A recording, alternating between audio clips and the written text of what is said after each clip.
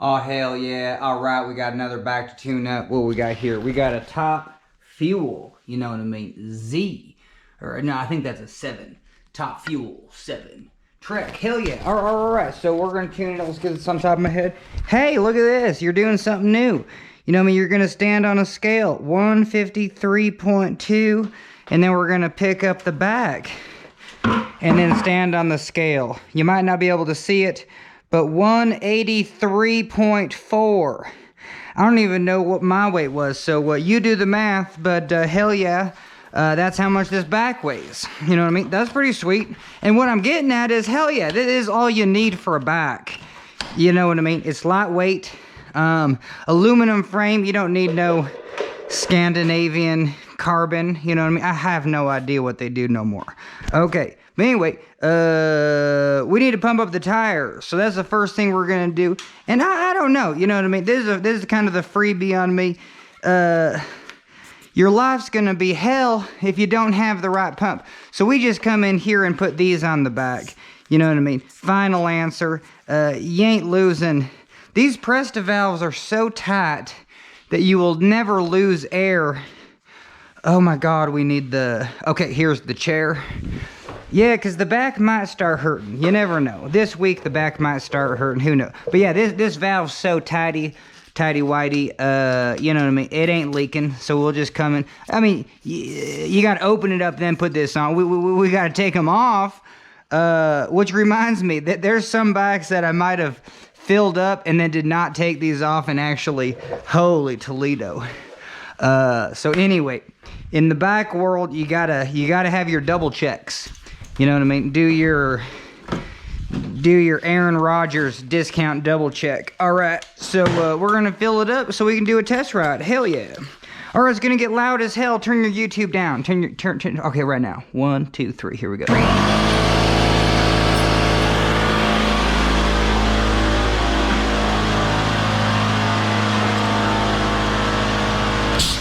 Whoa. Man, bummer.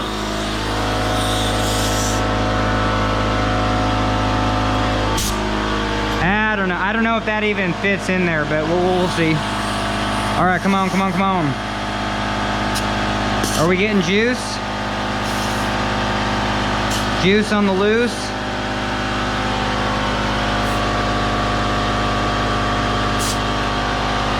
Man.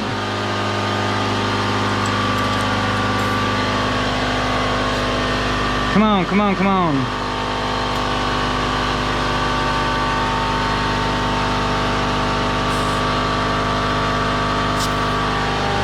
All right.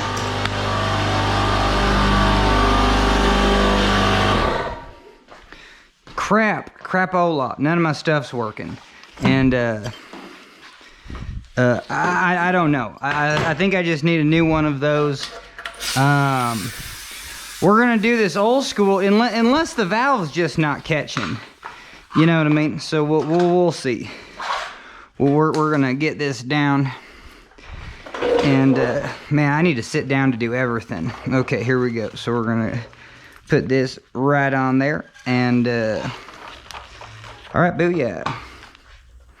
Yeah. So I guess it's not the air compressor. It's not catching. So I don't know. You know what I mean? It's not really bent. You know what I mean? That much. These do get bent a little bit. So we'll just bend it back just a touch. Okay, we'll see what we got. Get that puppy on there. Yeah, just real on there. I don't know. But yeah, it's not hitting the valve. There you go. Maybe that'll do it. Did we get it? Can we shove friggin' air in there? Not really, which means like, okay. You know, I guess I have a Presta valve, so maybe this isn't super necessary, and we can just do one. Well, I threw that sky high. All right, I just see these valves, these Presta valves are just. All right, let's see if we can get that on there. You know. All right, hell yeah. All right, old school. And what we want? What we want?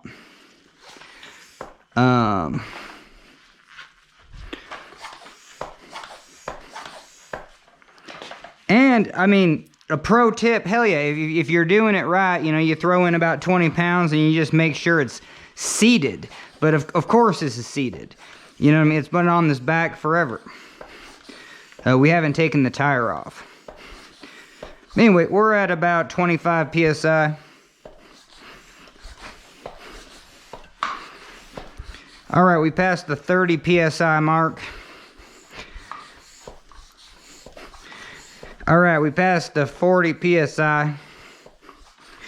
We're not gonna go too crazy, but we're gonna go a hair over 45. We're like 47. You know what I mean? Just because if this bike don't get ridden for a few weeks. Hell yeah. Okay. So we are gonna get, you know, valve on there. And this is just, you know what I mean? Whoa, whoa, whoa, whoa. Huh. There we go. Get that on there. Okay, get the back down. Oh, we got some garbage. Yeah. So obviously, if you're in just a shop, you would just have this done and literally, you better fill up both tires in under, I mean, technically about a minute, you know what I mean? No more, and then just be on with life. But, I don't know, sometimes you gotta do it old school.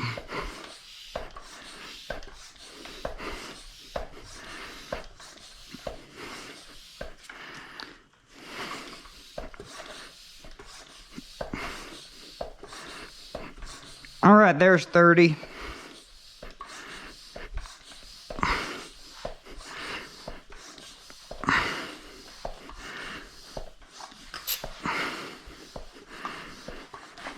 All right, there's a hair over 45.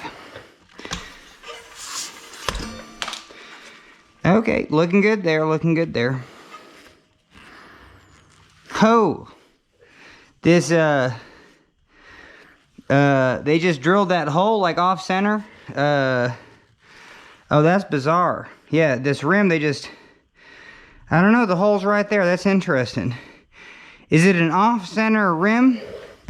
It is. So that's the center, and it makes sense because I don't know why it makes sense. I know that because this is thicker right here, you know what I mean? Your spokes can be close. You see your spokes are closer to here right there, but they're a little farther because of your disc brake. Makes these spokes straighter, makes them tighter. That's interesting. It's an off center. Okay, anyway, it's peculiar. It's peculiar. So what are we gonna do? Well, we're gonna at least put one of these on. Because it's always just nice to have. You're like, hell yeah. I'm in the middle of nowhere and I need to pump up my tire and someone only has this old school style. So, okay, booyah, I got that on there. We're almost ready for a test ride, but we need to chain check. This is the one thing I said, hey, I might, we need a new chain. You know what I mean? Just makes your bike feel super good. And we don't need a new chain. We don't have to, you know what I mean? We're trying to just get this person's like, you know what I mean? And we're trying to do a better job of like, yeah, this chain's just fine. Now, it's a little bit, it's got a little corrosion. You know what I mean? It looks like a lawnmower blade. You know what I mean? Just all full of, so we'll see. But how many gears we got? We got 1, 2, 3, 4, 5, 6, 7, 8, 9. Yep. And, you know, it'll cost $20 to put on new. We'll do that next year. You know what I mean? Hey, if you ride it this year, great. But we'll do that next year. All right. We're gonna, I don't know. A place to start is just with the front derailleur. Throw it there. See if you can click up to the second one. Not a problem. Click it down. Not a problem. Now. Come all the way deep. You know what I mean? Because this would be harder. Click up should be no problem. But clicking down on this front derailleur might be hell. No, it was just fine. And then, hey, it's not rubbing there. And is it rubbing here? Oh. It's not rubbing here, but right here it might rub on this second one. Oh, it doesn't. Can I shift up? And I don't shift over. Hell yeah. Okay, so come down here. Okay, perfect. And now can I shift this way? Can I shift that way? Okay, excellent. And how's the shifting? You know what I mean? Does it feel decent? Does it feel decent? You know, it's not just like the most amazing thing. So yes, if we did one thing, we could throw on a new cable. But let's see. Click down. So yeah, it shifts up, it shifts down. If you want to figure out if it's in, you know, I mean, see if it drops down. Okay, good there. And shift it all the way up. Click it down once, and then push it to see if it goes into the doper's disc. You know what I mean? Doesn't go into the dope disc. So okay, sweet. And what else? Oh yeah. Hit at least, this is one thing I always forget, you know what I mean? Hit at least the middle, come in here and see if this is actually centered on the chain, centered on the, you know what I mean? You see the center of the chain, you see this ring, and if it's not kind of dead center, well then it needs to be adjusted. Then you do the tightening. So like even just right here, hell yeah, I can loosen this and it'll tighten this derailleur. The derailleur will go that way. So we're gonna go 1, 2, 3, 4, 5. And yeah, it shifts over. So let's go back. 1, 2, 3, 4, 5. Okay, and it gets back to being center. All right, we did it. Before we take it for a test ride, the other thing that I definitely want to do, holy Toledo, you just check the levers, man. Okay, so this disc brake is hella loose. It is just floating. So we definitely got to tighten that down. Yep, and we will grease the levers and make sure they run super smooth, because this is the jaws of life to get that off. Holy Toledo. All right, we're going to come in here and put it this way. I guess it's supposed to go straight up, but you know what I mean? I don't know. I kind of like, hey, you can get your finger in here. And what do you think? You're going to hit a tree and it's just going to blow off your rear wheel? Hell no. That's never going to happen ever. All right. This one, yep. Hell yeah, we need to get in here. So we're going to go right here.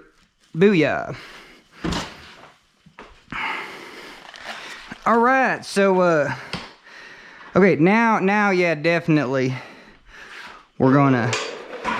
Man, what do we need? We need like a, hell yeah, exactly. This is exactly what we need. Just a nice fresh one. And we're going to clean this chain up a little bit.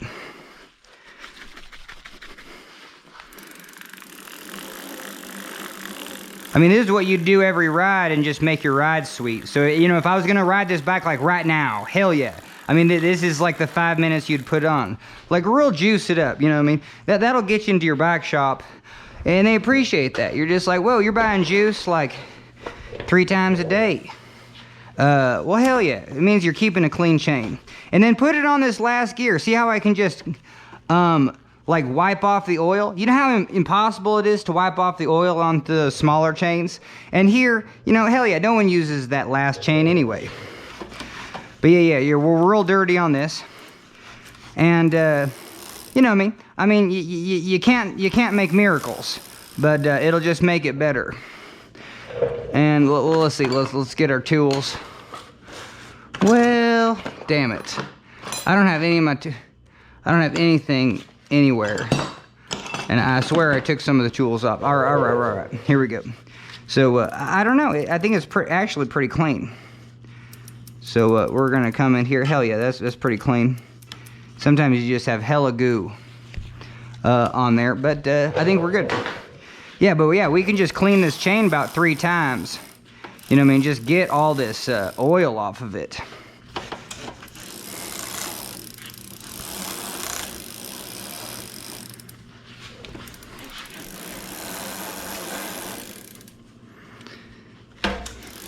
And I don't know. I don't have a parts washer, so we're just gonna do this.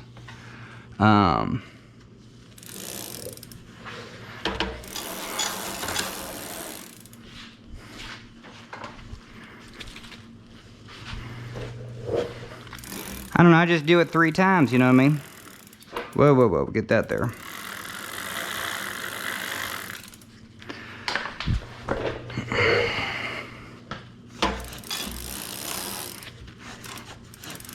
You know, it's just something. It's something. And, I mean, you're kind of just wiping off the... Well, I don't know. If you roll these, then you're getting the juice in between. And that's the place where you don't want a lot of grit.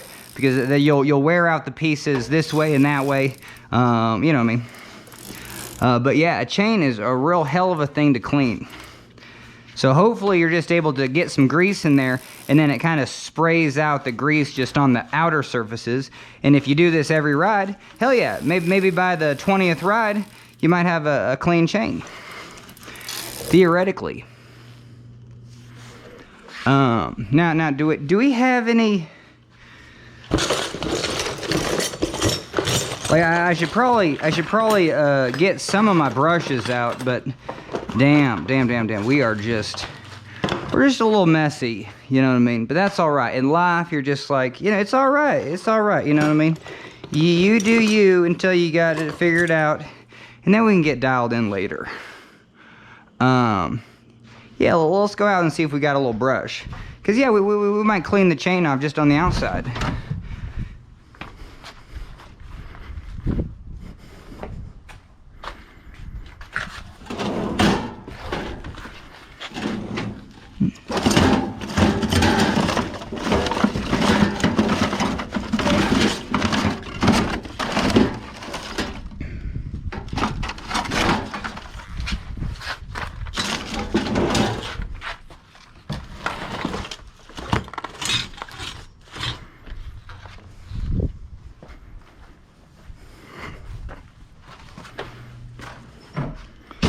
Well, I kind of wanted a plastic brush, but man, I haven't even used these Harbor Freight, so let's open them. You know what I mean? It might be exactly what we're shooting for. Not really. Well, that's just a little bit big. Oh, here's the brass one. I mean, yeah, so if you wanted to, you could go through all here, you know what I mean? It's actually like the tool for the job. Holy Toledo. But it would be such a hassle. So anyway, but I'm gonna come in here. It's just in between those. See how those are in between. That's honestly.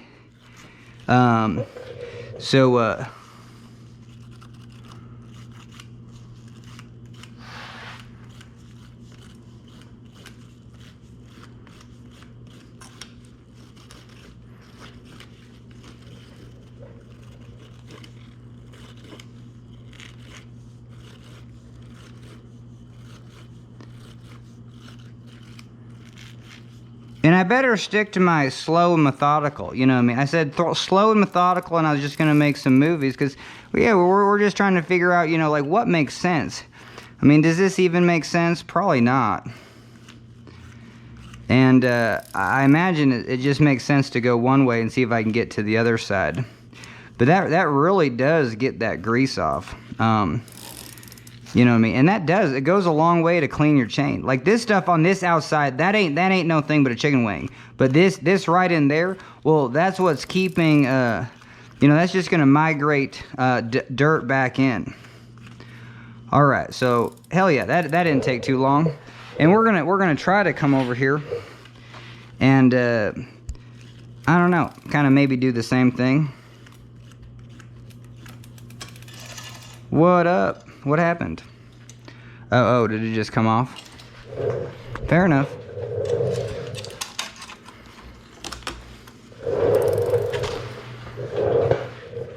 Alright, it's going to be a nightmare to figure out where we are.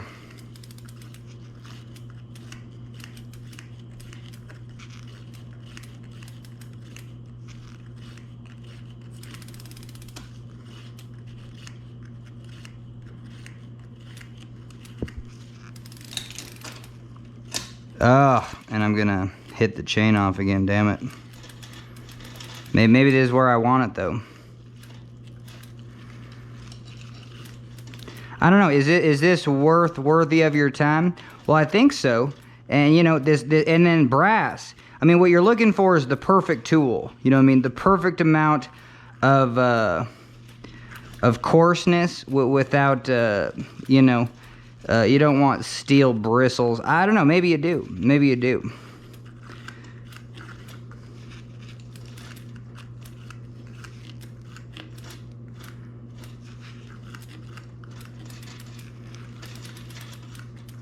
All right, are we basically there? Did we basically do it? Hard to tell. This one doesn't have a quick link, I don't think. I don't think I've come across a quick link on it. All right, let's get it back in. Hell yeah. All right, these were sweet. I enjoyed that process. Whoa, where's, did we already use our, where's our towel? I don't get it. See, that's what I get. That's why I need these videos, because you're just like, well, where the hell did the towel go? Like, I'm just losing my mind. Okay, and we're gonna juice it up. Since we cleaned it, we're gonna throw another round of juice on there. Hell yeah. Perfect. All right, now we're gonna see how we do.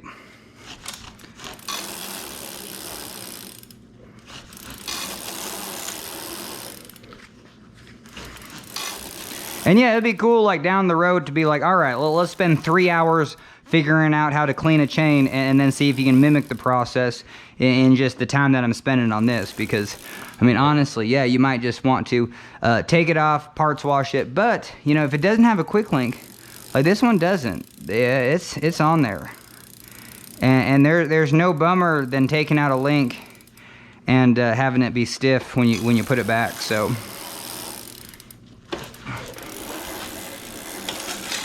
Oops. All right, this is a perfect opportunity to show you, hell yeah, you know, just with this last chain, with this last ring, then yes, you can really just clean off that, you know, just all that. You know, even just like right in there, that's like the hardest spot to get. Okay, so perfect. So we clean that last ring. We're not just introducing a bunch of oil into the whole back. Whoop, whoop, whoop.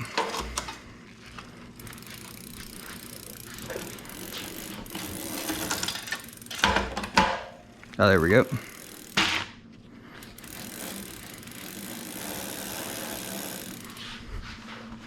Oh, and before I forget, okay, so we're gonna throw towels over there, gloves over there. We got to get halfway organized for this tune. Those parts can go right there. Oh, okay, so there it was. I'm just gonna put that there. Yeah. Okay. Perfect, and let's get some light in there. Man, we're just dark today. And we got to keep an eye on things. You know what I mean? Battery power, 63. We could do a tune-up and just a little bit more. Angle of the camera, you know what I mean? You're killing us. Okay, so we're just going to kind of squeeze this in. And yeah, it's just super loose. You know what I mean? That's super dangerous. That would blow up your rear wheel.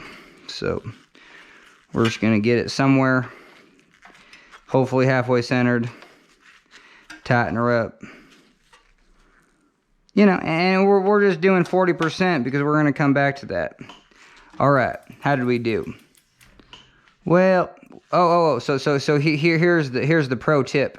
So it wants to put a huge gap on this side, so the gap's on this side, and it's just rubbing right up against this side. So what we'll do, all right, do this faster, walk and talk. So what you're gonna do is loosen this,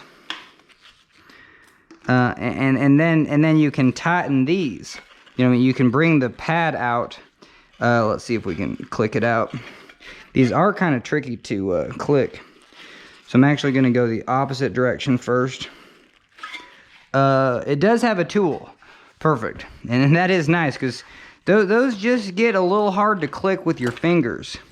And we just bought our new special tool. So we got 3 of these because I'll always lose one. Okay. But yeah, we're gonna, oh, okay. No, I can get in there. And then, okay, perfect. 1, 2, 3, 4, 5. Okay, so yeah, perfect. We're just getting used to this. And so now we can tighten it up. Come in here with the right tool. Holy Toledo.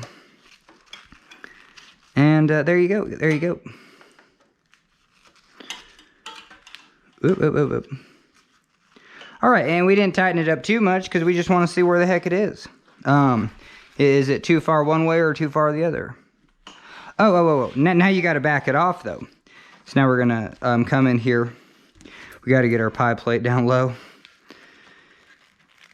1, 2, 3, 4, 5.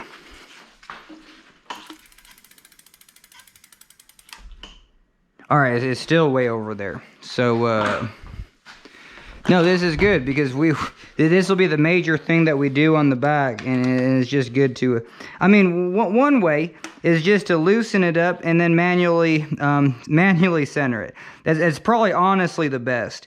And if you can center the top, you know what I mean, and then click it in, perfect, got the top. And now you can come down here and center the bottom because you can move that one independently.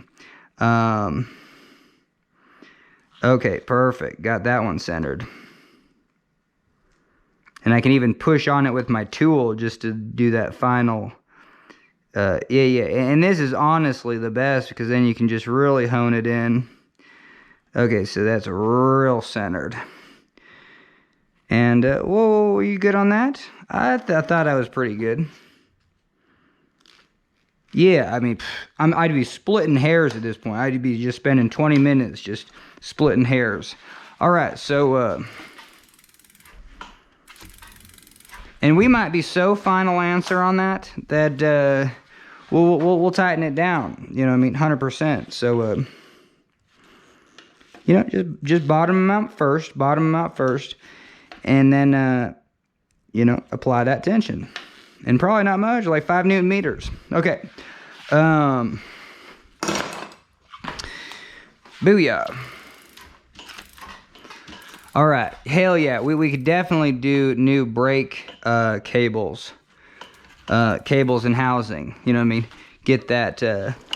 But this one's dialed. Hell yeah. So this one feels great. The front one feels amazing.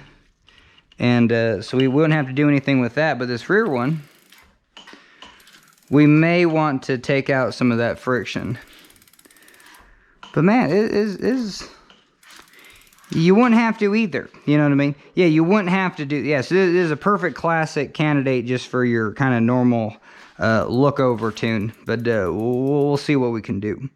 All right. Man, let's get this chain dried off for the final.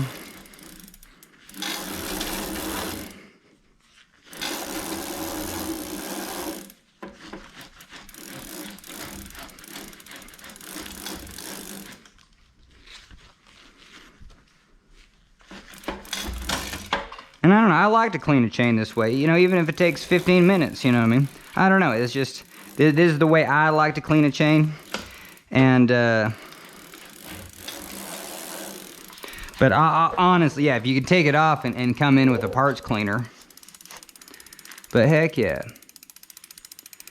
And, yeah, you just, I mean, the other thing that you could do, ooh, this would be good. You come in with compressed air. Let's do that.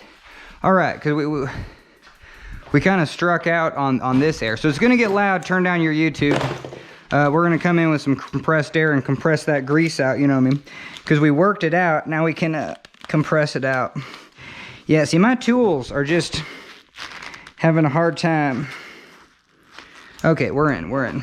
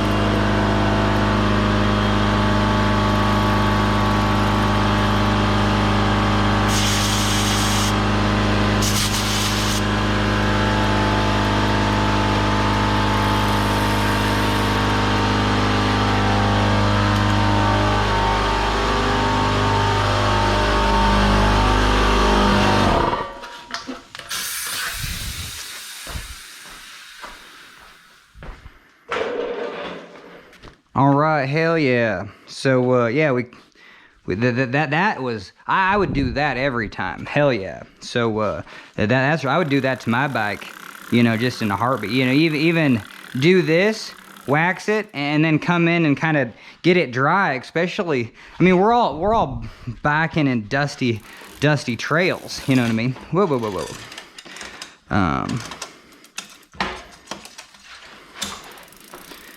So I need to sit down. Get this right here.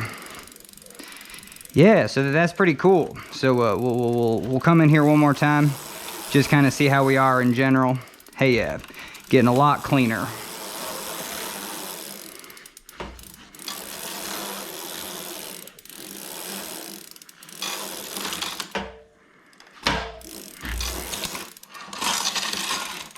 Oop, oop, oop.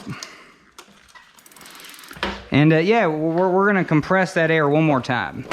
All right, and then we'll be done with the chain. They'll be nice and oiled and dry.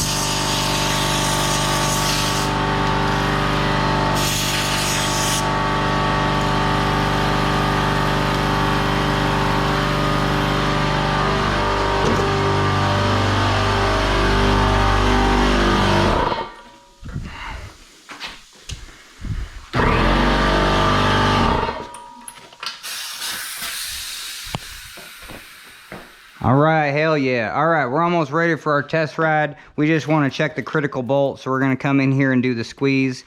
So you come in here, we got to do it just a little bit more. Makes the squeeze harder, hell yeah. But all right, so that's tight. And then come over here, we're gonna check this. Heck yeah, so those are properly tight. Come in here and just check the bottom bracket. Okay, there's no movement. We're gonna come in here, check kind of the lateral movement of the pivots. Looks good. Come in here, check the wheel. I don't notice much. It's actually pretty well done. Okay, that looks good. All right, come in here and do the headset. So yeah, we actually, on this one, we might kind of clean a little bit more, you know what I mean? So let's get it out of the stand and then go for our test ride. Oh, if that back brake was loose as hell, you know what I mean? How's this front one? Is that on there? Yep. Okay. And you just never know. So we're gonna come in here and we're just gonna take a quick little alcohol swab. Just because, you know, we haven't run the brakes, and if this bike's been sitting for a while, so we're just going to come in here and do a little swab. There you go. So then this gets kind of all that.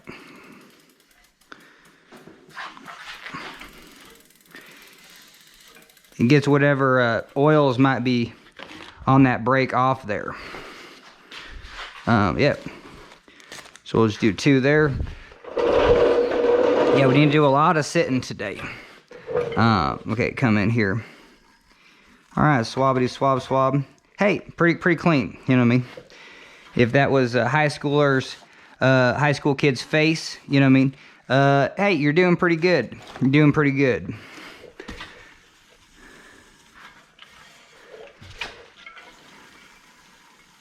This you could do every ride too. You know, clean cloth, just one little alcohol swab. Hell yeah. You know what I mean? Then you're just not putting new grit into your brakes. Okay, we got to get the hell on this test ride. Yep, we got it. Yeah, anyway, yeah, we're good. So that's kind of like, you know, just what I did before the test ride is what you want to do before a test ride. It's kind of like your safety check. You know what I mean? That's your $20 out the door. You know what I mean? Hell, yeah, we clean your chain.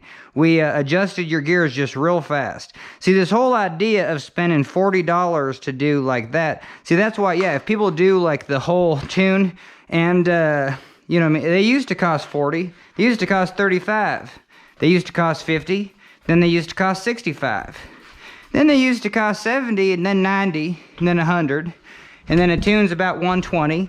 Last year was, maybe 3 years ago, was $125. Now they're $150. Now they're just, you know what I mean, take out a back loan just to tune up your back. All right, let's do this tune up. Use your words correctly. We're gonna do a test ride.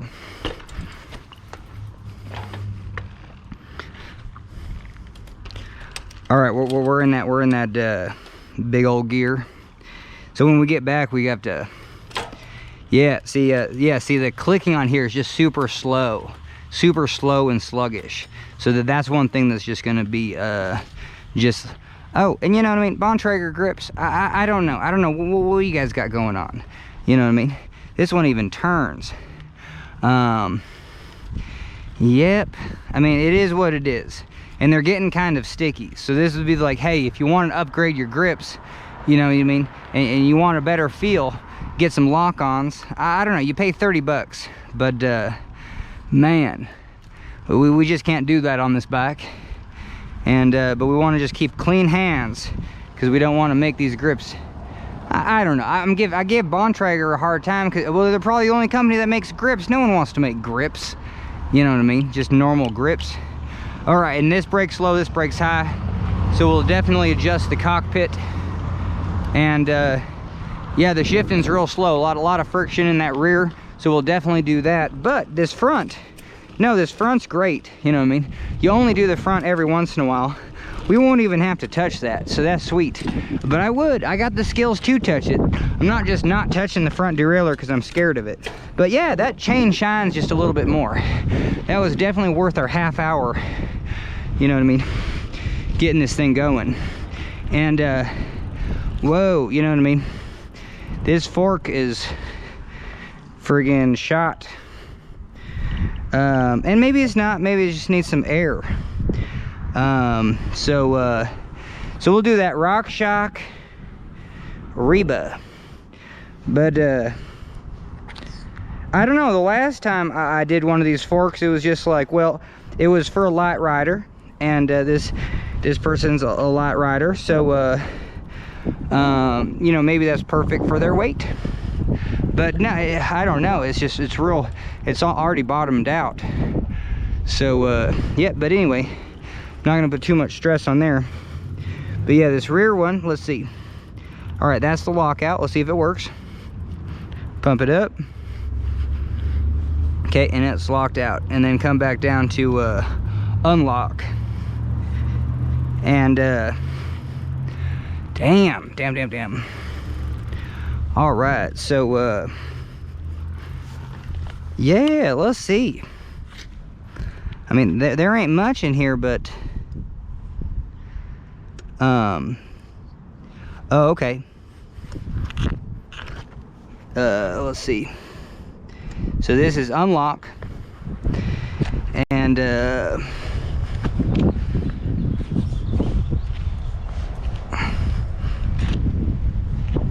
man, we're locked up. We're actually gonna have to go to the internet for that one.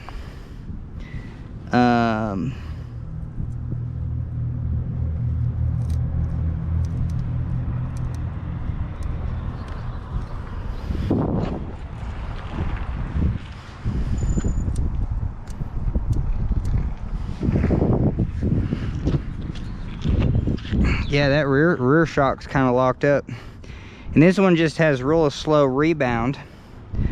So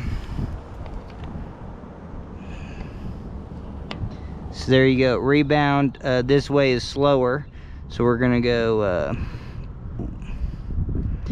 see if we can do like a full rotation.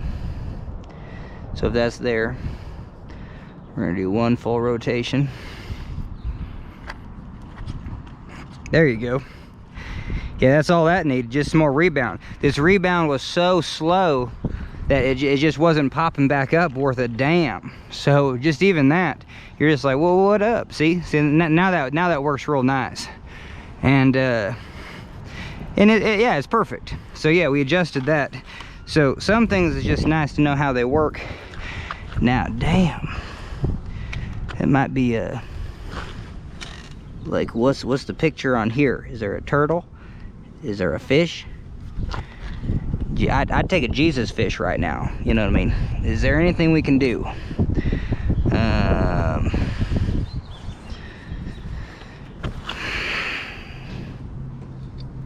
Okay, so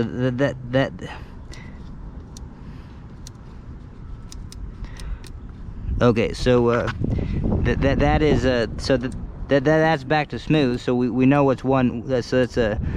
I think righty is tighty though.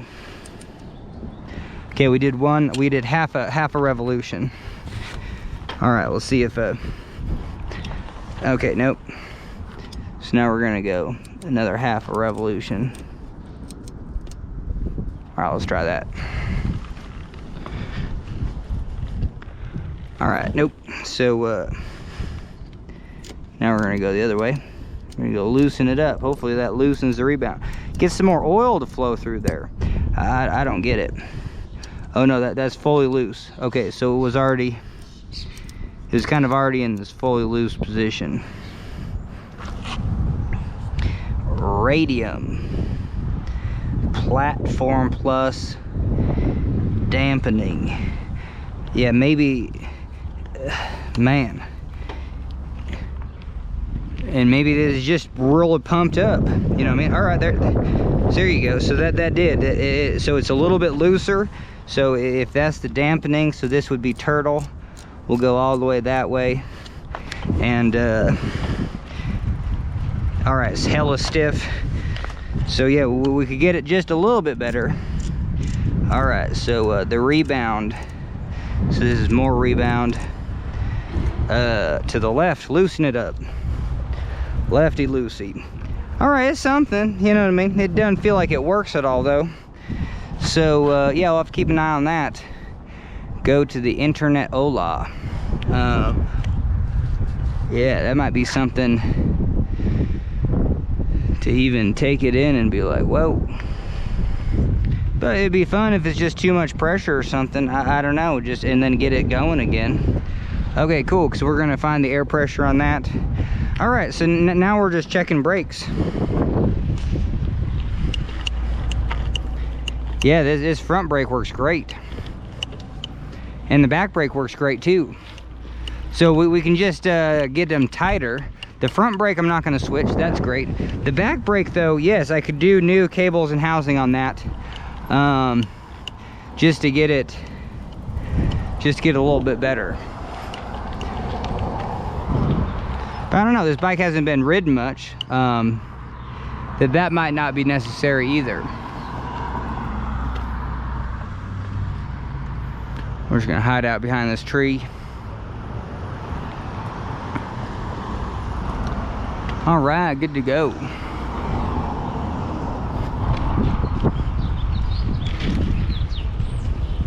All right, so we identified the problems, you know what I mean? Oh, I guess I didn't shift through all the gears. Yeah, no, everything's feeling good here, so this is great. Get into the road, just make sure people don't think I'm screwing them over or something like that. All right. Heck yeah, even with that chain, man, it just feels nice. Okay.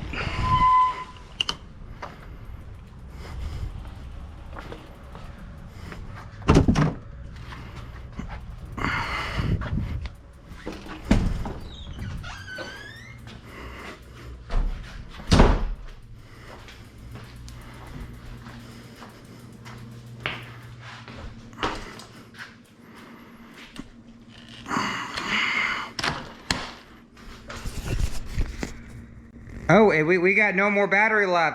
You probably can't even see me. You just hear me. Holy Toledo. All right, we're going to go to the internet and find what we need to do about those shocks. Catch you on the flip side. All right, hell yeah, we're back. And so we're going to pump up this fork. It's the RockShox Reba. 130-pound rider is 80 PSI. And, you know, we can go up or down 5 PSI when we drop off the back, just depending on if we're wrong or something. We're guessing. So, but yeah, hell yeah. All right, so here's your air. And we're just gonna slide it in.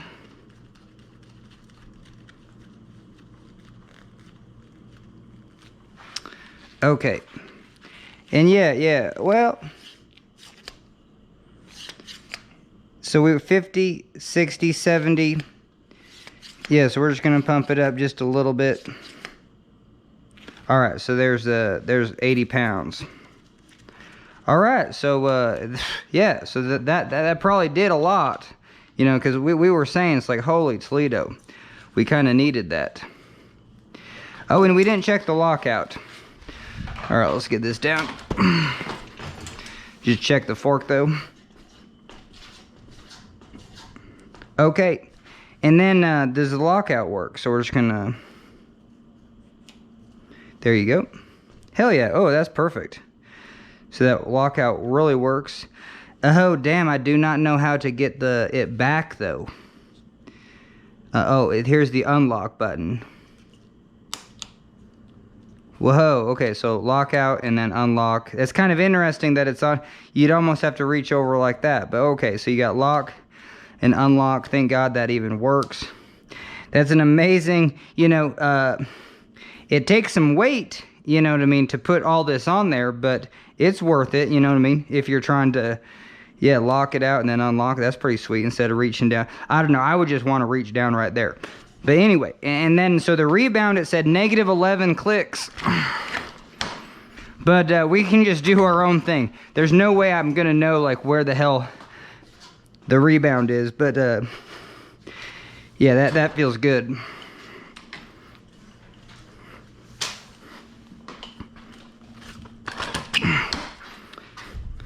But if we're educating ourselves, holy Toledo. All right, let's get down here. And I mean, because it might say positive.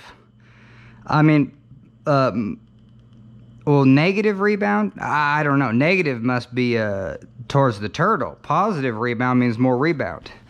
Okay, I think we just got to be done with that. And I got to catch on the flip side because I'm going to look up this fork, radium. Radium.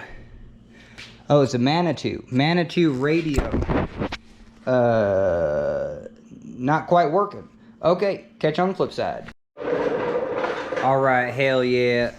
So we did a lot of research, you know what I mean, on this this shock. So one thing we need to know, you know what I mean, is the year this bike is.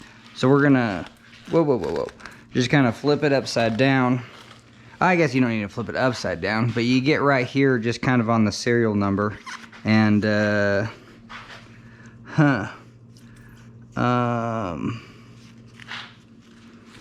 well. Let's do some writing. So let's get some. Oh man, let's get a pen, some paper. Yeah, just whatever. Pencil, pen. Perfect. You just get the whole thing. And yeah, this will be interesting because we kind of need to know how old the shock is. So I don't know. I'm just gonna write down the serial number. WL35 12925 1415. All right, so that number's a little different. 49B. So you also have this 49B 1415.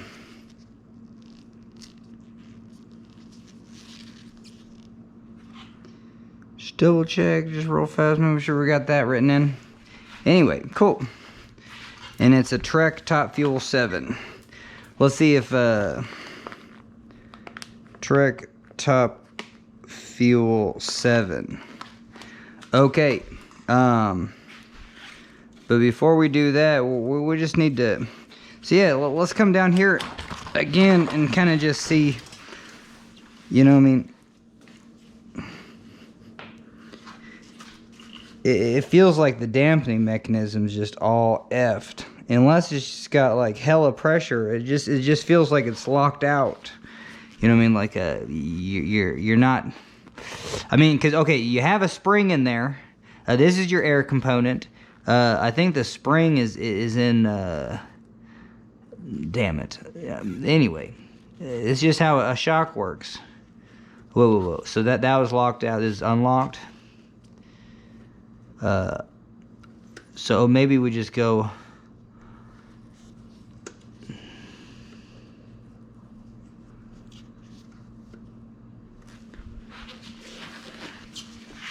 Oh, there we go. So that thing was just hella, just, whoa. Okay, so this thing just got hella flipped like a bunch of times. Okay, so there's locked out. And then just right there, hell yeah. Okay, perfect. Now we're unlocked. Okay, thank God. You know what I mean? Thank God that was just a quick fix. But we did some education. That was nice, where we just did like a hell of a lot of education. And I have no idea what pressure to pump this up to. But what we're going to do is, you know what I mean, just kind of see where we're at. I'm going to... I don't have anything to put down there. Like what would be a solution? You know, wouldn't it just be a tied rubber band? You know what I mean? Isn't that like you just come in here with the? Why does this house have no rubber bands no more? I swear I threw them all away, and that was just like, what? Like you literally have to go. Like find a newspaper and holy Toledo, just to find a rubber band.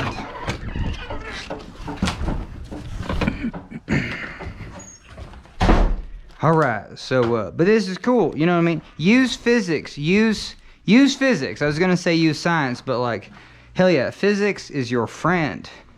And if you're, I don't know, it could also be your enemy if you're up high on a cliff climbing by yourself or something. You know what I mean? That's crazy. Okay, anyway, so we're gonna come in here, we're gonna cut this, but this is perfect. This is just a, this one doesn't have a sag adjustment, so we're gonna come in here and make our own sag, because I think it's probably just perfectly set up, you know what I mean? But I don't want to adjust, I don't want to mess it up, so, but I do want to learn. So yeah, we're gonna come in here, we're just gonna do a granny knot, you know what I mean? And I think that's even good. You know, we can make another one if it's not, but there you go. So there you go. We're gonna make, that's just a little sag adjuster.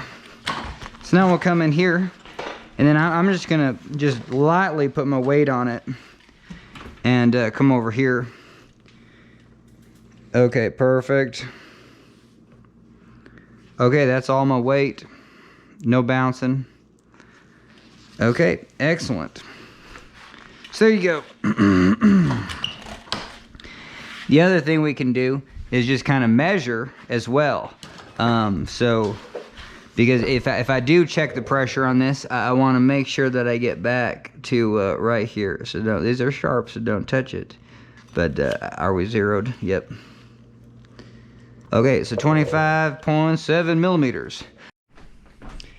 All right, holy Toledo, my battery died. I had no idea. I apologize about that. I don't know how much you missed, but what we definitely did do is, I think you saw us put 50 PSI in here. So we put our pressure gauge on, it was less than 50, pumped it up to 50, and now I'm just checking sag.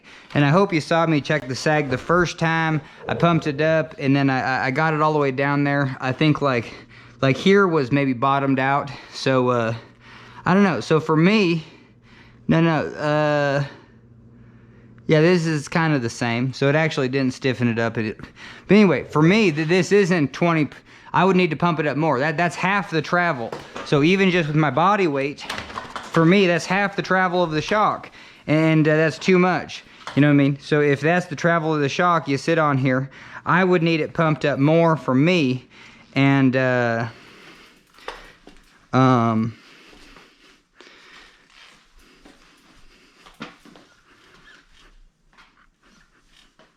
it seems like now we're gonna kind of play around with the rebound. So we're gonna go all the way to the right. Okay, and then that should be stiffer. That should be a yeah. So it don't come. So now we need to go all the way to the left. So yes, so perfect. So tightening your rebound is your rebound dampening. That's the crazy thing. You're just like, oh, I want more rebound. It's like no. When you say the word rebound in the bike world, you're talking about rebound dampening. You're controlling that rebound. Because think about it. If you didn't have rebound dampening, if you didn't have this, if you didn't have any adjustment, you just have a spring, you'd have a pogo stick. But the fact that you have rebound dampening, you know, so you want more dampening, you know, turn this thing to the right. You want less dampening, turn it to the left. So, so we're going to basically turn the dampening off. So the dampening's fully to the left. So the rebound dampening, now there's no rebound dampening. It's just nice and squishy. But I swear, I think we need more PSI in here. So, and I'm just gonna do it by my feel. Yeah. But it's hard to find a chart for this Manitou one. All right, so we're in there. But I'm just gonna go up to like a.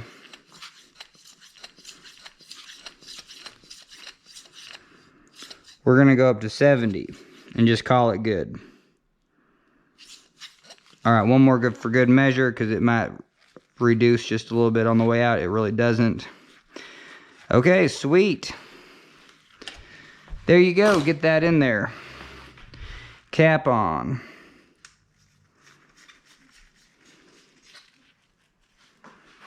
Hell yeah. So I'm going to come back up here for my measurement, because I'm just trying to, like, if it's 25% for me, yeah, we'll have to back it up. This rider's a little lighter. So now I come in here, and yeah, now this shock is just hella stiff. So for me, that don't even work. Like, that don't even work. Okay, good to know. Good to know. So we're gonna go back to that 50% and probably, or I mean 50 psi. We might just go to 55 and then probably be done.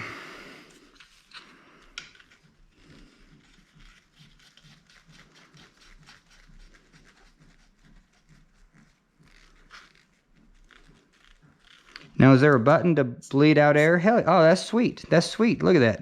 I never knew that.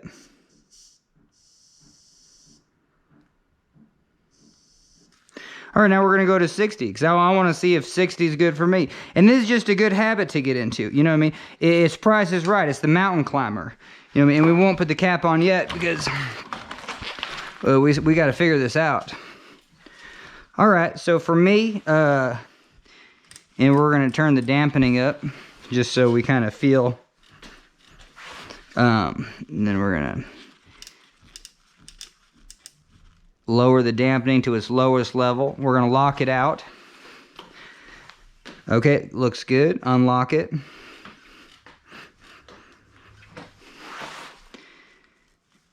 And I don't know,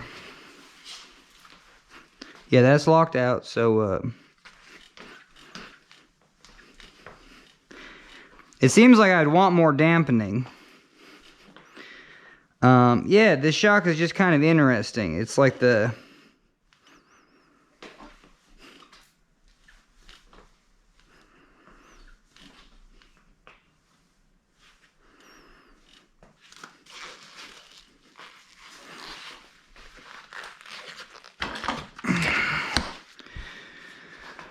All right, we're gonna drop it 5 psi and see how it feels.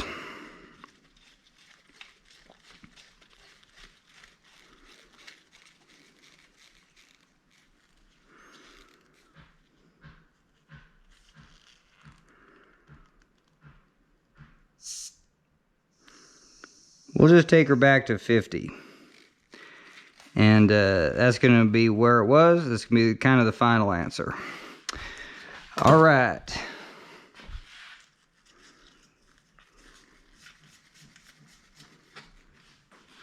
And I kind of want to just take this for a test ride just to see, hopefully my mind's not just messing with me.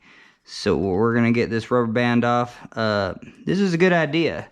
You know, you can set the dampening just with the rubber band tied in a knot. Whew, all right. This will be good though.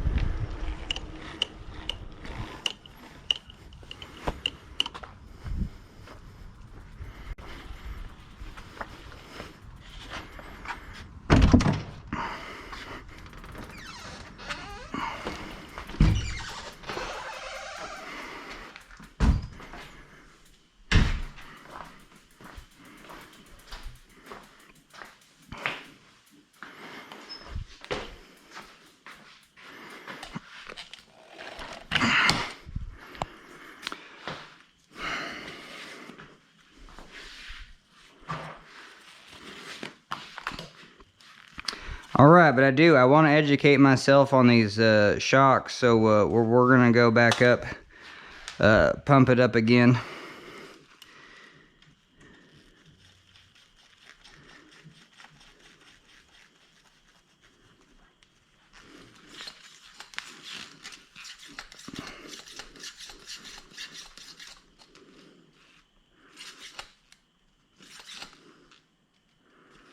All right, just a 70. There you go.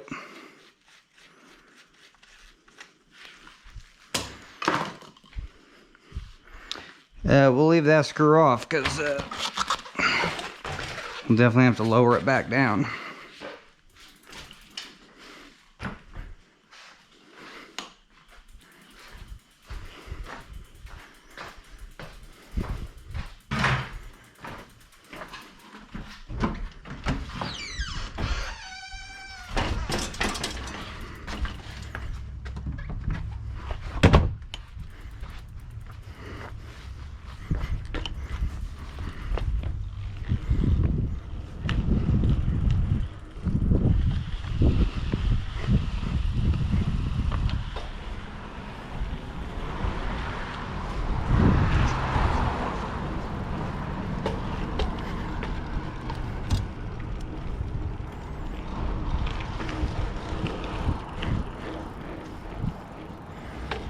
Yeah, this actually feels pretty good. You know what I mean? It doesn't have a lot of suspension.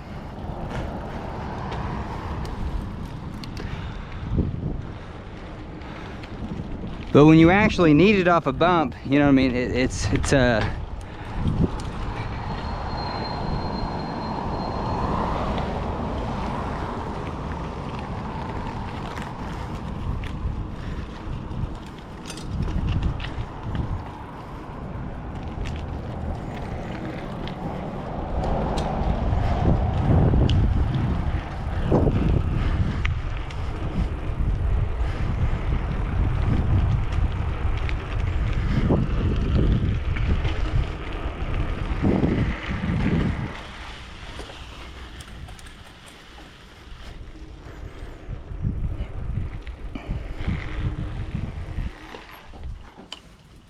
all right, cool.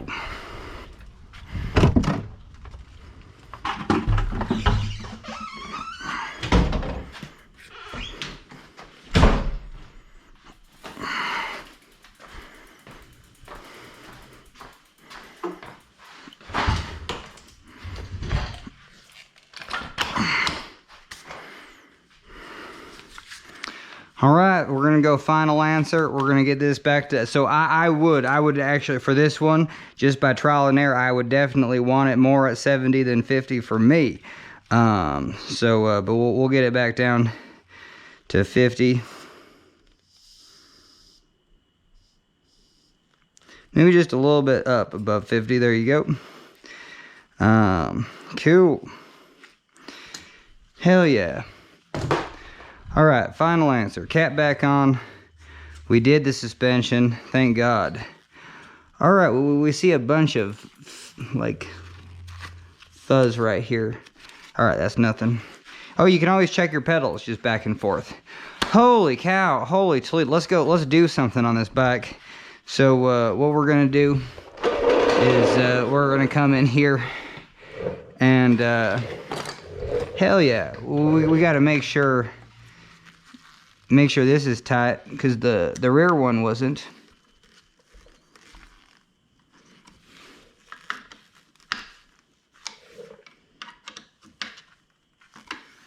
Okay, nice. And all right, so let's do it. Holy Toledo, let's start in on this. That was a lot of preamble just to get to the start of our tune. Oh, and I should have, well, I guess I'm not checking. I'm checking spokes right now, and they're all pretty good. Okay, so lever on left. The tires go in the right direction.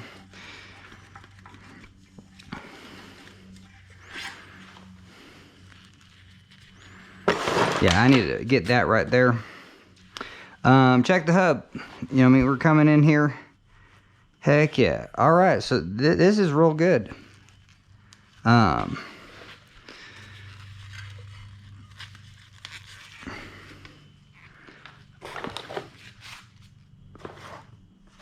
Man, I wish I had some.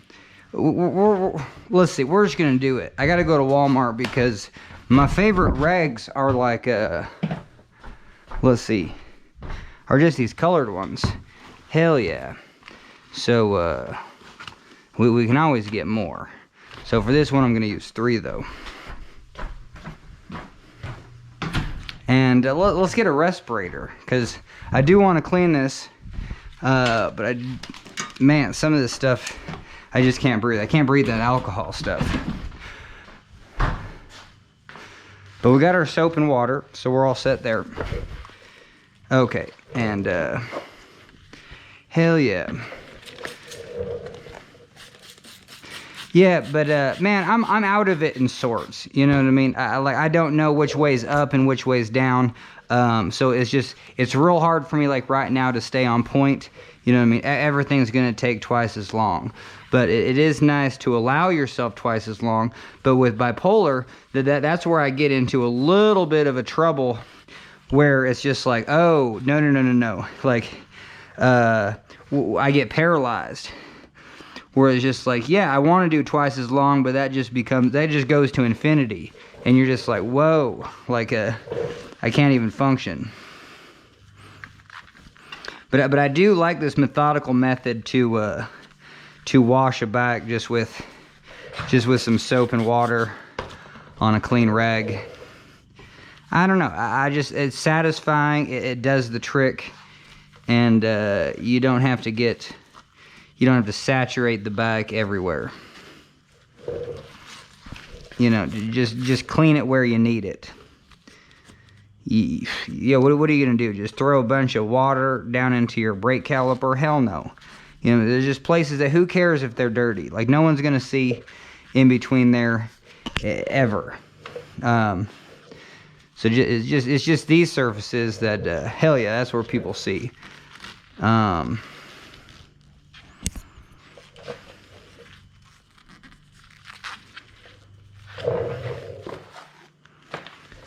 And yeah, let's get some more Q-tips.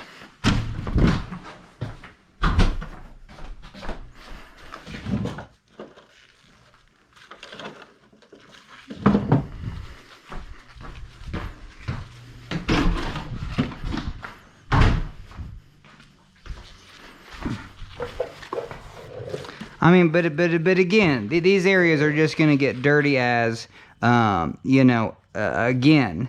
But I guess just for the tune, I don't know. Just it's like when you and it does. You know, if this piles up so much, and then yeah, just kind of clean your seals a little bit. Not putting. Should probably get a clean one. But yeah.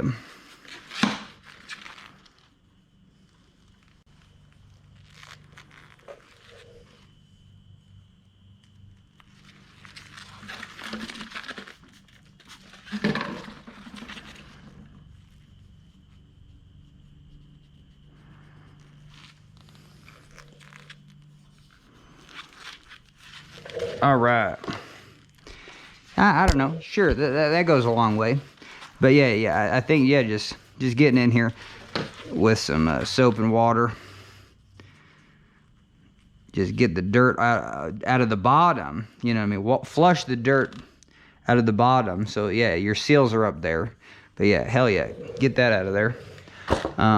Maybe come in with this. Get that dirt off the bottom below the seal.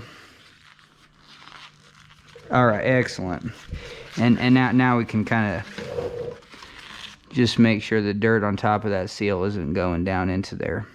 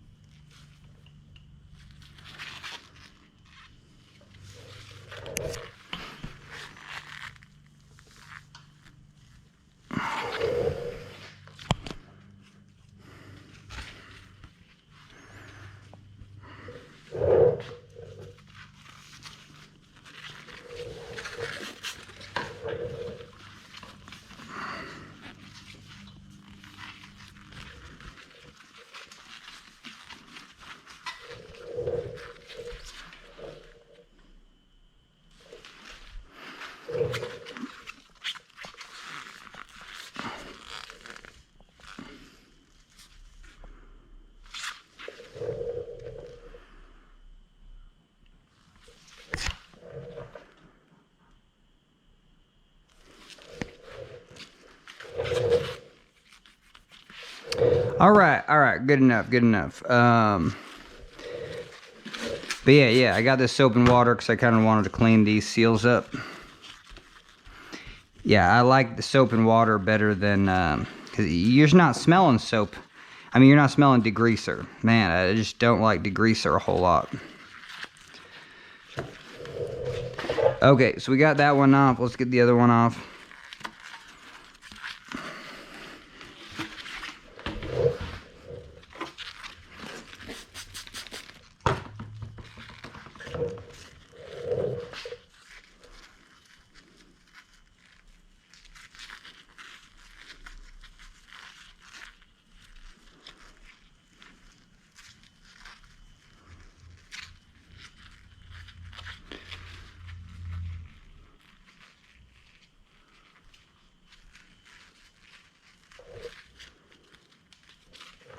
Oh, it'd be interesting. I'm losing my mind. It's just like, oh, like on a, is the lever on the left? You know, usually the lever is always on the left, but with a disc brake on the front, your disc brake's always on the right side. So, but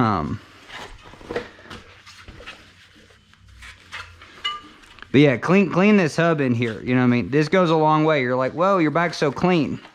And this might be all you need to do is just clean the hub. Hell yeah.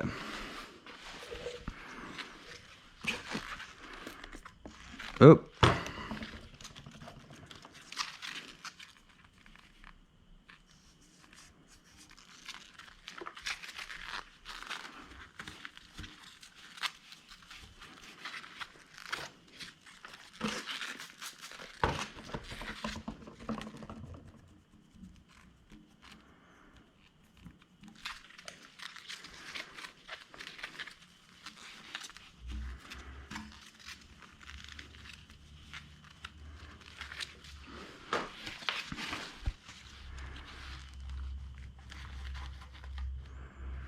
Okay, so we're gonna get our cone wrenches, and we are gonna do an adjustment. First, we're gonna try to, you know, just get a touch of play,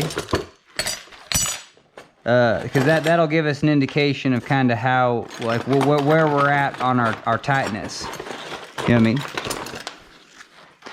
I mean, it feels pretty good. Yeah, there's no plate. Hell yeah, it spins. But you come in here with a 15 on this side, come in here with a 15 on the other side. What up?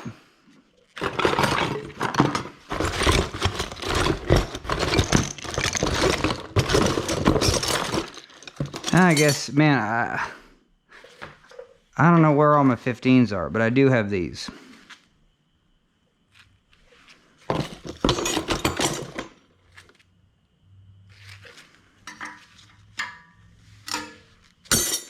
All right, we got to take a pause because all right, 17, 18, 13, 14. I swear I had two 15s. That was the whole point. Was whoop, get these Q-tips out of there. There we go. Found it. Hell yeah. No, we have 3 17s and 18s. Holy hell. The magnet up there. Yeah, this is just one of those days where it's just like, well, take your time and do this for... Okay, thank God. Okay, we found it. All right, 2 15s. All right, well, let's get up here.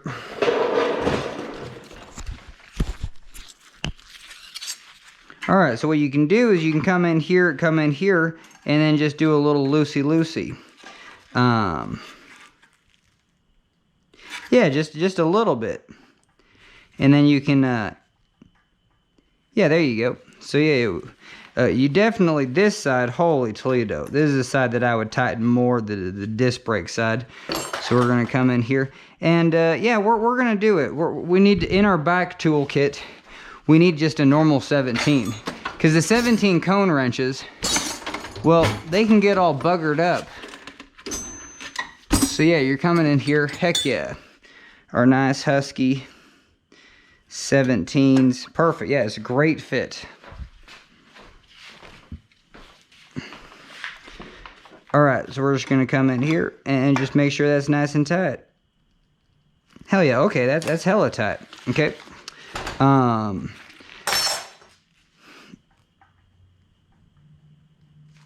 And then we're going to come in with our 15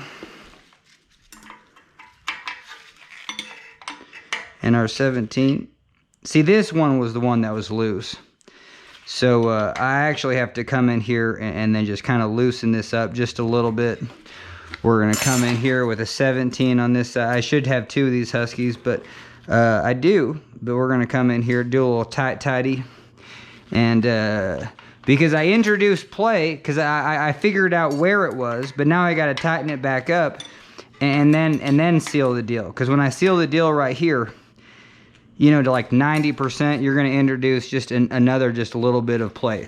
So that's absolutely perfect. I'm glad I tightened it up again, came back here. See, and this did need to be tight, so now that's going to be tight for the rest of its life. It does spin faster. You just barely play. So hell yeah. So we're going to call that good. I'm going to say hella satisfied with that. Nice and smooth.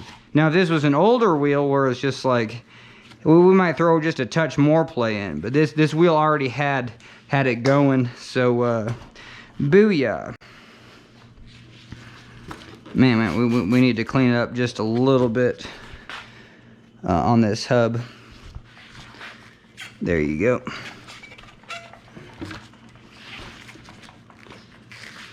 Yeah, cleaning the hubs goes a long way. You know what I mean? It's like 3 swipes with your rag, and it's just like you cleaned your entire bike. And I do like these alcohol, because I don't mind just breathing just a little bit, but this is just the perfect amount of alcohol to breathe. I mean, even just come in here and get a totally clean glove.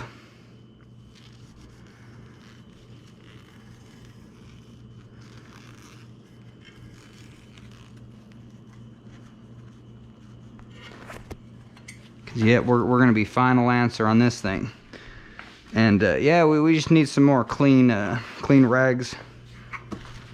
Booyah. Alright, so that rotor is all set. And sure, what the hell? You know what I mean? That's why we have the greaser. Well, what are you thinking about? I mean, just a dab will do. You know what I mean? Just very specific amounts of grease on your rubber parts. Whoa, will go a long way. So now we'll get that in there. Seal it, spin it for sure. So we don't want to enter. The whole idea, yeah, hell yeah. It's just even at the highest level. Like, I would take these off. Why the hell would you even have these on? It's just friction. Are you kidding me? At the end of the day, you don't want any friction. But I love this little greaser. You know what I mean? It just makes the work so satisfying. I feel like a surgeon. And because yeah, I do this work for me. You know what I mean? It's mainly for me, just to keep me sane. All right, so that's great. But why do you spend so much time on these levers? Well, it's an important thing. So we're going to come in here, just a little soap and water, kind of clean it off. Got to start fresh. So fresh and so clean. Okay, perfect. And kind of same deal. We're going to kick that off here. Do need just a little bit of juice. Not too much on there. But yeah, I would. Oh, this was the clean glove. I guess we're just switching it up. Who cares now?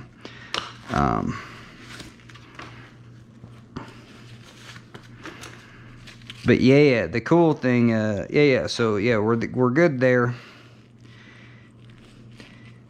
Now this is just a lot of, maybe, I don't consider this wasted energy. I mean, you got this awesome little greaser thing. Like, hell yeah, just do it. You know what I mean? Having this just feel like $1,000,000 is so cool. So we're gonna come in here with our oiler, and you know, just there you go. I mean, just a touch of WD.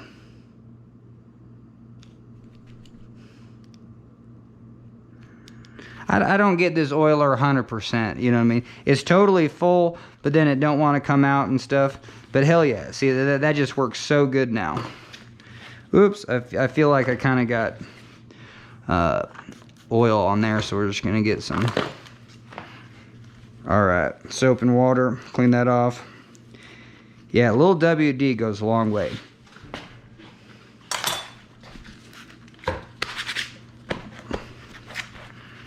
Degrease the hands, get the tire back. Okay, lever goes on the left. And again, this is a day where I'm just like, whoa. I mean, we're basically doing a 1 hour tune, and this thing's going to take me 5 hours, but whatever. And when we cleaned all this up, so we're good there. But yeah, we can clean a little bit more. Since we don't have the wheel in the way, hell yeah, let's do it. So we're going to clean the top here, go all the way around.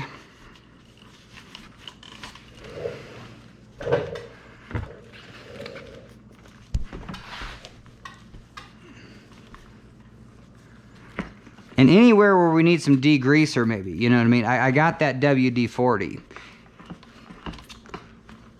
with the oiler, and that's kind of my favorite tool. But I don't know, you know what I mean? It's just gonna get more greasy. But we do, like, what was our new favorite tool? Hell yeah, this is a freebie on me.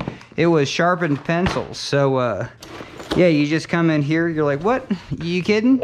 Yeah, you just take a sharpened pencil and then, you know what I mean, just get rid of that grease. Hell yeah, and it's graphite, so, yeah, especially for black surfaces. But it's soft too, so you're not damaging the metal. So it seems kind of bizarre, but I definitely like it. Like, look at all that just grease you're getting off just with the tip of a pencil.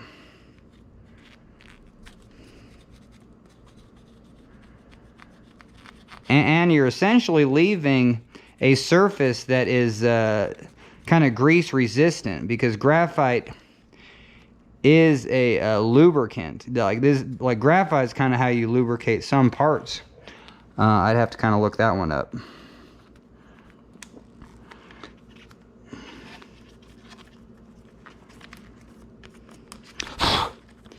But yeah, this is kind of the fun thing to do, you know what I mean? This is why tuning bikes is therapeutic. You're just like, hell yeah. But to a degree, it's just gonna get dirty again, so you know what I mean? But I just like finding solutions to problems, you know what I mean? You're like, oh, how do you friggin' clean that? You know, what a little nightmare. But yeah, just we just used a pencil, and we got like 10 years of grime just off that thing. So that's pretty cool. Huh, gotta come in here again though. Yeah, there you go. All right, so we're kind of final answer. Cleaned all that up. See, but yeah. So that's a little bit greasy. So yeah, let's see if this oiler is gonna cooperate. But yeah, hell yeah, get some oil on there, and then yeah, that just really helps that come off. But I think that oiler and this rag is a great combo.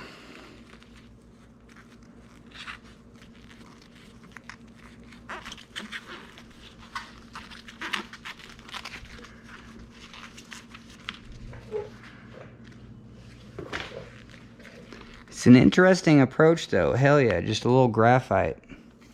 Because it's a sharp point, and you can make it as sharp as you want. But it's smooth, it's not going to damage metal. Alright. Holy Toledo. Okay, moving on. Get those out of here.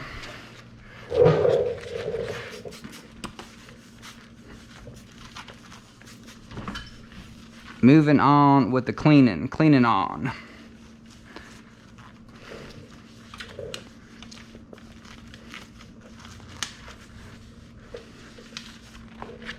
But yeah, Oh, yeah, and this rear shock, I don't know. I mean, this bike, to a degree, bikes are always hella expensive, but yeah, some are just really expensive. So, I mean, this one doesn't even have hydraulic disc brakes and stuff. Clean the rest of the oil off that chainring. Yeah, so I mean, you can't expect the most plushest rear suspension ever, but you got it. You know, you go off a big bump, hell yeah.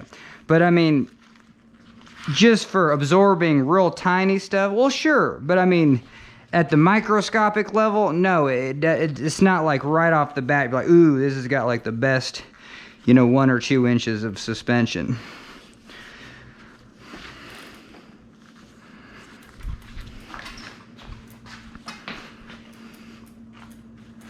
Okay, we're gonna be done with that for a while.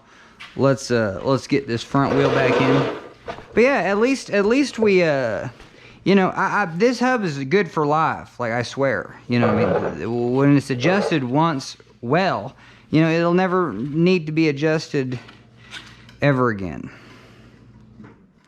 Oh, but yeah, there's always this checklist of like, whoa, you just took a wheel out of you know, we need to check the brake pads. So we're gonna come in here, and hell yeah, I don't know if you can see, but this bike's just brand new. It's got like 20 miles on it. Those brake pads are just hella thick, and they work real good too. So that's excellent. Once I get this on, we can clean the rest of the wheel.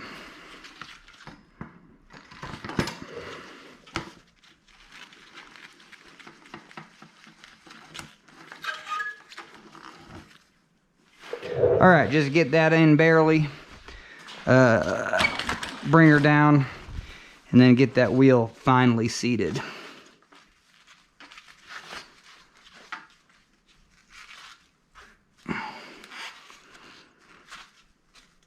Okay, I'm satisfied. It's not too hard because we you know, we got all that WD-40, so it's still smooth, but man, that thing's got hella tension and pressure. That's just real good. Okay, here we go. And we said we weren't going to do much with this front brake. But we do need a sheet of paper, so let's go grab a sheet of paper.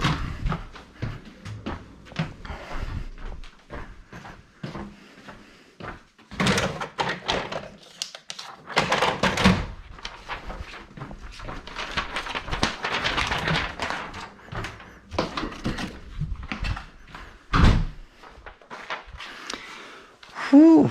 And maybe a lot. You know, sometimes you don't even need a sheet. Yeah, that's what I was doing. Lately, I was like, oh, you don't need a sheet of paper, just like a light behind here. And now you're good to go. So we're going to get that... Oh, I wish I just knew where all my tools were. I need like an Apple location device that works on like a microscopic level. It's just like 2 inches to the right. So we got 1, 2. We need that's garbage.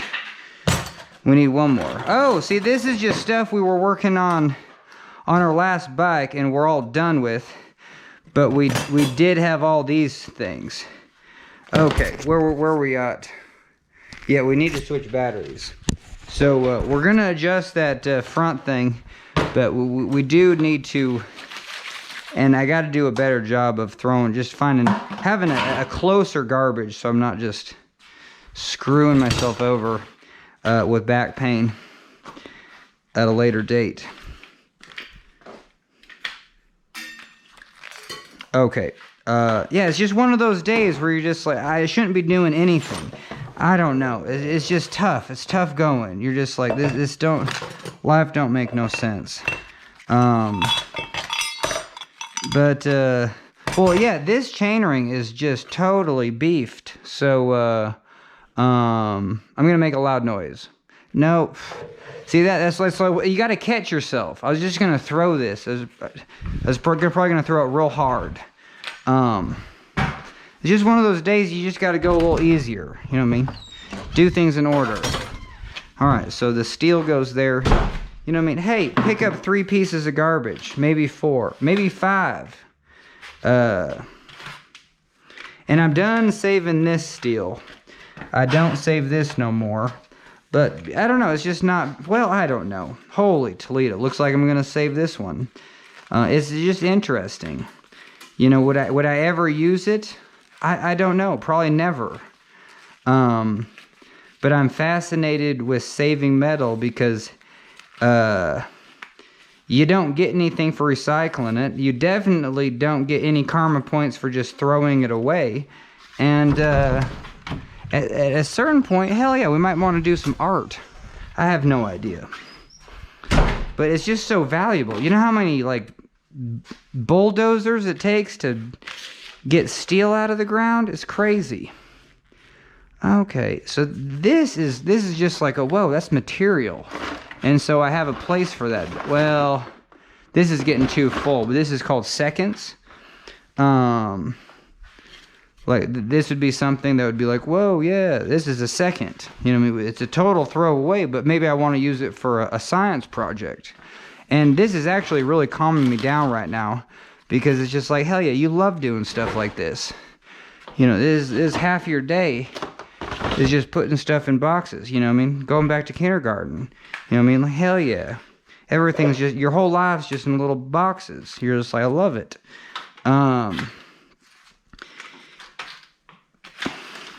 Yeah, some of this cable is driving me crazy.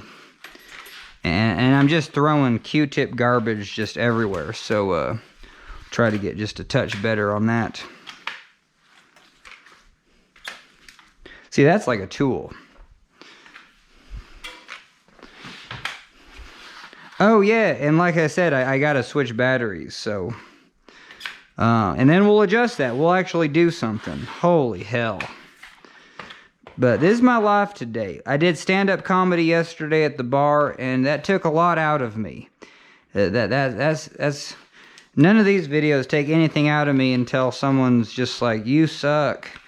Make less videos. But I still want to watch them and tell you you suck. That's the crazy thing. It's just like your negative commenters and your the people who do a negative for your, they're still watching your videos. It's the anomaly. Or I mean, it's so weird. And I gotta catch myself too. Like the videos that I've disliked, hell yeah, I watch them all the time. It's just like, hell yeah, I hate your videos. But guess what? I'm gonna be watching them, and every time you make one, I'm gonna dislike. You know what I mean? So you just gotta get used to that as a YouTuber. It's just like, whoa, I see you're disliking my videos. I don't know who you are, but you're obviously watching every single video I make because I always see the same dislike. Alright, that really calmed me down. I'm gonna get a new battery. Catch you on the flip side. Alright, hell yeah, it's game on. I'm figuring out this GoPro too. You throw a new battery in, you gotta wait for the red light to beep and then turn it on. Else it does something funny. I've made videos like that. I don't know, you gotta learn your technology. Sometimes it's not straightforward. Okay, and we never found our tool. Like, that was the thing, so let's just do some more cleaning up. Just get just a hella touch more organized. Because even this, we're done with the notepad. I still want to know what year bike it is, but I never looked that one up. I have a new garbage can right here, so that's good. These Q-tips are just going to go everywhere, so...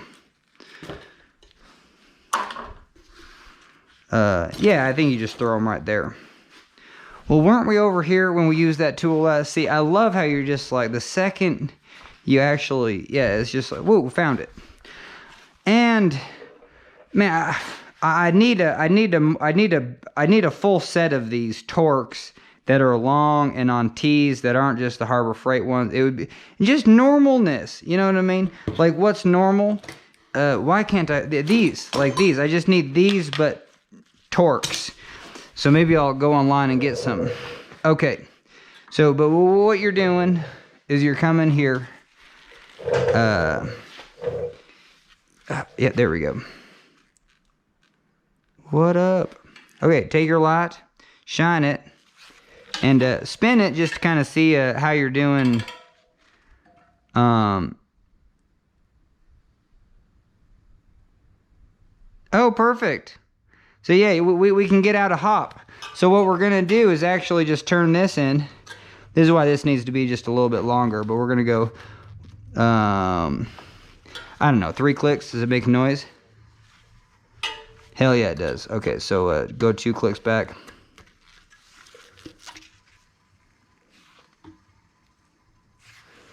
Okay, 1 click back. Throw on the brakes.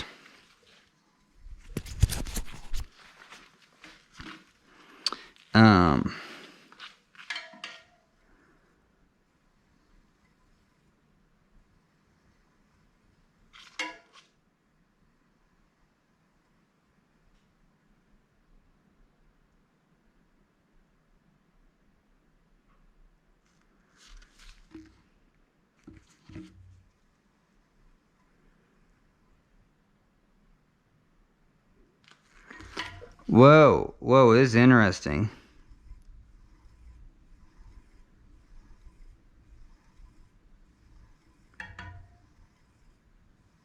Yeah, all that noise is where it's in. So we're gonna do this by noise. So what we're gonna do is find your valve stem. Whoa, okay. And it's touching on that side, so we want to pull it this way.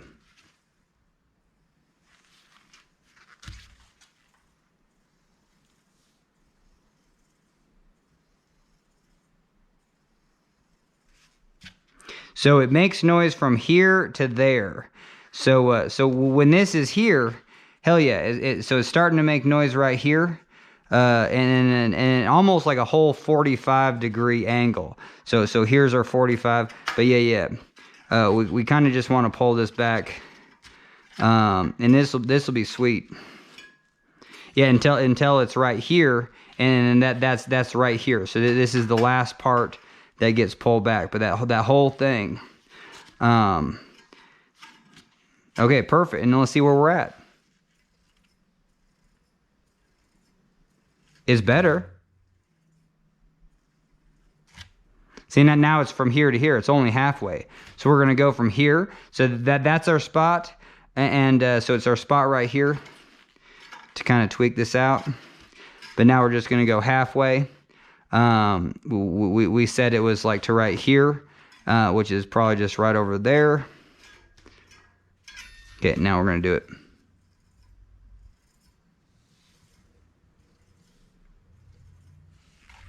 I love doing this by sound though. So it starts here and ends there. So then I come into my, so right here is the caliper. I just grab this spoke. Okay, hell yeah. So this is where I kind of need to tweak this.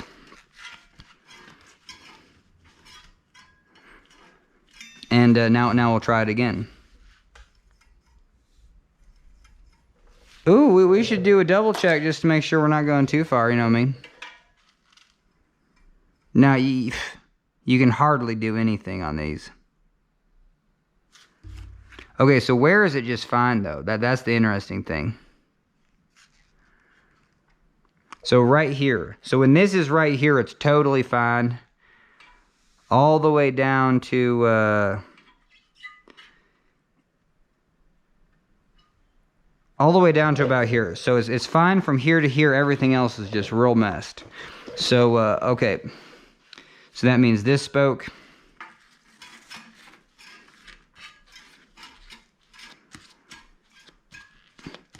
And like I said, it's fine right here. So that's the caliper's right here. So that's this spoke. So I still have to pry it out until I get to that spoke. Okay. And...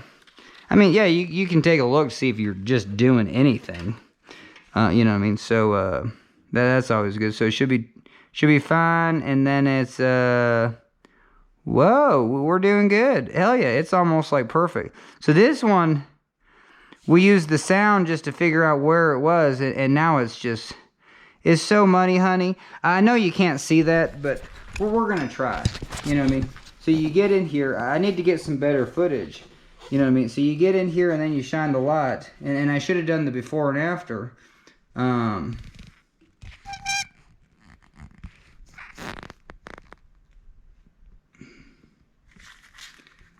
Yeah, let's crank this light up.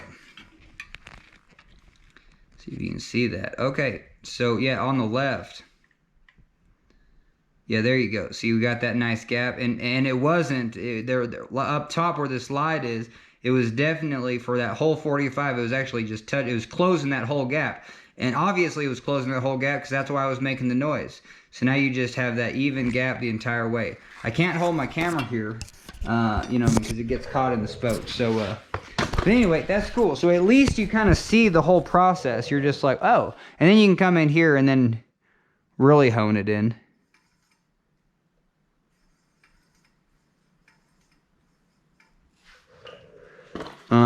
Let's see, get some light in here.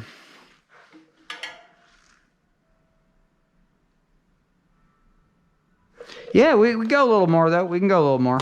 So we're gonna take this tool and tighten it up one. So yeah, this is the methodical I don't mind doing because we'll just get better. Well, there you go. There you go. So you do have noise and then you don't have noise.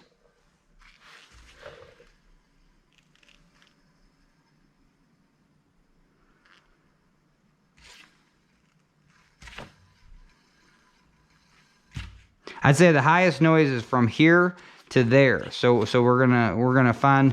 So when this is right here, here's the spoke. You know what I mean? So we're gonna go. Yeah, here and then all the way around. So we're just gonna go boop-de scoop-de.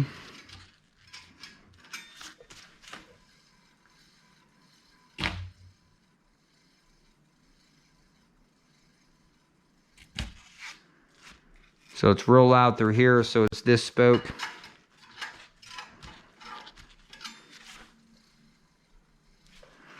And we got to make sure we're not going the other direction, you know what I mean?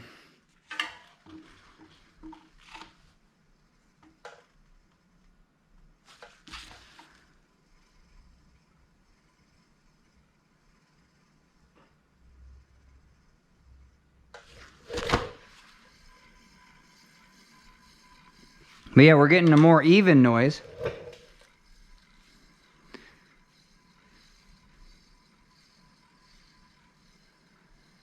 I'm looking at the valve stem where it's making the most noise.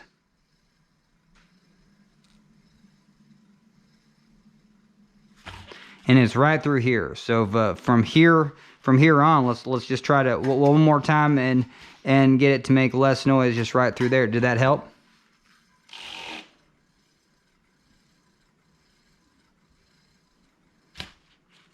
All right, from here on.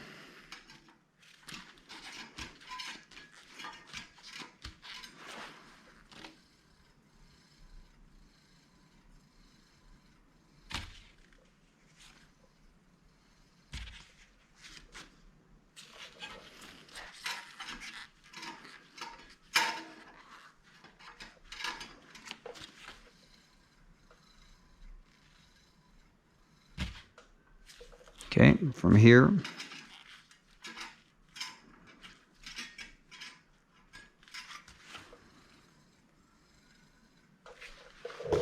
All right, kind of double check our work, make sure we're not going the other direction. But yeah, okay, so we got it pretty consistent. So now we're, but I do like these. Oh, there it is. I don't know. I mean, because they don't have two pistons pushing in on one side. They have, like, this piston is totally fixed, but you're able to adjust it. You know what I mean? So that's cool. So we're going to get the gap where we want it. You know what I mean? Just something that makes sense. Oops.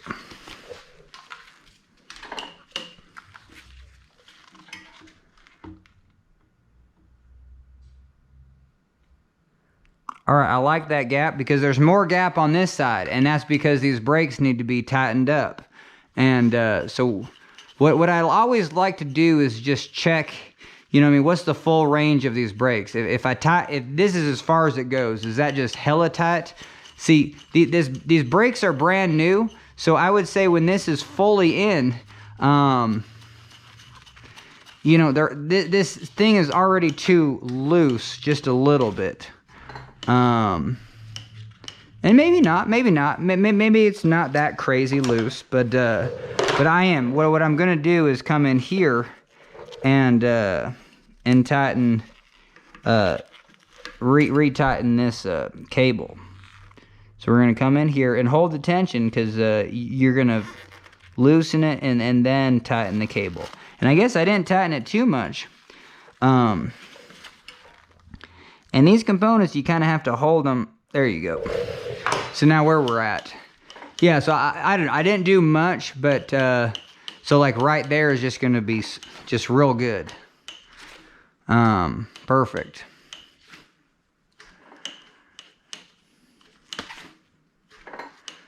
All right, hell yeah.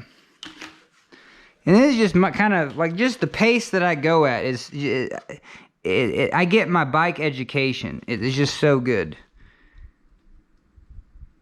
And that rotor is just so true.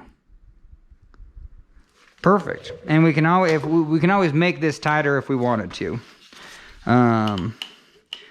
But I think that's real good. Oh ho ho ho! I just almost sliced my back. Oh, this is just a piece of wood right here. That sucked. Yeah, it just got me. Anyway, life is hard, but life can also take you to the ER. I've gotten stitches because of that. Sharp corners. That's honestly, like, sharp corners in a shop. You just slice your whole body up. This is why these razor blades are pointed that way. Okay. Oh, this was an old chain that we're done with. Just throw it in the back box. Sweet. All right, so we cleaned this whole front end, and we adjusted the hub. Hardly adjusted the hub, but it did. It needed some adjustment. It needed some tightening on that one side, and so we're satisfied with that. Yeah, we just have some clean up the cockpit a little bit. Yeah, this will be a good system. Clean up the cockpit and then move on to the back.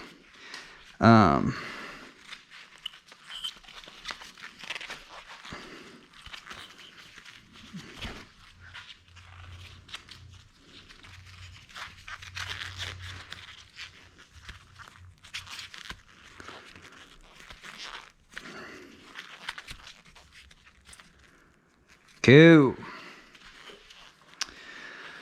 All right, what up? Well, this is what up. Like what we just did. The wheel, the fork, the front fork, you know, and then the disc brake has nothing to do with the back of the bike. You know what I mean? So now you can come in here, grab the throat of the back, make sure you're good there. And then as you come down here, hell yeah, now we're at the crank. You know what I mean? And before you do a damn thing, make sure this is tight, because you're going to bring this in and then your front derailleur is going to be at adjustment. But we already did that, because this is the first, your safety check. You do that, get your shifting. Okay, sweeties. So now we're just going to come in and we know what we want to do is we're going to get rid of this cable. So even just right now, here's your shifter cable. Do we like it? Hell yeah, I love it actually. It's perfectly long, and it's not too short. Oh, you know, could we make this shifter cable just a little shorter? I don't think so. I think you can make it a little longer, just a touch longer, so it's not coming at a sharp angle out of here.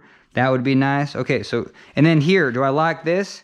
This is a touch long, but it kind of matches this little hump. But what you're looking for is just a perpendicular angle out of here. So that's kind of going up. And even right here, it has to go up. So, but you do have this suspension. Well, let's come down here and even just see if that makes any sense. It's like, no, it's going the opposite way. Yes, so for shifting, we can definitely make this come at a perfect perpendicular, and then find its way over here perpendicular. Okay, now here's always the interesting one. I do not mind giving this just a little extra. You You know what I mean? Visually, you don't want to make it look stupid. But you know, just even this sharp bend coming in here, hell yeah. There's definitely. And then if you want to maintenance your cable, you bring it up into this high gear, and then just kind of hold your derailleur over here, and then just start shifting down, and then you'll be able to take the tension, you know, out of the system. So I can click 8 times and I pull on there. See, I click 1, 2, 3, 4, 5, 6, 7, 8, and then I can do the other way. And it's already in this first gear, so now you can kind of see what the damage is. And yeah, there's so much kinked friction right there. It's the crazy. So and it's just because this needs to be just a touch longer. Like when it's in here, it's fighting just to go straight up. So just whoop-de scoop-de, and we'll be good to go there. All right, make sure that gets back. Okay, and we're ready to take this out. So slow does it, but we're doing it. All right, second wheel. Levers on the left. Now this wheel is going, the tire's going the different direction. So if we ever have any issues where we take this tire off, and that reminds me, sometimes you have to work backwards because we forgot to, we're gonna come in here and clean this wheel. Yeah, we didn't do that yet. So we're just gonna spin it down, get some soap and water, spin it down, just get some soap and water on that side. Hell yeah.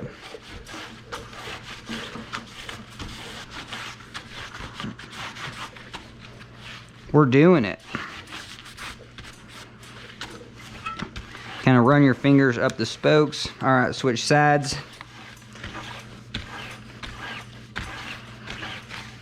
But yeah, now I didn't introduce any water into the spokes. It's just such a good way to go. Holy Toledo, yeah, clean some of these spokes off. That's going the extra mile if you're like cleaning spokes off, but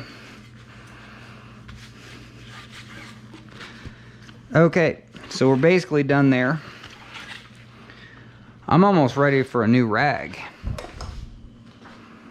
What do we got? What do we got? Same thing, man. We just went to Costco. Hell yeah, I need to do a video on these. These are more than 50 cents now.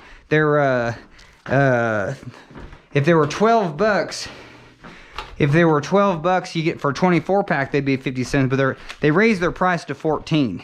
But see, these, now these are my shop rags now. Holy Toledo. I've been using these, you know, face, hands. I'll even use them for a towel. Hell yeah, save the environment. But you get to a certain point where you're just like, well, now let's screw the environment. Yeah, we save and screw the environment, you know what I mean? It's a cyclical process. All right, so, but these are just so handy. Handy dandy. And hell yeah, now that wheel's looking so crisp. And I think soap's pretty good, you know what I mean? You would actually come in here and put tire, you know, stuff to make them roll shine, but hell yeah, that goes, because soap's kind of like a, like you could soap up a wooden floor, you know what I mean? Or like a concrete floor. Actually, to get it tackier, you can add soap. It seems counterintuitive. But yeah, it's kind of interesting. Oh, but since we got this off, hell yeah. We're going to come in here and, yeah, see if you can clean all those intricate parts. Now that you got the rear wheel off.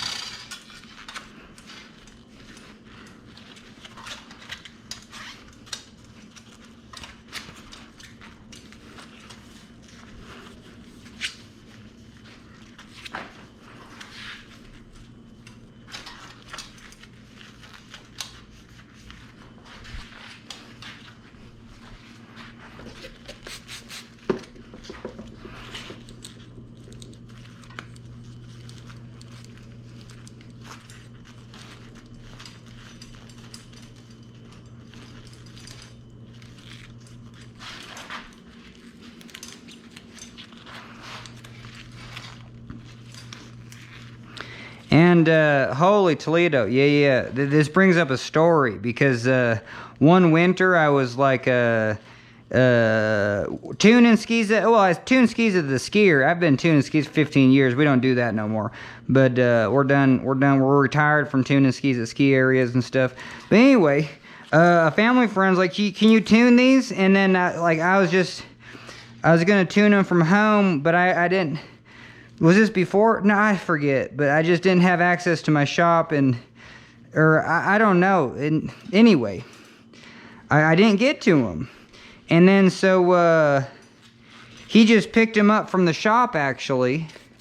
Oh, no, this is when I was working at the shop. So he comes by and he's like, yeah, can you tune these up? And I was like, maybe.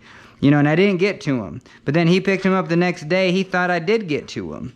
And he's just like, he had the best day of skiing in his whole life. What the hell is this? Just a piece of plastic to hold crap together. He had the best day of skiing in his whole life. It was just the fastest, smoothest skiing he's ever skied. It was just the snow conditions. You know, the snow is just perfect.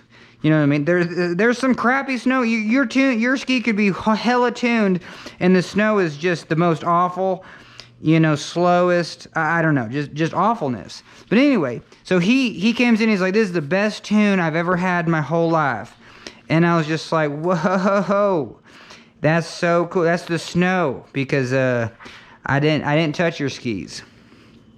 Because the day before, he's just like, man, these skis are the slowest, stupidest things I've ever had in my whole life.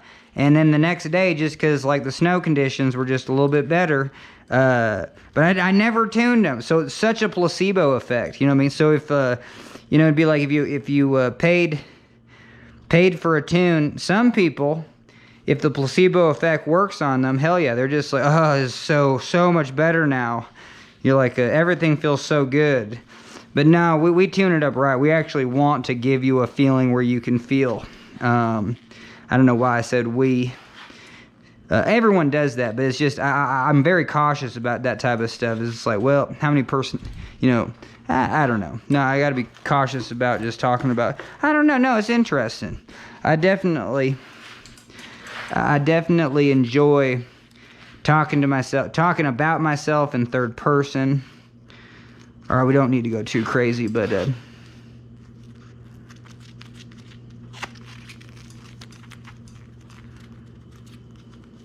okay.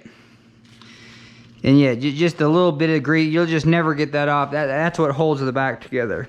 Okay, we cleaned that up, and that's good enough. All right, let's get that rear wheel. Let's get it going. What we doing? Well. I always love to take. There's nothing more fun than taking off a cassette. But we'll get this off here.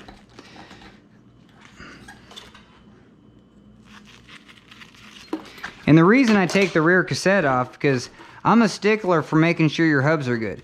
I mean, it's turning an inanimate object into like there's certain things in life where we waste. You know what I mean? It's one and done. But when it comes to actually tuning, it's this idea that if you actually tune it right the first time, you know what I mean, you might have something that just, you know, stands the test of time. It's real something. Chain whip. Need to get this down. Holy Toledo. All right, I got this to a science now. You get this on this side. Usually I always just forget, like, how the hell, but get those teeth in there first.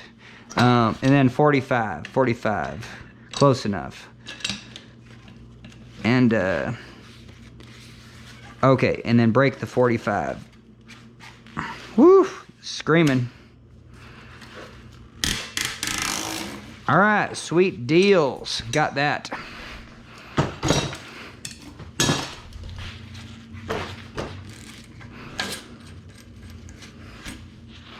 Yeah, where are we at?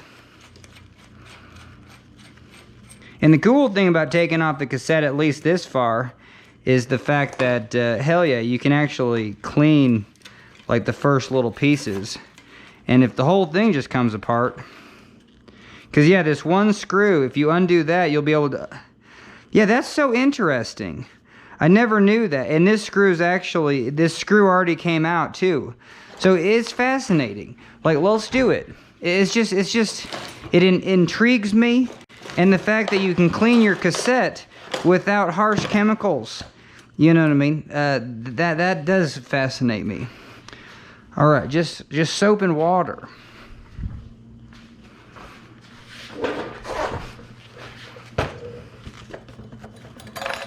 But hell yeah. And I don't know. Like, I've done this once now, but it's just like, you throw it on repeat until you're just like, hell no, I would never do that again. It takes too much of your day. But we're just enjoying ourselves. That's the thing. And yeah, I mean, just to get all this crap off your chain rings, I mean, that's what just gets shot back into your chain. And you can really feel it. There's nothing like a new chain on your back. So just, and I think I'm onto something here. The fact that you use a pencil, and let's get some more of this stuff. I want to get quite a few pencils and get them all sharpened up. So yeah, just grab a bunch of pencils. And I think I have a sharpener, or the family's got a sharpener up here.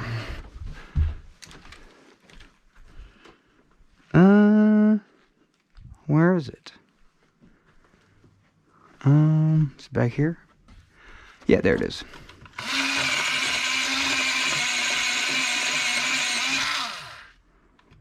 Well,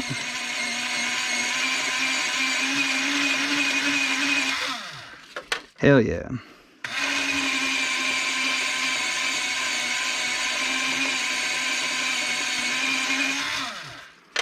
For sure.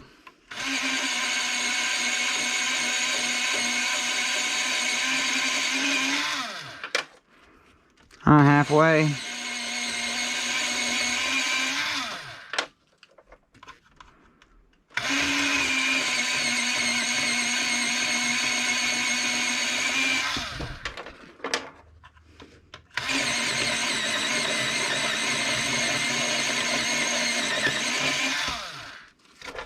Hell yeah. All right, now we got that. You know, we got some cleaning tools. It's such a cool cleaning tool because it'll put a layer. Oh my God. I just hit my head and bit my lip, but just like ever so slightly. I got away with one there. Oh, I just pretty much could chomp down through your whole, and I didn't hit my head too much, but man, that sucks. I'm definitely gonna. Yeah, this day is just one of those interesting ones where you're just like, yeah, you just got to go slow it down, you know what I mean? But hell yeah, the fact that you're cleaning this and also putting down just a smooth layer of graphite, it just makes so much sense. You're like, whoa, that's so cool. So yeah, clean all that garbage out of there. And oh man, this is one where I almost need, oh shoot, I almost need to sweep after this because...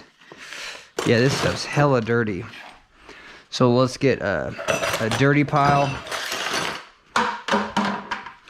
Whoa. Can't be throwing that stuff away. Oh. All right, where are we at?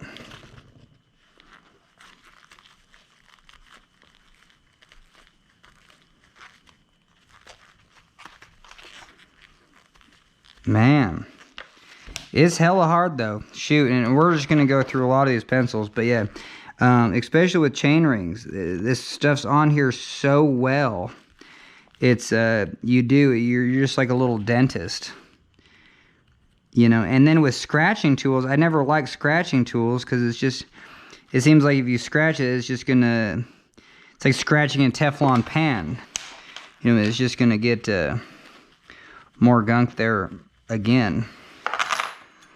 All right, doing good. Juice it up.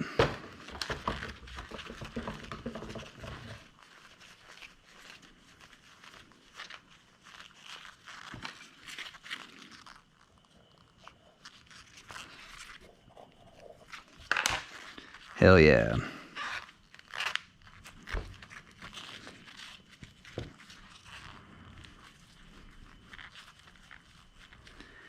Yeah, and even like right now, it's like smoother, calmer, faster, better, just more sane. Okay, so these though, you can't F it up. Maybe you can. So we're just going to take off that one, and we're just going to inspect these little pieces. So lettering up, perfect. So yeah, all lettering up, and then deeper holes behind, because just the way they're manufactured. All right, sweet. See, and this is also a good skill of like, hell yeah, can you take something complicated apart so you can put it back together? Whoa, we just got crap jammed in the holes too. Is insane. But yeah, I mean, yeah, cleaning a cassette, this is like kind of goes into the process of full tune. This is why we spent so much time cleaning the chain. Yeah, it wasn't stretched out, but hell yeah, we're gonna clean it up. And it just really helps, you know, make the back feel like new. And yeah, that's a cool feeling. Whoa, we're gonna go through these pencils galore if I'm not more careful with them. Jesus. All right. Man, it's hard to get all the crap out of these things, but yeah, you do your best. I mean, because they put all these holes so because you can reduce weight. So that's a good thing. Oh, so maybe we need a couple tools. Like, where's my favorite tool? It's got an orange handle. If you like playing Blue's Clues. There it is. Okay, got it. Hell yeah.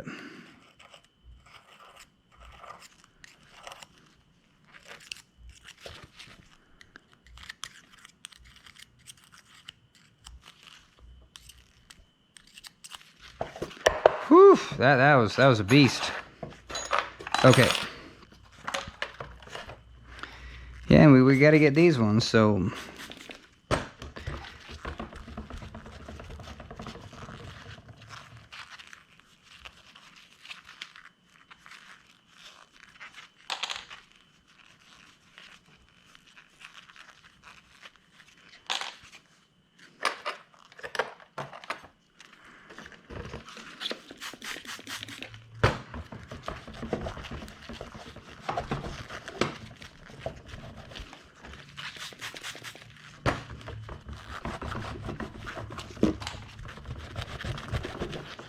man, that's satisfying. Whoa. I don't think, man, I don't know what that was. I think it was just the newspapers.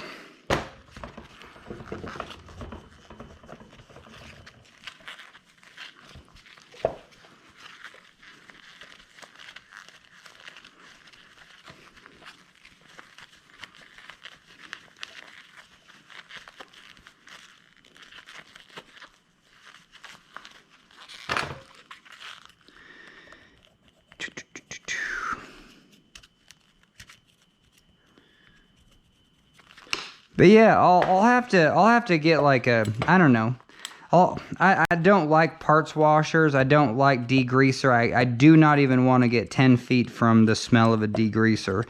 I just can't. It kills my respiratory function. You know what I mean? That's one thing in life I have to, you know, take care of, is the rest of my lung health. And so anyway, and the backside is always the worst. There we go. But yeah, this is so cool. Just because this bike, yeah, the chain just had tons of grime. So, but I don't know, physically, yes, if you have tons of degreaser, you're still gonna have to, unless you have like a huge machine, you know what I mean? Still, it's not just gonna dissolve everything out. Maybe it does. You know, you throw it in there for a few days, but I don't think you're supposed to put the plastic in there for a few days. That's just gonna soften up all those plastic parts. So, yeah, to a degree, you have to be kind of careful of what you're doing. Oh, and maybe I need to use like 2 techniques, like put it on that surface and then well, I need another one of these if I do that.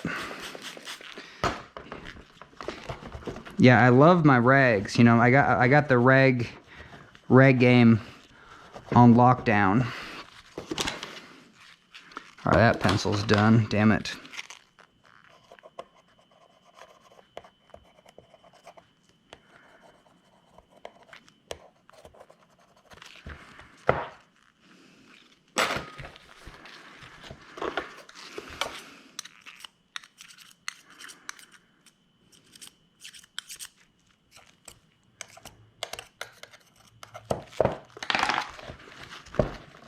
But yeah, they definitely tried to make this bike as, I mean, for sure, make this bike as light as possible.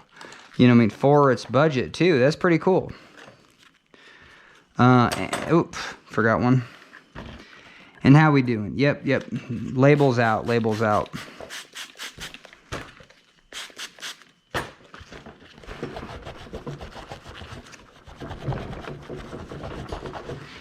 All right, so that was pretty fast technique. You know what I mean? Just go for it and you could be done. But, I mean, if you're taking this off, holy Toledo.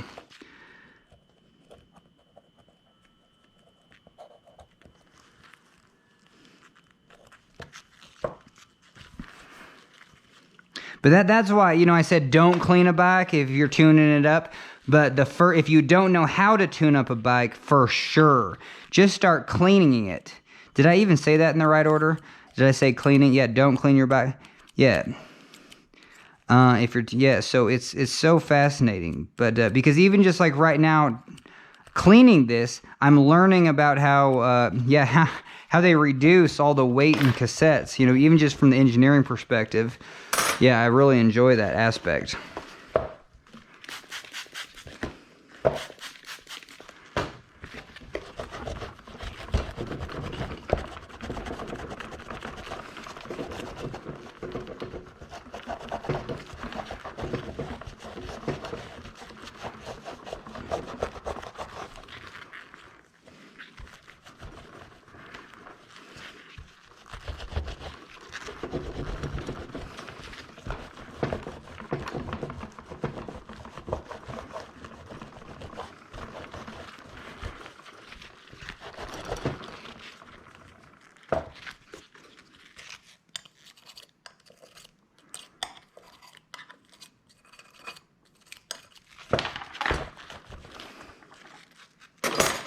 Hell yeah, getting there.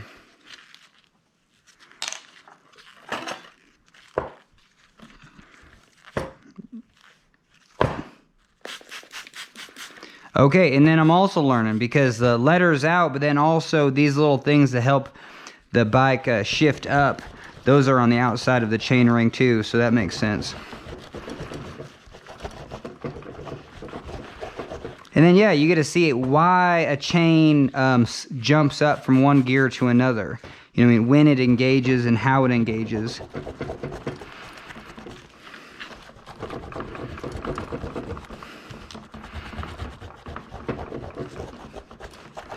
And I've been doing a lot of engineering math problems about circles, you know, angular, just if something's spinning, you know, finding the velocity, acceleration, you know, and how that makes sense. Whew, yeah, and we're getting pretty good at that. It didn't make sense for the first 4 months this year, but we kind of figured it out. Okay, so we're going to be cautious about this one, but yeah. We'll see if we can get it in that same orientation.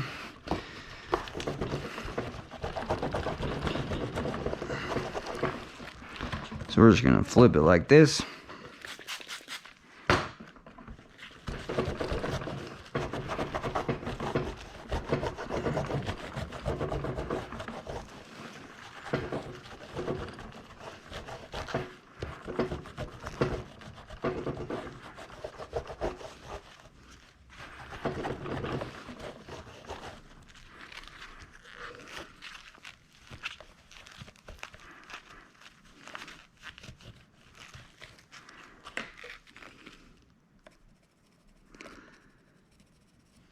Yeah, and some of this stuff, you're just like, whoa, it don't come off. You know, it's like literally going to the dentist type stuff. And I find that interesting too, how you got something that can just mesh up with metal. Like grease meshing up with metal, where it's almost like part of it. I mean, it doesn't hold strength. I mean, it's easy to chisel off, but you still got to chisel it off. All right, hell yeah. And yeah, okay, and see, it didn't matter anyway, because here's where that screw goes in. So booyah. And we're gonna juice this up right now. Where's our juice? Man, bummer.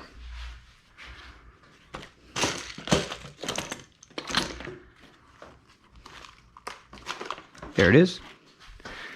Okay, yeah, just a little bit on the threads. You know, and that's why I definitely like this tiny one. Like, holy Toledo. Okay, so now this is going to go in there, and hell yeah, now you see how it sets flush. And that was fun to take off the cassette, because yeah, it's all loose. It didn't matter, though. Like, all this does is just help you get it, you know what I mean? And then those things down, these things up. Booyah to ya. And there you go. Yeah, it kind of seals the deal.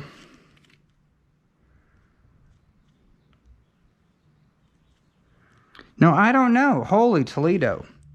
Now, oh, perfect. So this is marked 2. So they did mark it. So yeah, the other bike that I put together, yeah, maybe I effed it up. Probably not. But yes, because look, you have another little notch right there that indicates, hell yeah, we put that there for a reason. Because look at it. These things are going to skip up in a logical order maybe. This one doesn't have it though. So what makes more sense? Like here? Oh, and what the hell are we doing? Yep, you need another one of these.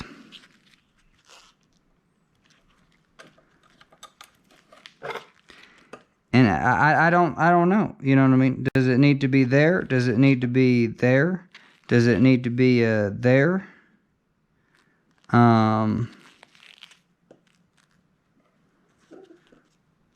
I'd say there and there are basically the same. So yeah, we'll just do it right there. Alright, final answer.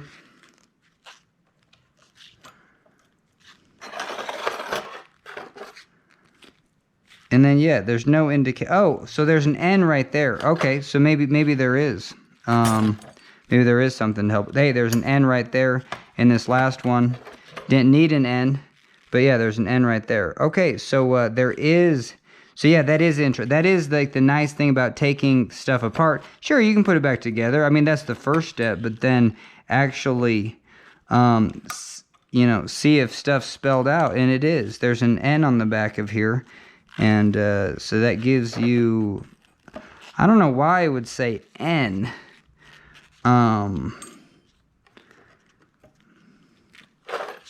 But there you go. Now we're just doing it 100% right.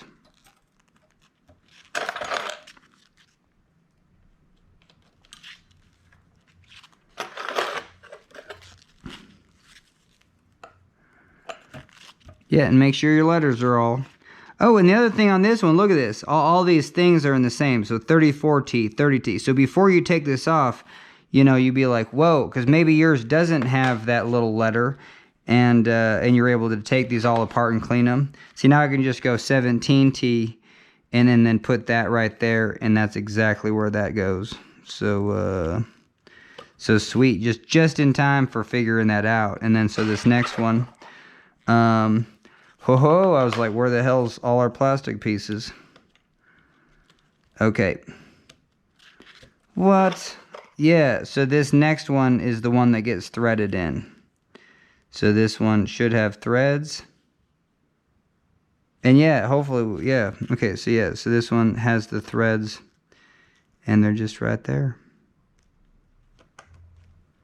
And then, so now we need a little tool. And we should have figured out what tool it was, but I think it's a 1.5. I think I did this just the other day. So we're going to flip it over, come in here. Hell yeah, 1.5. And then just make sure we're flat and flush. We're not, so we need to capture that. Okay, captured them.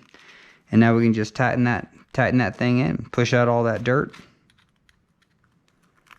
Hell yeah. And I probably not too much. It doesn't matter if you got too much tension on here, but I just want to strip those teeny threads. All right, so we got it flush. Feels good. Hell yeah, we did it. Now, was that worth it? Sure, just for the satisfaction. Hell yeah. I mean, just pretend like you're a pro mechanic and this rider just needs all that weight removed from their back.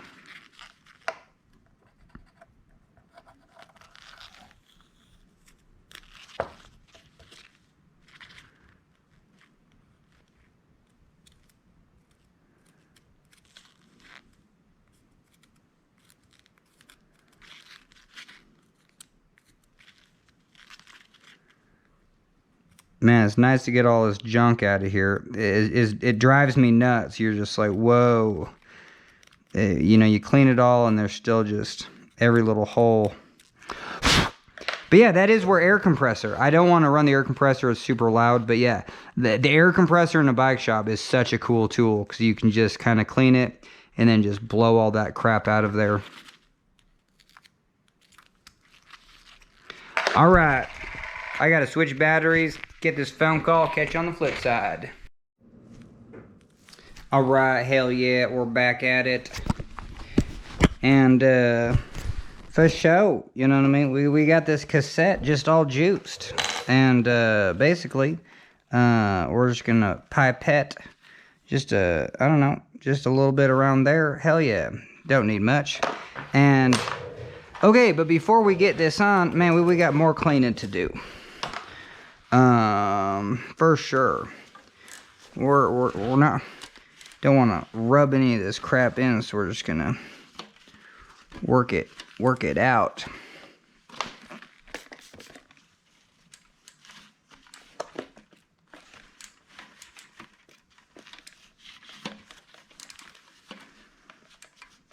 Oh, don't want to move the pie plate. Whoa, what do you think? You think we should get some more, we got one more? I don't know. I mean, what do you, hell yeah. Just come in here and then just kind of work that out. For real. There you go. Graphite makes it slicker and smoother.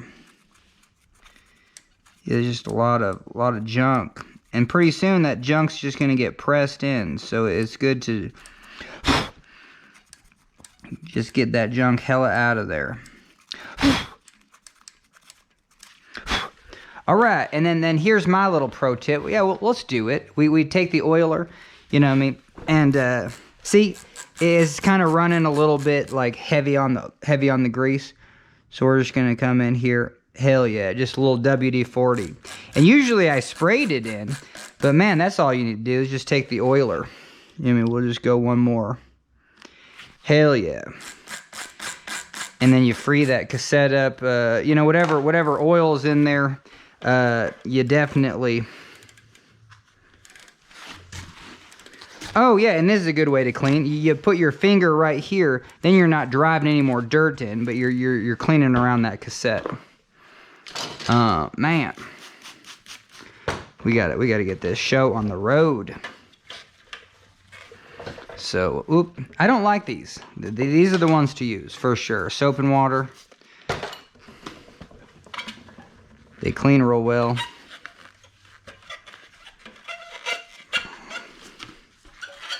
I think we need to get this wet.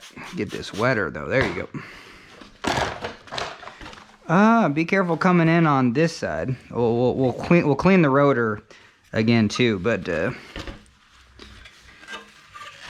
yeah, it's harder to clean the hub over here without touching the rotor.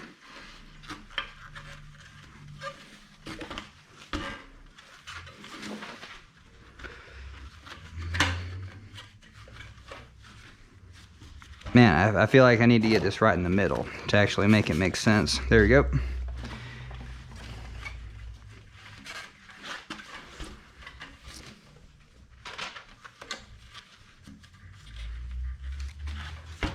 All right, hell yeah, hub cleaned.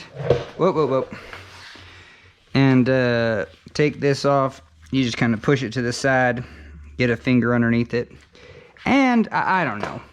Sometimes I just use a screwdriver. See, screwdrivers are just something, man, I just need to have like 50 of them around here. I don't know.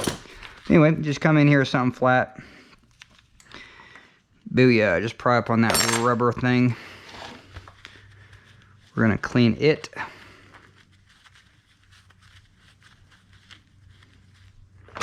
Hell yeah, keep it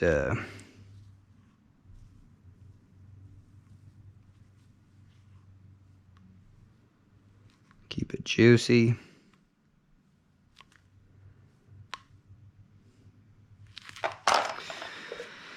Holy Toledo. Okay, so now we're gonna check this. Yeah, see, this is real stiff in there. So we need the 15s and the 17s again. And yeah, let's get another 17. We're done with this pump. But yeah, Husky 17, hell yeah. Well, don't we have another one? Well, we got an Everlast, good enough. And the Pittsburgh. I think that's Harbor Freight junk. I mean, quality parts. Harbor Freight ain't giving you sponsorship. That's for sure. And okay, 15. Oh, for the love of God, if I cannot find my other 15. There it is. I don't think I need 2 yet. So we just need to loosen this side. Booyah. Ooh. Damn. So yeah, that's the bummer with these things. And if I come over here, I'm not able to do the squeeze. You know what I mean? Actually, let's see if squeezing together is the best way to do it. Yep. Maybe. Come on, do the squeeze.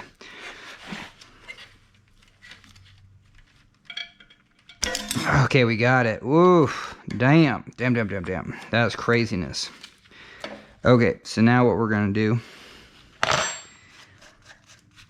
And I would like, I don't know, figure out that there might be an up and down to that piece. You know what I mean? Yeah, okay, there is an up and down to that piece. There might even be an up and down, you know what I mean, to this piece. Just saying. Okay, got it. So it's good when you take off a piece, just kind of look at it, and you're like, yeah, that makes sense. Those are the orders they go into. Okay.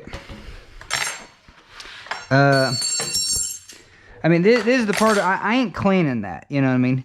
It's not getting in there, and it's the part of the bike, who cares? Now, do you see it? Not really. You don't really see that either. So we're going to loosen this side. Oh, and that was the other thing. Holy Toledo. We didn't just, do our thing. Because we can come in here and make sure there's grease on these bearings. We're not going to overhaul.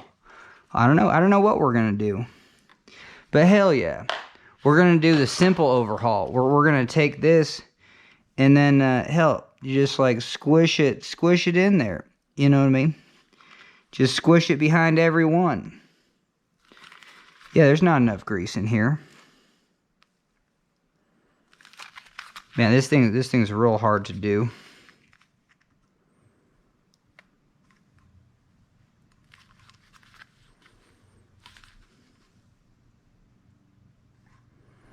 Yeah, if I was in a shop, I'd have this pneumatic where you just kind of pushed a button and it just did its thing.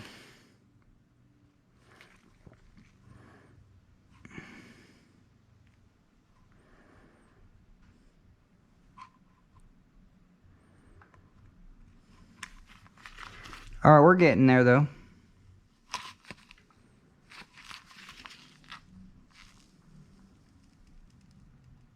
And it's hard as hell to push. So I have another one, but I think the other one's just as hard to push. It's actually harder. But we're doing it. Hell yeah. So yeah, I mean, a little bit goes a long way. And that's nice and clean. All right, we did it. And do this method to get stuff on real fast. You're like, hell yeah. Okay, perfect. And we're just gonna spin it. But actually, we need to loosen this side. So what I'm doing is I'm holding this side. But these are fixed together. So we're loosening the. We're gonna tighten this down. There's just super gunk in there. Okay, so we tighten that, and we're gonna get that out of there. Oh, it's just a.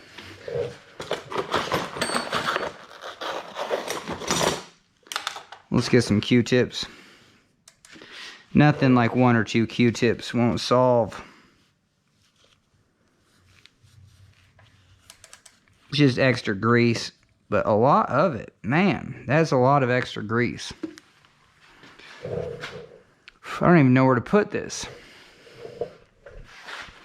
I really don't. Holy Toledo.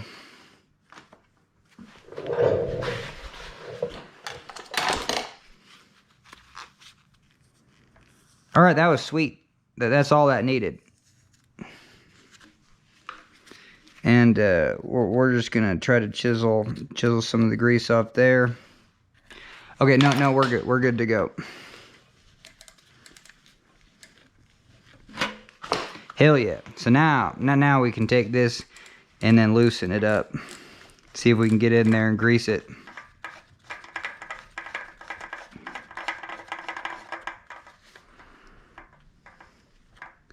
Okay, see, this ain't moving, so we're trying to just come in all the way in here.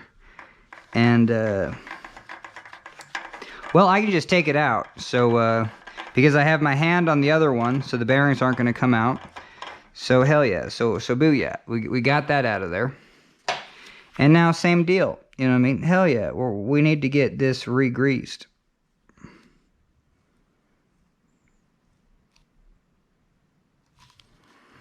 And like I said, I need an automated one because this is just real hard on the hands. Ooh. See, it just barely comes out.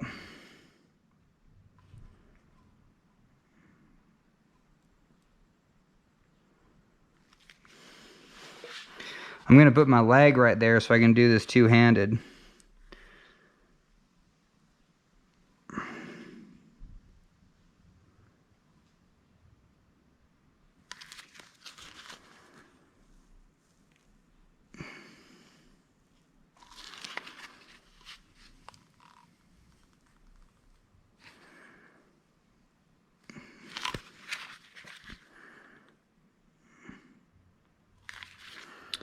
All right, how we looking? I think we're looking pretty good. Hell yeah. All right, we got that re-greased. Get the finger on there. Okay, and that's looking nice and clean. But we just added grease. That goes a long way. And heck yeah, this hub's fully serviced. We're actually going to take the front hub off again and do that because I'm sure there's not enough grease on the front hub. But we'll finish this one.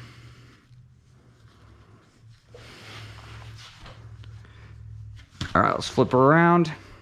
Oh. The other thing we want to do, though, is we're loosening this up just enough till we can able to... we're going to lift, and then we're going to push down this boot. See, so you have a boot here, just kind of this rubber boot. So we're going to push this down because now we can access perfect. Because that's where our 15 goes. So if 15 comes right in here, booyah. Hold upward pressure to hold those bearings on. So they don't, and then we're going to come in here. Oh, yeah, can't do this. Okay, anyway, we're going to really tighten this though. I think it is. Hell yeah, so somebody did a really good job and got the drive side hella tight. That's good to know, you know what I mean? You just never know if that's the case. But that definitely is the case. We're going to push that back, screw it in. So this side's perfect. And, okay. Now this, we're going to get this back on there. Oh, now I'm going fast, like I know what I'm doing. I don't know, just a little bit of sauce. Hell yeah.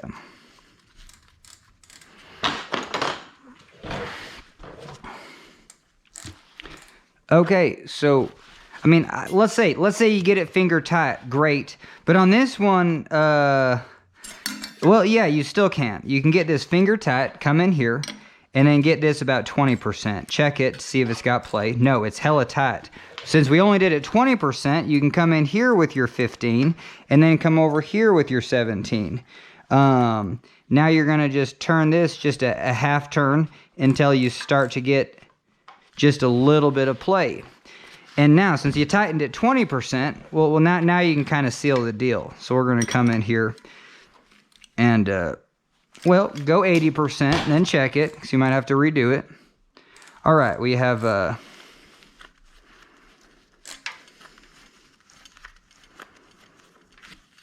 right, it's smooth, but, I don't know, I should have spun it.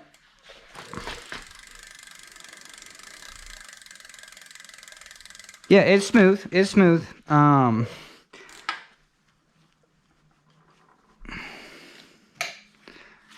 Man, we're going to come in here.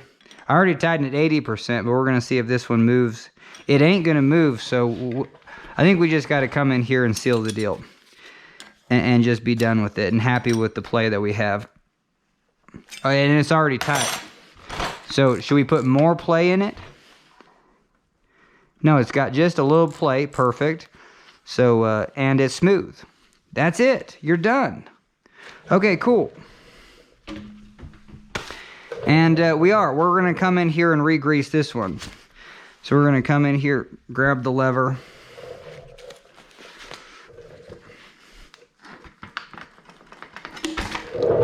Hell yeah, how long is this gonna take? Just to re-grease it, 5 minutes and 30 seconds. And it's go time. So it's fun to do things fast. I don't know, it's interesting how it takes me 6 hours to do these bikes, but then if you take any like kind of one thing, you're just like, whoa, yeah, you kind of got that done in 5 minutes. All right, get that off of there. Get that off of there. And what we doing? We need 15 and a 17.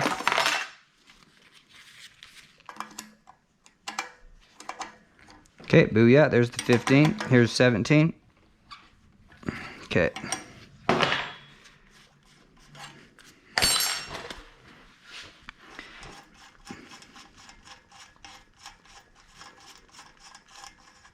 Oh, that, oh, interesting.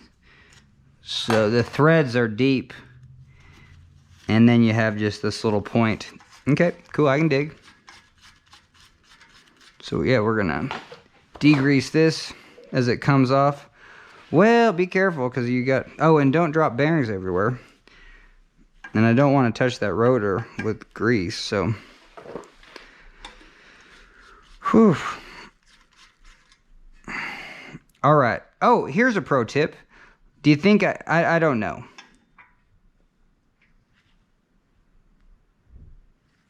No, we're just gonna do it the way we've been doing it. Put your leg right there, get it situated, and we don't have much juice left, but I think we just have just enough. But yeah, there was a lack of grease in here, that's for sure. There really was.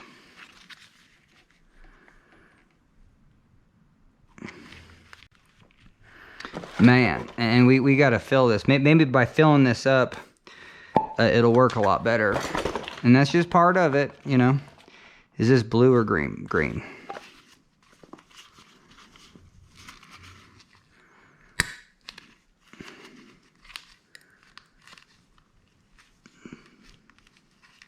Oh, Got a lot, just didn't see it.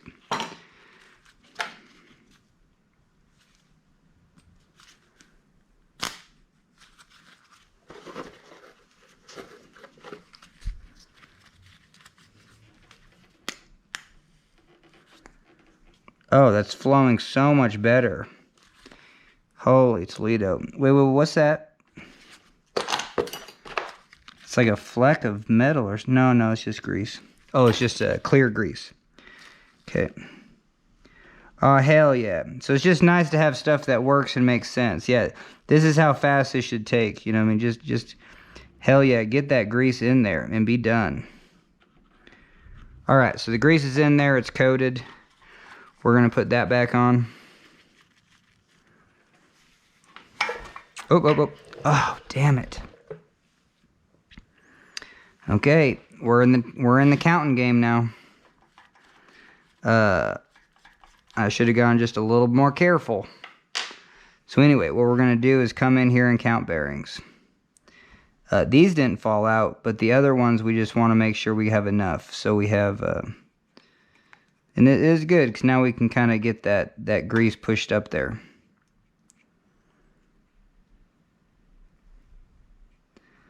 One, 2, 3, 4, 5, 6, 7, 8, 9, 10, 11, 12.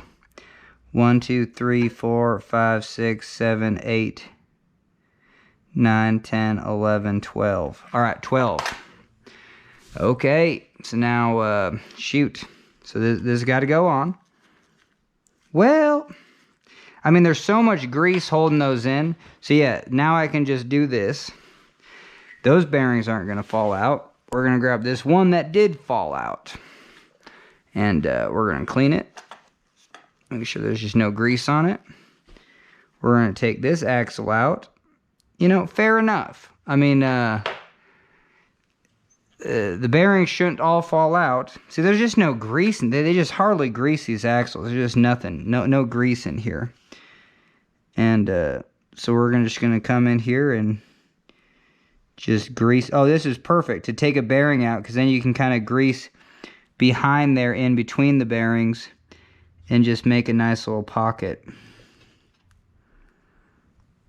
Yeah, so this is just basically a brand new bike, and then just the wheels, well, hell yeah, they don't have any grease in them. I mean, so yeah, you're just going to get loud bearings, you know, just right away. You're just going to get...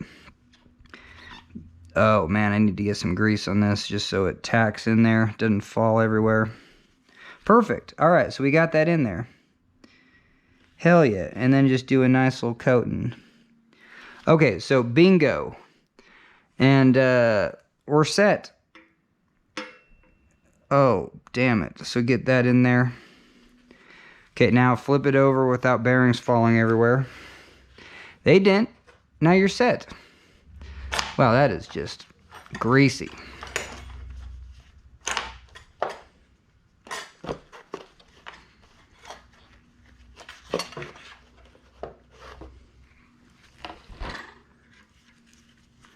All right, hell yeah. We're going to tighten this on and be done.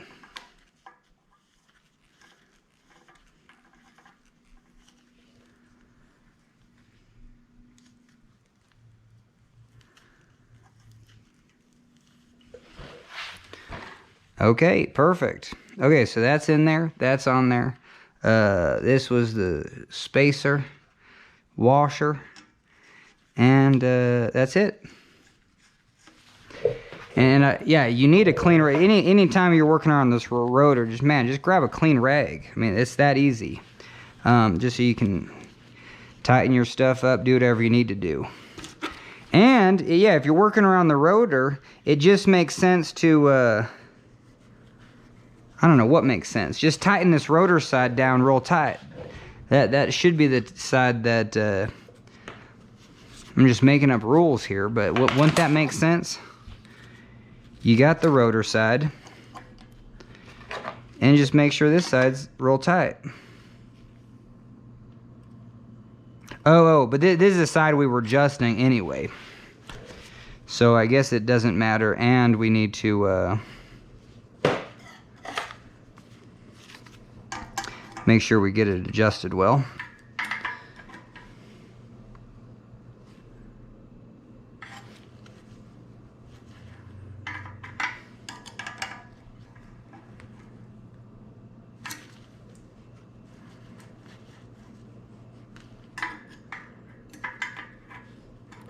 And I guess, you know, it's just like the mountain climber, and, you know, just loosen it up until you get play. I don't know why it's loosening up so much, and I'm not feeling a darn thing, but, oh, and there's definitely way more nubbin. There's way more nubbin sticking over this way. So, hey, let's keep that in mind, and we're going to fix that. So we're going to come here, we're going to loosen this up.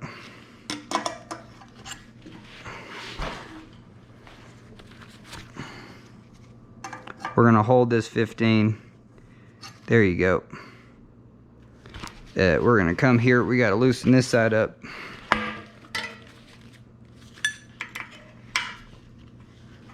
But you know, heck yeah, if you see a detail, it's the perfect time.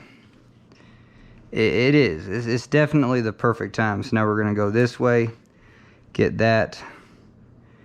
Yeah, well, what do you think? Is that even now? Even Steven?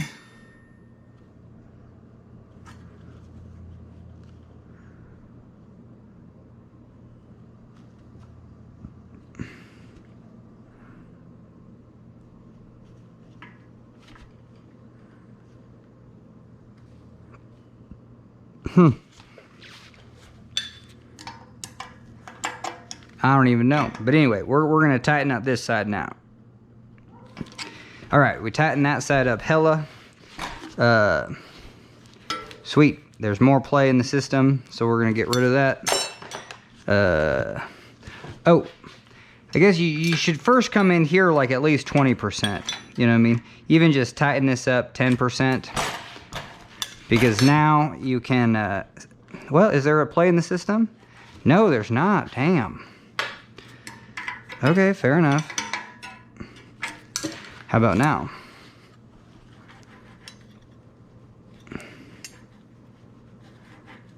Whoa, there's not. So we're gonna come in here.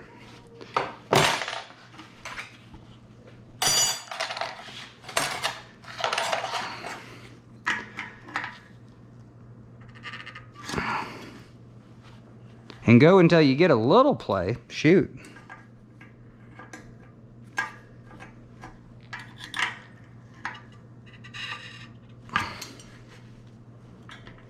There you go. Got it just a touch of play. All right, now we're just gonna final answer on that.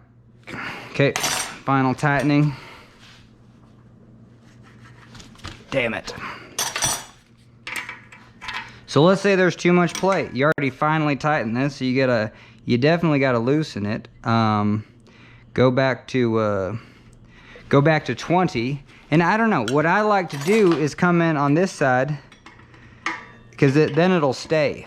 And now you're just gonna do just a little bit, because you already tightened this down to 20. So now when you come in here, there will be that difference. Yep, so you just get just a touch of play. Oh my God. And this is where, I don't know, like maybe I lose my mind, you know what I mean? Because then I do it again, and then I get rid of the play, and then I bring the play back. But it gives me an idea of how these, you know, like what's your tolerance on these wheels? You know what I mean? You want a little play, just not a lot. There you go. So just a touch of play. All right, final answer, and we're gonna get a wheel that spins real nice. Okay, whoa. Okay, so that definitely does take a little while. 15 minutes? Jeez. Oh, damn. And, let's see. Haven't put that one on yet. But over here, because, we had 2 of these. Oh, that's a bugger. It's like this dust seal kind of got folded over, maybe.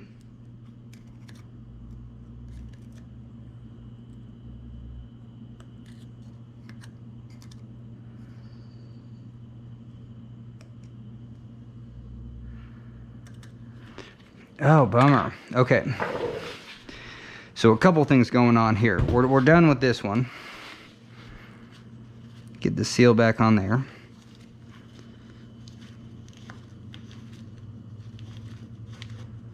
But yeah, thank goodness we re-greased that.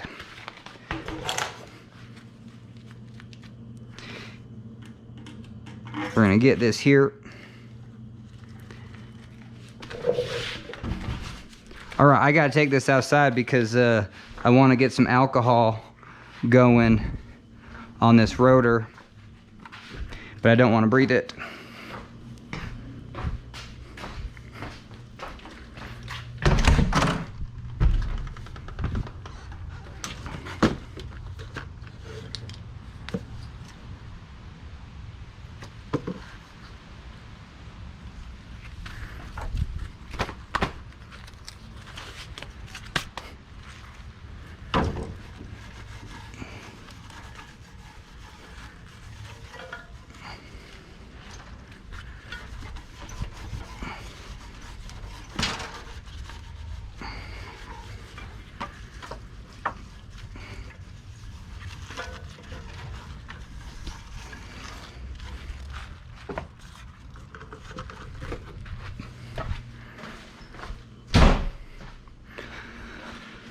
All right, sweet. So we got a nice clean rotor.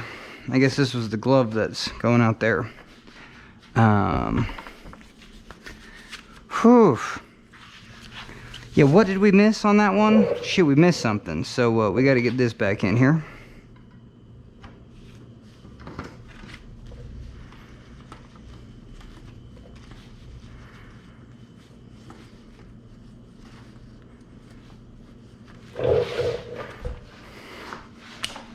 Oh. All right, so we just have to set a reminder because we can't, we got to get this bike down, so put the reminder right there. Yeah, we had to redo something over here. What did we have to redo? Oh, wasn't it on that one? No, it was this. It was this. So we have to, all right, fair enough. You know what I mean? Take your time. So we get a 15 here. Loosen this. Get the grease off.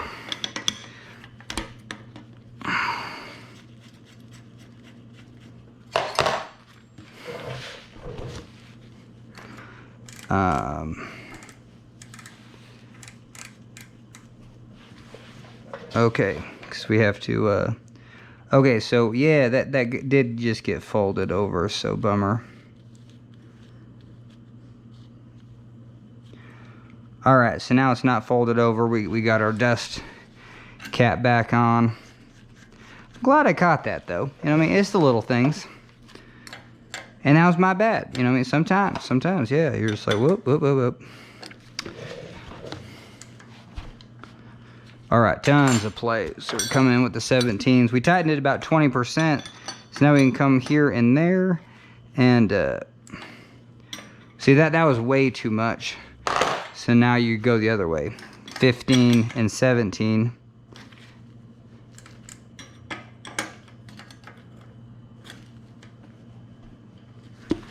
Just a little bit of play.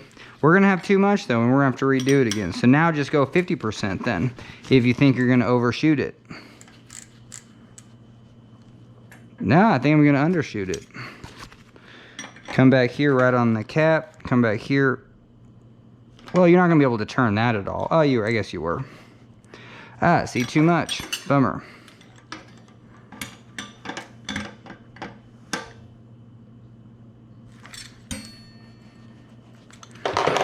Alright, this might be final answer time. Let's do it.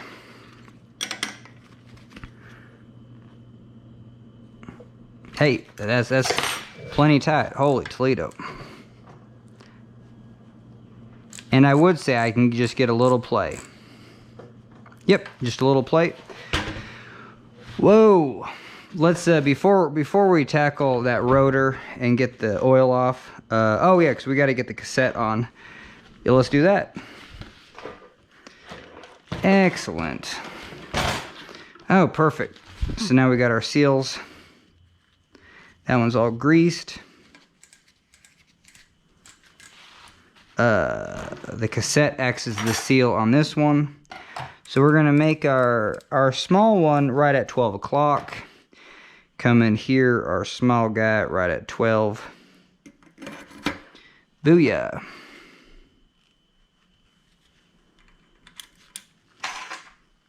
Hell yeah. Looking for just this small little guy. Hey, there's the small one. Booyah. Whoa. You know what I mean? We had a lot going on here. We did. There it is. And this is greased. Heck yeah. So that should just go right on. You start with your fingers too if you're just, you know. It's actually probably hard to start with your finger. Well, we're going to do a little trick. Check this out. Gotta get these brushes out of here. Okay, so you can come in here, and instead of going righty-tighty, go lefty. So you're going to try to seal the deal. Now go lefty. See if it clicks. No, it's not, but yeah, maybe we should. Here. So you're gonna take this, and then I would go left until you hear a snap. Anytime you're like, hey, I really want to make sure I catch these threads. Well, there's only one thread to catch. You know, it's like eye of the needle. So if you go backwards, just with, maybe you'll feel it snap down. I don't. So this one is interesting. So let's say we had to take our time on this.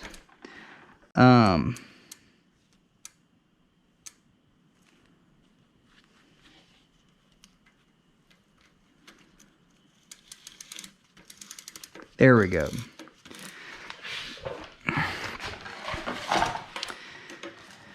All right, get that on there. All right, our big wrench. It's our big wrench time.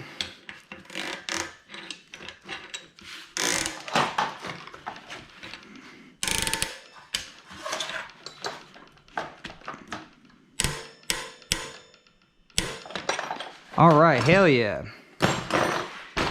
And that's on there, and hopefully it's nice and compressed, not too compressed.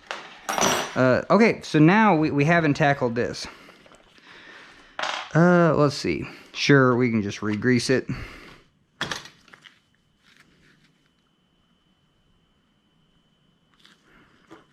All right. Just a light coating.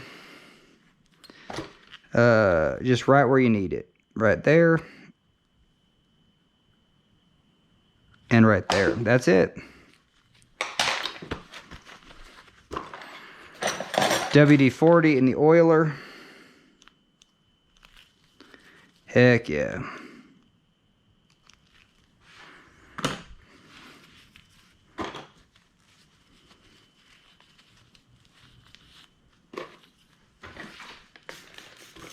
A little soap and water on the lever. Well, we need a clean rag for that. Holy Toledo. We don't have any more clean rags.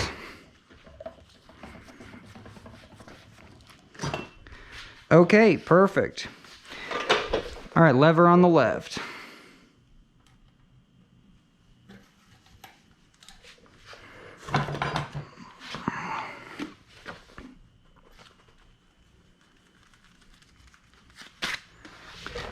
Hell yeah. We're going to take this out and clean that rotor.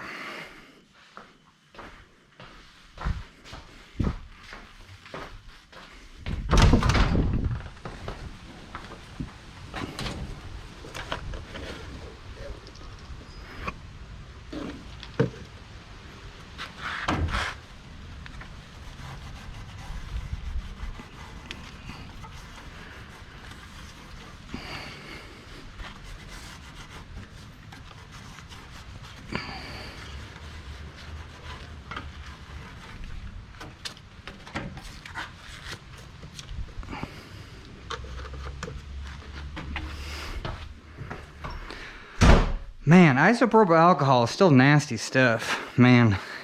I can handle it more in bleach, but I don't know. I'm glad to do that outside. I should throw on a respirator though. Okay, so anytime you got the wheel off, you know, is there anything else that we need to do that makes our life easier? I don't think so. I think we're just going to be good to go. So this is on that this is on that last gear. So there you go. And slide it in.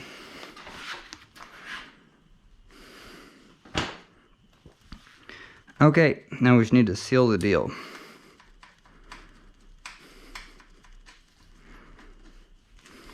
All right, good enough. We're gonna get her down and take out our reminder.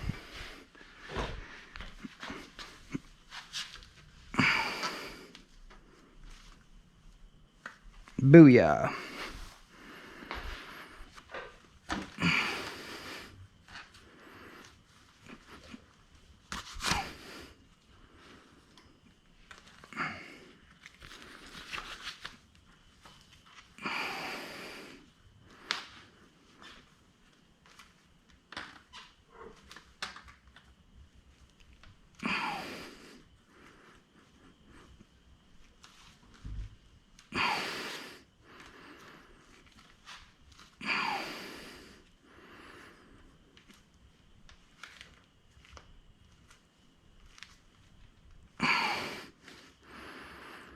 All right, that's nice and tight.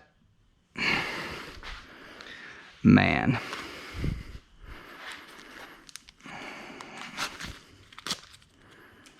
Just gonna make sure I didn't touch this.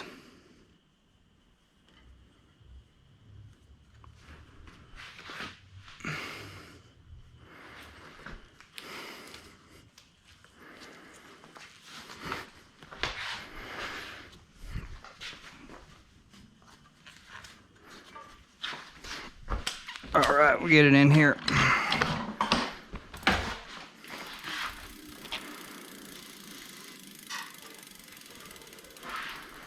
Sweet. Okay, so now we can, holy Toledo, get a new battery. All right, check you on the flip side. All right, hell yeah. All right, we're back. And, okay, so we got the hub, we got the cassette, and now we're working on the brake. And okay, let's do it. So we need our lot just to make sure, but we already adjusted this. This was great, you know what I mean? So I kind of already got it exactly where I wanted it. You're gonna come in here and then just see the light. Oh, but we don't know if the rotor is not true. Hell, you know what I mean? For this one, that rotor looks just fine, but I don't know, you know what I mean? If we want to do our thing,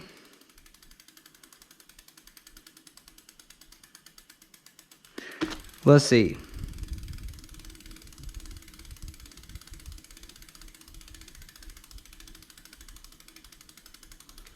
We can try. I don't know. You know what I mean? That's what we wanted to do, is do it by sound. So we're gonna come in here. And we need to get where this this kind of pie plate gets in the way for this adjustment.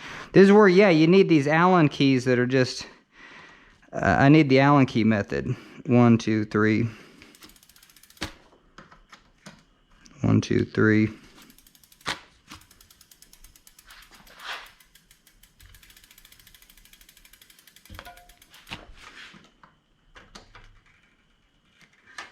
Ooh, damn it.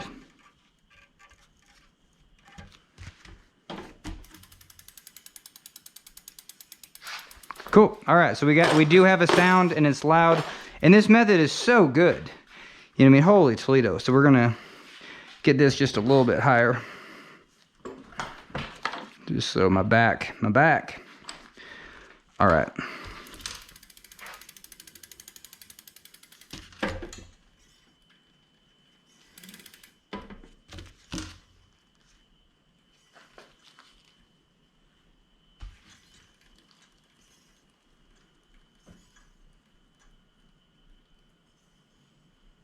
So I'm looking at this valve stem where it's making the noise.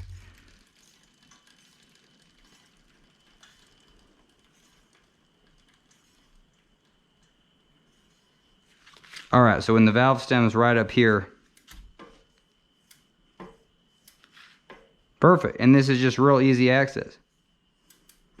So when the valve stem's from here to here, and then the caliper's right here, so booyah. So we're gonna come here, and we're gonna tweak it out this way.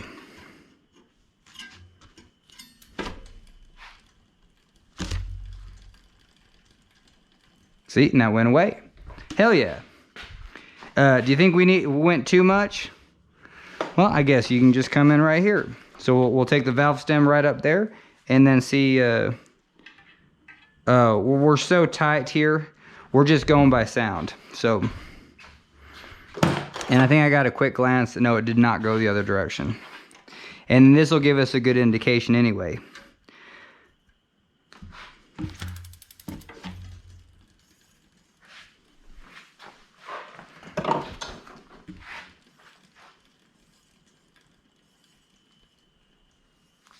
So right here, when it's right here, here's the caliper.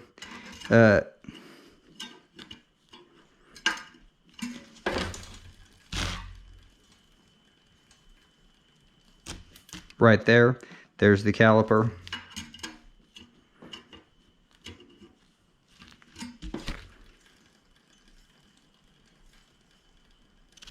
So this sound went away. But over there. So here's the spoke.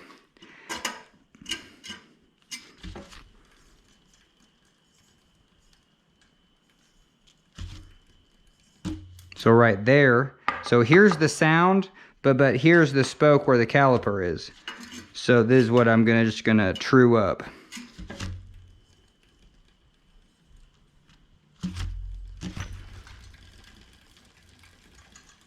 And hell yeah, you know what I mean? True a caliper. How true does it need to be? You know what I mean? But it's cool because it's physics. The more true this thing is, you know what I mean, the better the braking power. So so now we're gonna come in here, drop this just to a normal height. And 1, 2, 3, 4 maybe. We're gonna come in here with our light.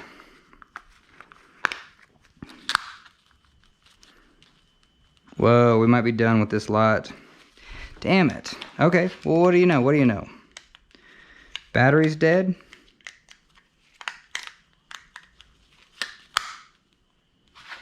Nope, we're still good. I don't know. You know, you tell me. I've been using Petzl lights, but then it's just like, yeah, I just didn't think there was an alternative that I liked. But my one thing is like the light quality is flickery. When I'm trying to read, it's I don't know. I can't tolerate it. You know what I mean? So maybe I'm just a terrible person. But no, I don't know. Those things where you're just like, whoa, yeah, I've been using these lights, but like even right out of the box, you're just like, no, I'm kind of dissatisfied.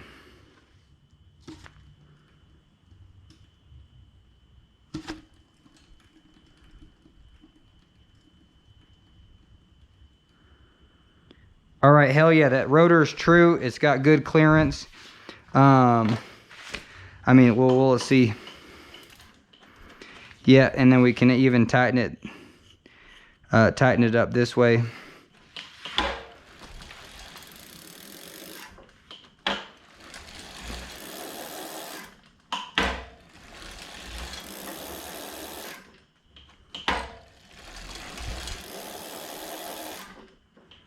Okay, and then one aspect of just like, well, it just seems like if you're going to all that, I mean, how do you get your brakes and shifting to work good? Well, if you just replace the cables, hell yeah. So we will replace this cable, but that might be it because this bike's pretty much brand new. You know, these cables don't have much corrosion, and you know what I mean. And this is just a hell of a lot of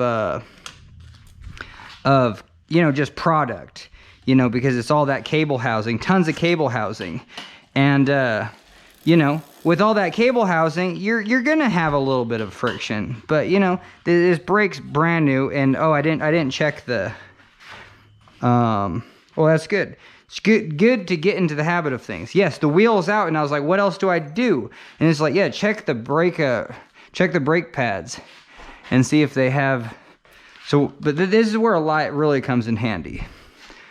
I don't know how you do things without a headlamp, and I kind of go crazy. I usually just wear a headlamp, but wearing the GoPro, yeah. So I'm gonna check the brake pads, and yes, they're just brand new. They're hella thick, and that's something to know. Is like, hey, what do new brake pads? They're all the same, basically all the same thickness. They'll get thinner as the years go on, because why the hell would you give someone a nice thick brake pad when you could give them a thin one for the same price that's going to wear out twice as fast? You know what I mean? That's just the society we live in. It'd be hilarious. You know, 20, 40 disc brake pads will just be, you use them for a day and then you throw in some new ones. But anyway. Okay, so yeah, so I'm not going to, yeah, these brakes are great. And well, let's figure out, yeah, the tension's real good. And so I didn't even have to adjust the tension, just put a little bit right there, which is almost the same as we got right there. You know, but if you're undoing this barrel just to do your tension, that's not the case. You know what I mean? If you're just to even get this started, if I have to undo the barrel quite a bit, well, these brake pads are brand new. So the reason you want to undo this, let's see how far we can undo this barrel. You know, at least 1/8 of an inch, which is, you know, if you take both rotors, if both rotors wore down, hell yeah, that would be that distance. And now let's spin it. Oh, hell yeah, because we're so true. I mean, that rotor's so true. It's not even rubbing. We got it perfect in the, you know, that's the other thing. To get it lined up, you know what I mean? Tighten, like, get both so you can still move them. Move one, tighten it, and then move the other. You know what I mean? Do it as a 1-2 punch. All right, so we're going to get this dialed back. Perfect. Okay, we're going to be done with this. So brakes are done. Hubs, wheels, brakes. Okay, so now you're on to the drivetrain. And we're not going to adjust the front derailleur. That's set. But this rear derailleur, hell yeah. Time to clippity clip. So just make sure it's in this lowest gear. I mean, that's handy. And let's replace it. So, oh, you know, I might have a hard time. Ooh, double-sided tape. Hell yeah, I was looking for this. Nice. I'm just going to put it in a spot where I'll never find it again. But this is how I remove the rear brake. I'm going to come in here and clip that. I'm going to come in here and clip that. I don't know. And then you just piecemeal it, you know what I mean? But, so even right here, hell yeah. So we can take this out. Oh. We need to undo this whole thing. Be real easy on that. We need to set ourselves a reminder. So we're just going to do that right there, because that's to get that little plug back in. And then, yeah, you just pop it out. Okay, excellent. And even right here, holy Toledo. See, you got a big old kink right there. You know, that was upon installation. So that's the thing. Guaranteed that was upon installation, because that kink is right there. There's no way you're kinking that unless it's humanly impossible to kink it once this is in there. So that's on installation. So that's on the person that installed it. You know what I mean? And hell yeah, let's call this crap out. You know what I mean? Let's treat bike work like it's I don't know, like you're operating on God or something. I don't know. But anyway, this is such a hard hole to find. And then even if you get it in that first hole, it doesn't guarantee. See, it doesn't guarantee that it's going to go through that second hole, which is nutty. But all right, so we got it through the second hole. And then the other thing, holy Toledo. This is why I just clip one at a time, because now I know. See how it doesn't run through any of the other ones. So I want to know that. Make sure your cables don't hit the ground. That's it. That's all you got to do. Just make sure your cables don't hit the ground. And now we can take this one. This is the one that we're going to lengthen just a little bit. All right. So what we need? Derailleur.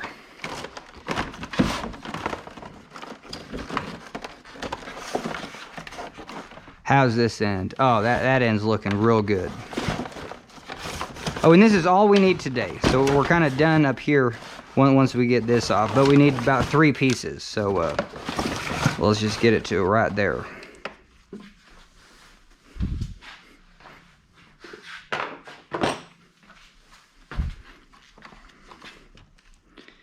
And yeah, we said we can increase this one just a touch. Doesn't have to be too crazy.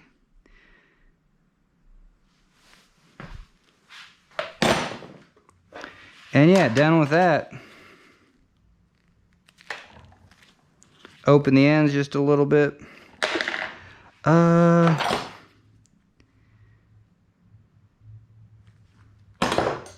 right here, right here. So we need like 6 of these. Booyah, I got 6.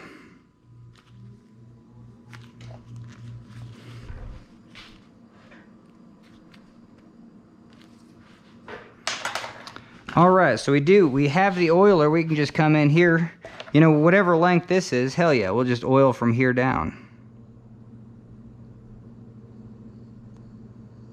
All right, and just the slightest amount of oil.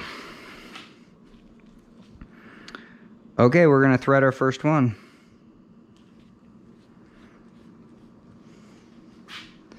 Oh, and we totally munched this. So let's not munch it. And oh, perfect. So we just have to be on this side. So just be real graceful, because there's no reason to put kinks in these cables. But now I can just go right to it. There you go. So that one's in. Booyah. And when I pull it through, that oil will sit into place. Now maybe I shouldn't have pulled it through all the way, because you definitely don't want that cable hitting the ground. Alright, so it's good there. We're going to take this second one. And this is the one that you have to shorten. Anytime you have to shorten a cable, hell yeah, you can play around with it. You know what I mean? How much do we want to shorten it? How much can you? So we're going to come in there and just hit it right here. Well, too much. So I would say...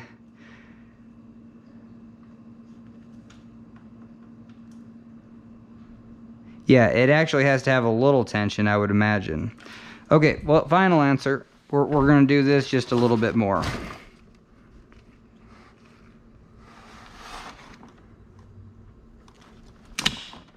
And we kind of made it the same length, but it might be just the nature of the beast on this one. Is you actually have to set... It can't be loose and rattling back and forth in there. That's for sure.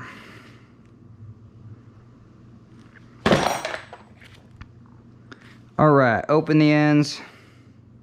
Hell yeah, a couple ferrules.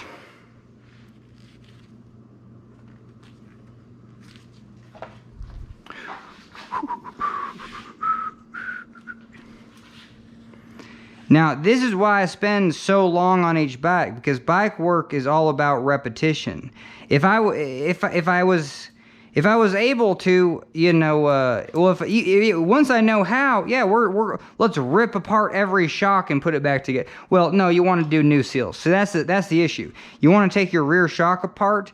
Well, you better have a new seal kit, because you can't just take it apart and then bugger up any of those seals and expect it to go back together. So there are some things that, yes, definitely have a... But, you know, they're saying 50 hours on a bike and you can replace the seals. That's a little bit much. You kidding? 50 hours? You know, people go riding for 50 days, or well, I guess 50 days of riding. I don't know. Maybe that is a lot. I better just check this before I wreck it, because we need to get it in here. See, it just feels still just a little too long. But this would be too short. So yeah, we're splitting hairs here, but this is important. This is important stuff. I'm glad we are. I really am. I mean, it's such a minuscule amount we'll cut off, but we'll cut off, just this end, I guess. Yeah, and hopefully we didn't ruin anything. Hopefully we didn't cut it. We can always cut another piece.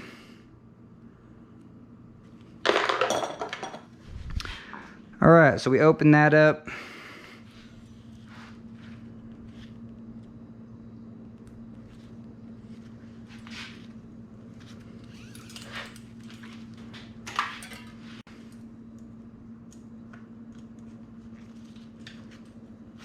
I guess we're gonna go this way and this way.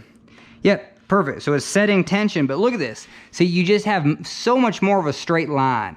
You know what I mean? So much more of a tangent. You know what I mean? And you, oh, hell yeah. So we're gonna come here, and then so this got to be oiled. And let's just do it with our finger. You know what I mean? Just so we're. This is how I wanted to do it in the past. There you go. I mean, just a little oil in there, nothing doing. That ain't hitting the ground. All right, moving on. And then, yeah, this next piece, like how much should we extend it? We're going to go here. I would say, and this is a bad example because you almost have to cut off the bad end and then get it back on here. All right, hell yeah. All right, hell yeah, we're back. So, anyway, well, I don't know. I was just going to grab a bigger piece. Because we already, check this out. You know what I mean? Don't we have just a huge piece from the front? Yeah, so if you're trying to figure out how much to lengthen this one, you know what I mean? Just come in here. And, yeah, we can just use a new ferrule. Who cares? But now you can get real specific on the length that you want. Whoa, whoa, whoa, whoa.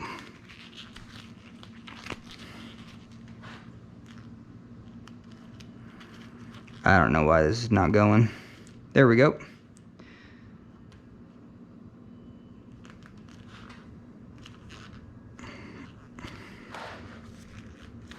Okay, so we got from here.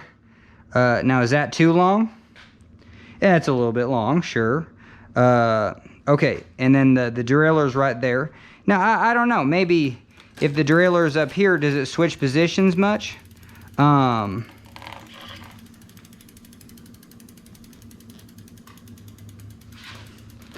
I guess up here it's a little bit more in line. I don't know. You tell me. Does it switch positions that much? So we're just gonna go halfway. This thing is a little bit more up. So yeah, sure, it's a little bit more up there. But now how long should we make this? Here, let me get my chair to show you this. But hell yeah, so if it was coming in like that, that's coming in hot. Holy Toledo. So see how there's pressure just right there? So the second, and then I'm just gonna put my fingers down here, and just even to the side. So there you go. So the second there's no pressure right here, then that's like the perfect length. So let's see if it's this big. Well, it still wants to put a little pressure, so I don't think you'll ever get that to go away. But you know what I mean? It's I wouldn't make this tight when you can just make it. But it's a bigger loop up here. That's for sure. And I already cut the other one. All right, we're just gonna figure it out what we want. I'd say that much. Holy Toledo. And the other one was only that much. You kidding? We did cut some off here, but no, we already cut too much off there. All right, so you're coming out through there and up through there. Yeah, so you do it this way too. Put it right in there, and then just kind of see what. This is probably the better way. Well, what makes sense? I mean, here's too short. Here's okay, but yeah, there. See, from there to there, it just gets just a touch better for sure. Okay, so we're gonna, yeah, same thing. Final answer. Right to there.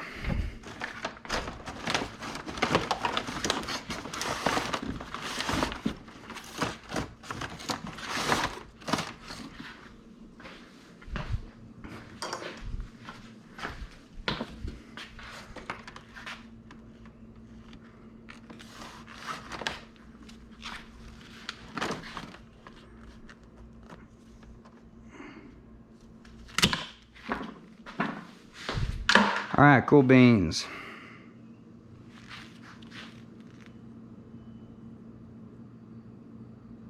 Boop. We're gonna have to cut that one just a little bit. Got all buggered. Dang it. And then this one's not wanting to open. And I don't want to make this thing any shorter.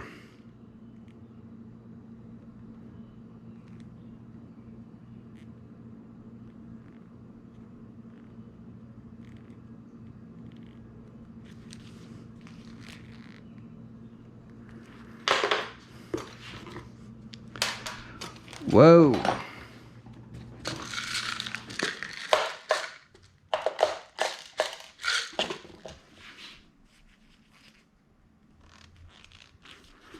All right, got that.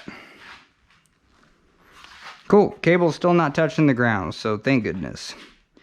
And, okay, let's oil this.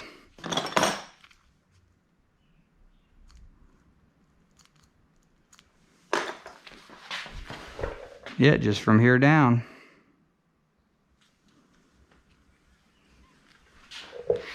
And that's a pretty small amount. Oh, perfect. Our reminder. Hell yeah. These reminders are so good. You know, just have, because, yeah, we've already put this in. We could have put this in a long time ago. These are the things that I will just forget, so I set reminders. Like, the second you take it out, you're just like, hell yeah, I'm totally going to not put that back on.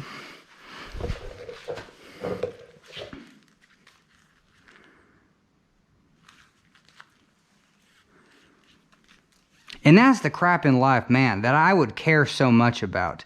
I'd be like, whoa, like, this is insane. I'm not very good at what I'm doing. Oh, and check this out. This is perfect. This is perfect for these alcohol swabs. Is we maybe oiled this up, but now we want to de-grease it right here because we are going to tighten the cable, and we would never want that cable to slip. So we just want it to not have any oil on it. Okay, and this is the other reason you do this last, because you're just like, oh, how the hell does this go in here?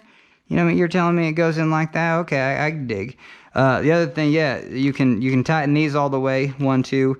I wouldn't do them all the way.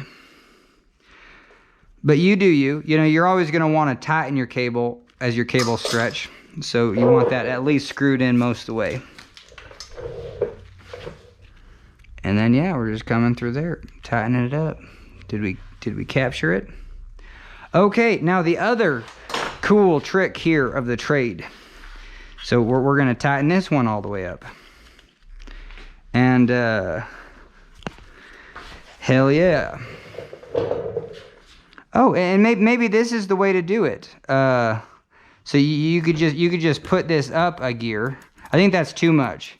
If you put this up a gear, have it drop down right to there, and then just have it hold that tension. Well, it ain't holding any tension, and I don't want to adjust the low screws. But yeah, you could probably take it up a couple of gears, and then see that's too much. But yeah, because if you take this cable and tighten it right there, well, I mean, it's something new. I'm gonna do it. It's something new because now we're just gonna go like 10%. And then see if it drops down. Okay, hell yeah. It drops down, and do we have decent cable tension? Not really. So, but all this crap is super tight. So we're going to do 20% there. We're gonna click it up just to see where we're at. I think the easiest way to see where you're at is just click it up and see if your pulley is right under your chain. So yeah, we're basically there. I can tighten it. So yeah, like right there is actually perfect. So yeah, we were pretty good on the tension. I'm gonna go 100%. I'm gonna go final answer. Well, whoa. You might have messed up totally. So yeah, you're gonna come down here to this last gear. Make sure you are in your lowest gear. You know, woo, there's a lot of cable. So I moved it up. Yeah, no, we're totally screwed. So we just have so much slack in the system. So we're gonna hold the derailleur and just do it click a couple times to kind of tension that cable. Oh man, yeah, a lot of slack. So I don't know, maybe you can just pull the slack out. Oh, I guess the other thing that you can do is just instantly cut this to where you want it, like right there. Well, like right there.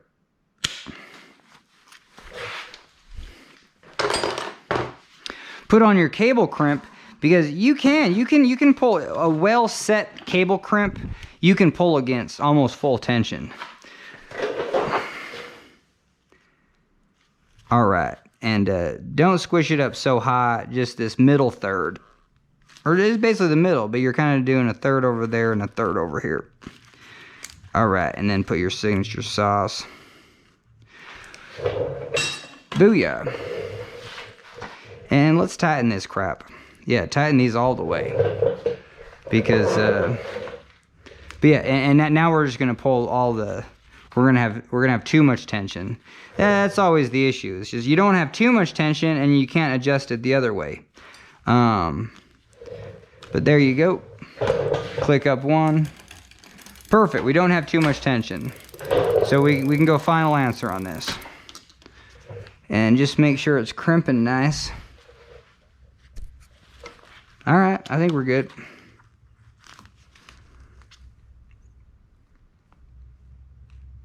Okay, hell yeah, crimp down. And yeah, does this feel just so much better? Yeah, there's no friction. It just feels friggin' awesome. All right, how we doing? Click up one, click up two, click up.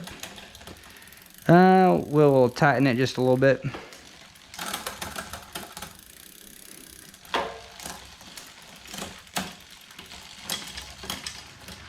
But come back down here and just make sure your pulley. Yeah, so that's perfect. I would say, and then we're just gonna go one. We're gonna go one tighter. Hell yeah! So we're a little tight. We're a little on the tighter side, but this cable will stretch. And then yeah, let's just. I wouldn't stretch the pawls out. Well, if you are gonna stretch the pawls out, stretch this last one. You know, because you'll use it so little. Like this pawl is pushing against a pawl or like a ratchet, and if it's just this last ratchet, yeah, you can kind of put some tension in there. 1, 2, 3, 4. 1, 2, 3, 4, 5, 6. All right, let's see if we're all lined up. Hell yeah, because yeah, and now we can even tighten it one. You know, because we got rid of some of that. Cool. And does it still come down? Sure. And everything else was money. We already said it's not going to go past the pie plate, and coming down here, it's not gonna. And you're trying to pull it maybe into the frame. It's not going to pull into the frame. All right. Hell yeah, we did it. Okay, so we're done. And that's cool. That's the fun thing about tuning a bike. We already said we weren't going to touch the front derailleur. Don't need to be touched. Sure, you can come in here. Like after replacing some chain rings, it's just like absolutely not. You do not need to check. Chain ring bolts are the tightest squeezes in town. So they will just never loosen up. Oh, but these, hell yeah, you know what I mean? These will be rattling around. So, okay, we're gonna hit the seat and then the cockpit. I'm gonna assume this is where they want their seat. So, but we're gonna see just how if there's tons of friction in here. I can't imagine there is. No, it feels fine. It feels fine. So we really don't need to do anything here. And that clamp works just fine. It's a nice clamp. We're just gonna come in here and then final answer it. Just make sure we're all lined up though. Oh, what the hell? See, sometimes I feel like my eye is just getting, like we're not doing it. Like lining things up. Yeah, I'm bad at that. All right, your guess is as good as mine. Just make sure this clamp's on there. Hell yeah. Okay, sweet. That clamp ain't going nowhere. Okay, it's cockpit time though. Bolts you can just check. So we already checked. We already made sure there was no play in the headset. So, but we can just come in here and just make sure. Yeah, so we can actually get a little turn out of that. You know what I mean? And we're not putting fours. We're just, see, that one's flat and that one's tensioned. But this one was just a touch loose.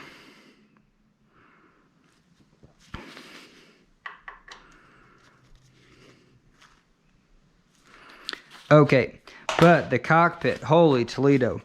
Yep, dry off our hands, and we really want to change this up. So we're gonna come in here.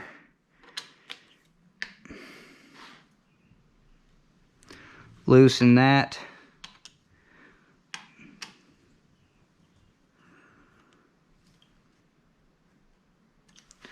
Loosen that. Loosen that. So this had an XT derailleur on it. It's just old enough where like it doesn't have disc brakes because that's interesting. Man, you never see an XT. Oh, it's Dior XT. Oh, that's a trick. Man, Dior XT. So yeah, Dior is kind of like the LX. It's kind of like the low end. But yeah, the fact that they throw an XT on there, ho, that is some marketing. You might as well, hell yeah, Dior XT. That'd be like in the 90s, I'll have LX XT. Okay, so we're gonna get these brakes where we want them. Just even. Yeah, this one was fine. And what do you think? Brakes down just, oh. Before we do any of that crap though, for this, we are going to loosen these. We should have seen if it needed to be tighter. Too late now. But we are going to adjust the cockpit just to make sure we're where I would want it. You know what I mean? That's the most important thing as a bike mechanic. You do things how you would want it. No, I'm just joking, but most people don't know where they want it. So, yep, you got to figure it out for them. Okay, and then yeah, just roll your handlebars around. You know, they either feel low or they feel high, but then just a slightly lower feels more in control.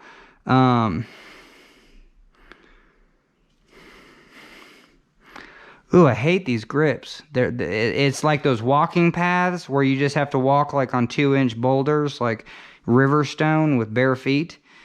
Yeah. And they're getting just a little sticky. Okay, too high. That's just about perfect though. Yeah, I don't think I'd want lower. Oh, and that's kind of where it was anyway. So let's go way too high and then back down from there. Hey, that's pretty sweet. These were put on almost exactly where you'd want them. So yeah, that's good to know. Hell yeah.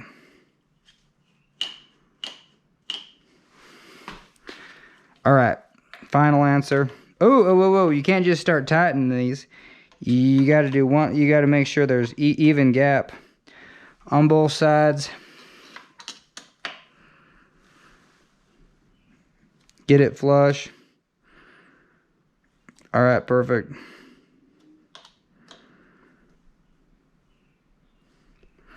Hell yeah. All right, I think that's done. And then the shifters, I don't know. Wouldn't you want the...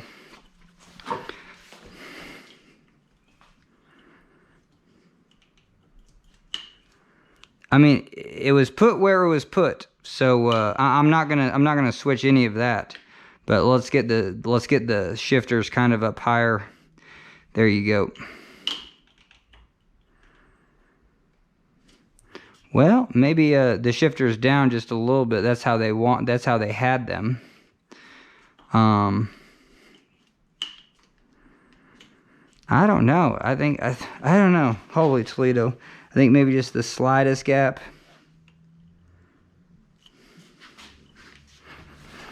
Yeah, that's interesting. Like, where do you want your shifters?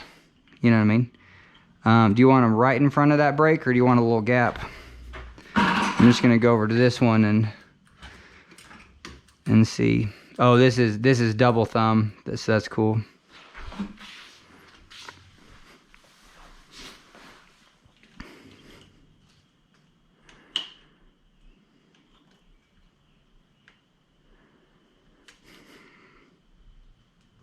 I don't know. Brakes are final answer, and then we can always Allen key for the. So yeah, let's get the brakes final.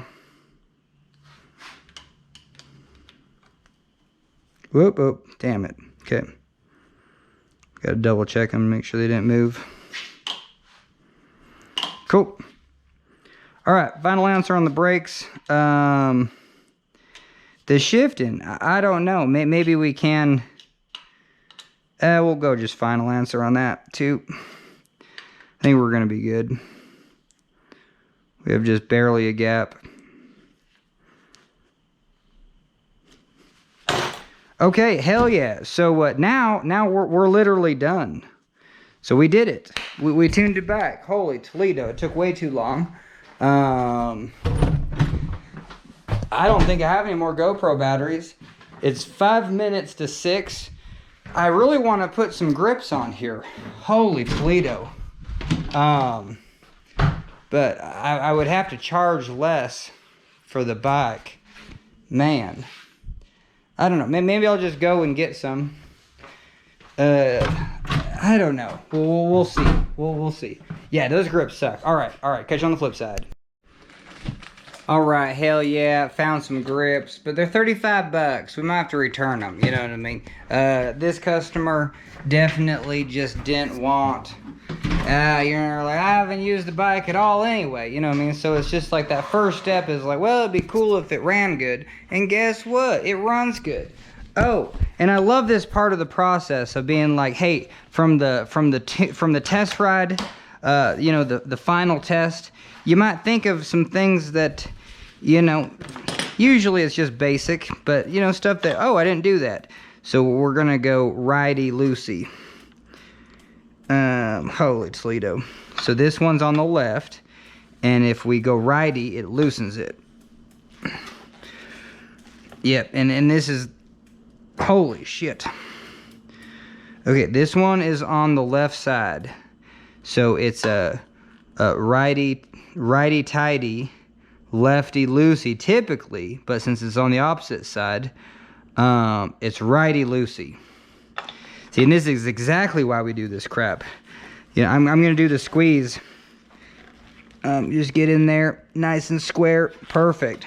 But yeah, because you definitely need some grease on this. If this thing can't come off, you know, a little corrosion, the thing will never come off. Yeah, and these are just never juiced. All right, there we go. Hell yeah. Whoa. Oh, just so much juice. We kind of messed that up.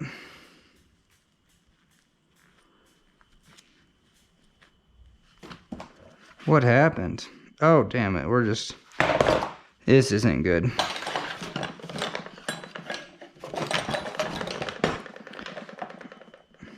Alright, we're losing our juice game. Whoa, it's all like pressurized now. Okay. So yeah, just a little bit of juice. Not too much. Okay, booyah.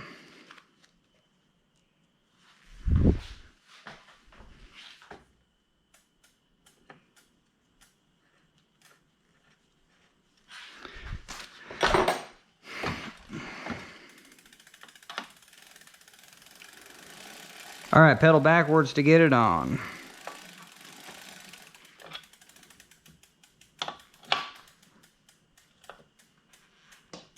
All right, yeah, you can tighten it down, but man, we got some.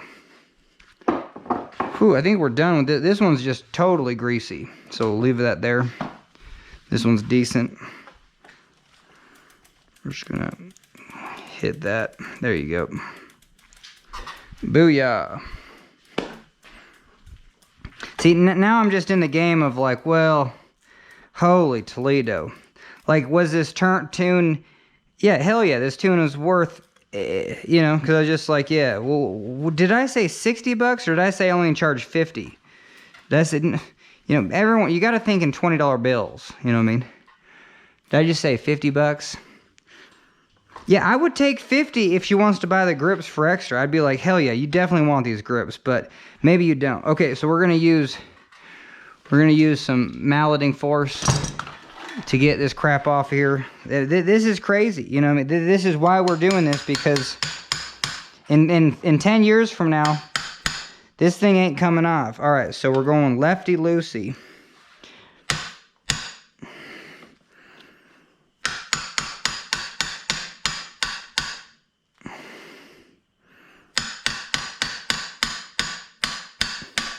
Cool. Oh, just pull my neck muscle. Damn. Okay, and drive it off. Drive it off.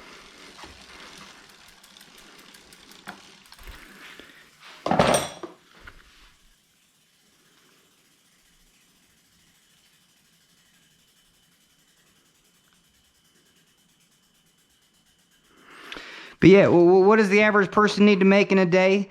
Like $200 these days? Who knows? You know what I mean?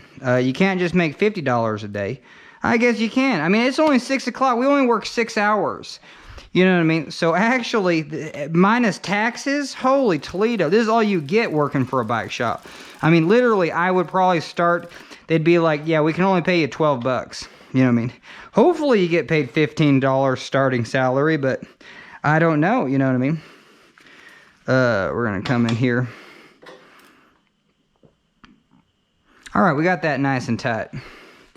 All right, hell yeah. So, yeah, these grips, she might be like, oh, I love these. You know, they just feel like, yeah, like I'm getting acupuncture every time I'm riding the bike. But no, that's definitely not for me. Damn it, we only got 25% more juice, and we're doing it. This is done. We got to be done at 6 o'clock. We got to get on with our life. But hell yeah, I mean, 5 years ago, 10 years ago, I'd be like, well, this bike will take 3 days. But now it only takes me half a day. Well, basically all day, 6 hours. But I don't think it even took 6. This is under 5, maybe just 4. But I have no idea once I put together the foot. Oh, shit. But what did we just do? I think we just hit the tire. There we go. All right, all right.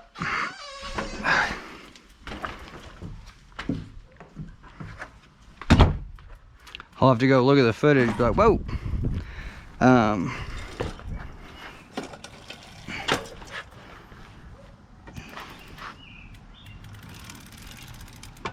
Hell no. Yeah, we're just all set. All setty spaghetti. All right, let's do the test ride. All right, heck yeah. Shocks are nice. Nice rebound. Yeah, everything feels good. Yeah, the rear suspension, it is what it is. It's not locked out. Oh no, it is locked out. There you go. Unlock it. Okay, perfect. No, that rear suspension's good. Perfect. Oh, so good. Yeah, so we got good rear suspension, and the grips are what they are. Yeah, there's no need to spend any more money. We said 50, and it was well worth it. This bike feels brand new. And do I like the shifting where it is? Yeah, I don't want to throw my thumb way high on the shifting, so yeah, let's just shift and see where we're at on it.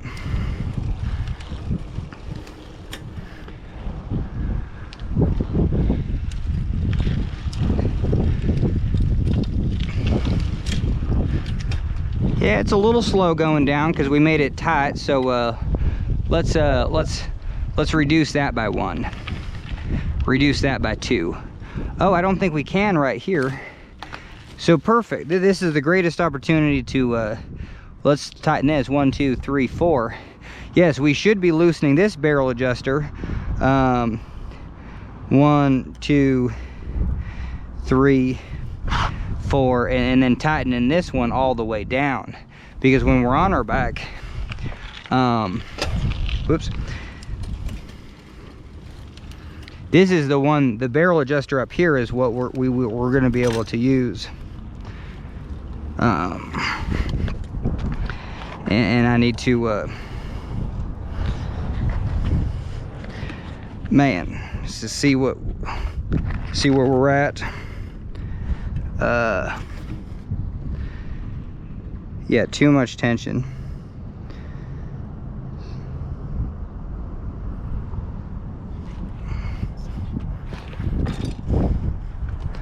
Need to loosen this.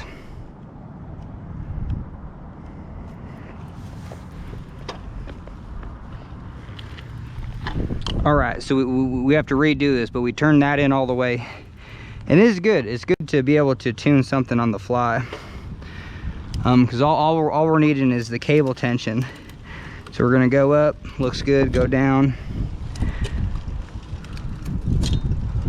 Oh, no, we need hella cable tension.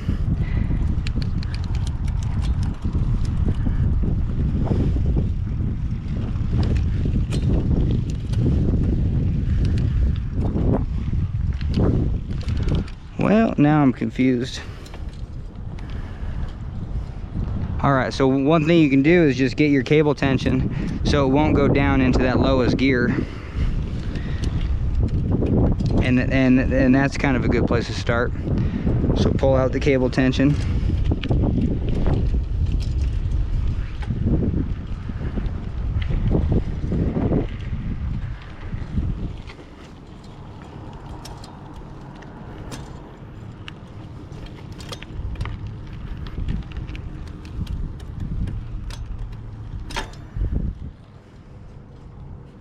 All right, that was too much then, yeah, because it's gonna shift twice.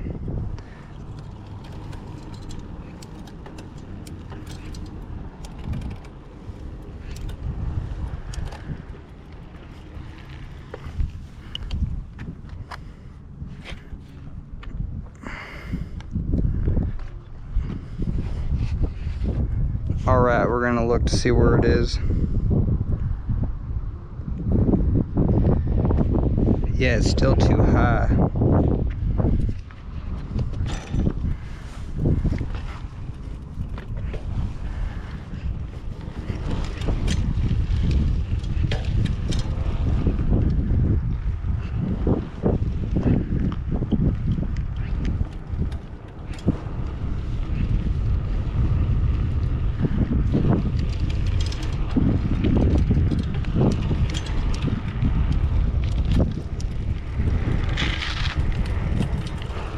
All right, we're gonna go back and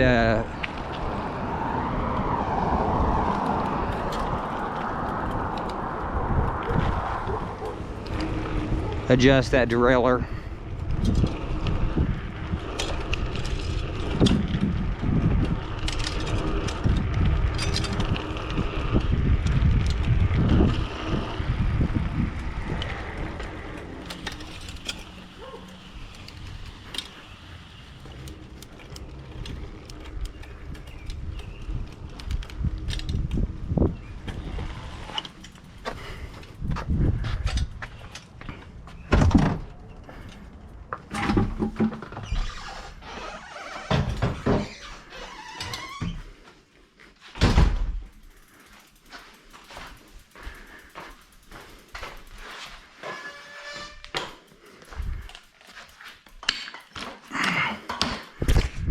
All right, let's definitely get a new battery, check on the flip side.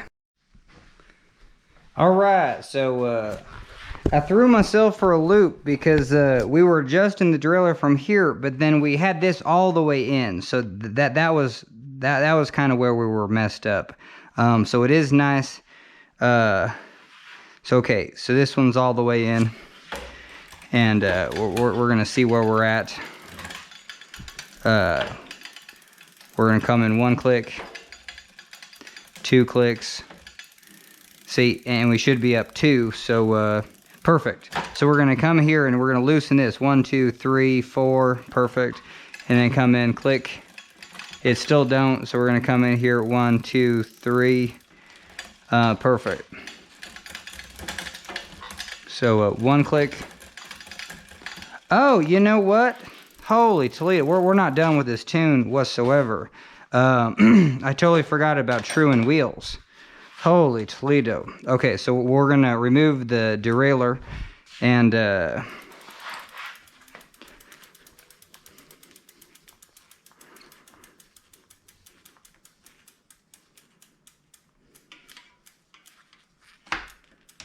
Whew, a lot of tension on that. Okay.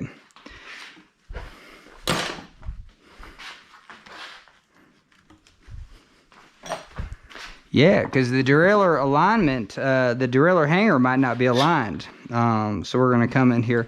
Hell yeah, we're going to juice this up.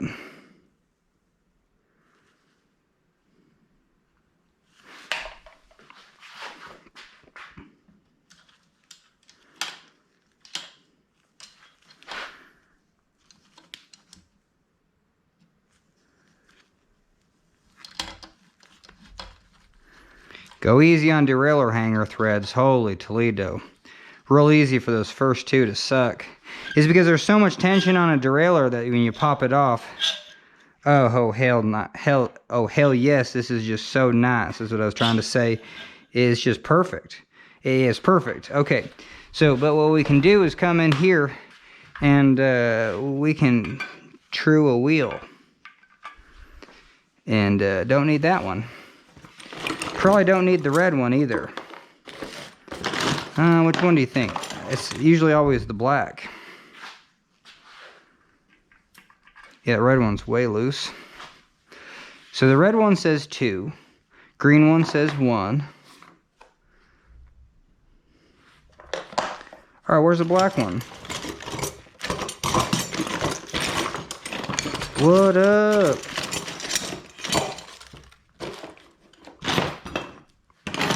Oh man, I'm gonna be losing my mind if I can't find this in the next like 20 seconds. I don't think we're anywhere close. I think like we already saw it and then just there it is. Okay, sweet. Hell yeah. All right, so truing a wheel. Yeah, let's check the spokes. Start at you know, the valve cap. We'll go once around. Nice tight tension. Like probably too much tension, but okay, so that we're gonna spin it. Oh man, this thing is so true anyway. Hell yeah. So if we hear any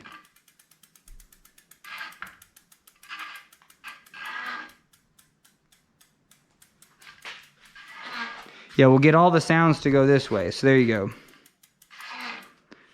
So like right here, I hear the sound. Perfect. So then I just know like right there, there's where the sound is.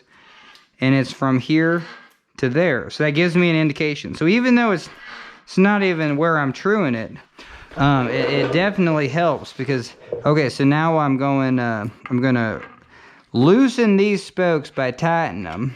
That makes no sense, does it? But no, it does, because you're loosening these this way. The spoke nipple's that way. You would loosen the spoke nipple. So if you did that, you would turn the spoke that way. And if this thing was this way, you'd turn the spoke that way. And guess what that way is?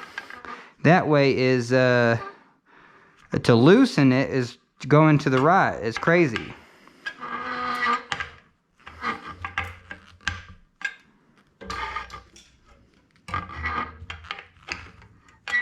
And we'll tighten this spoke. And the other way to see if you're going to do anything is just pull on the spokes. Hell yeah.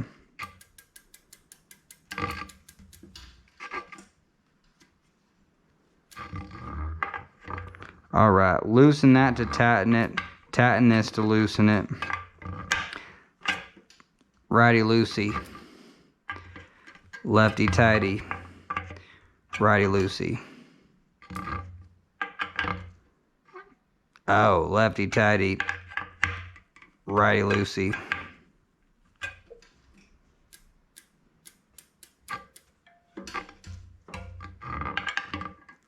Righty-loosey, lefty-tighty.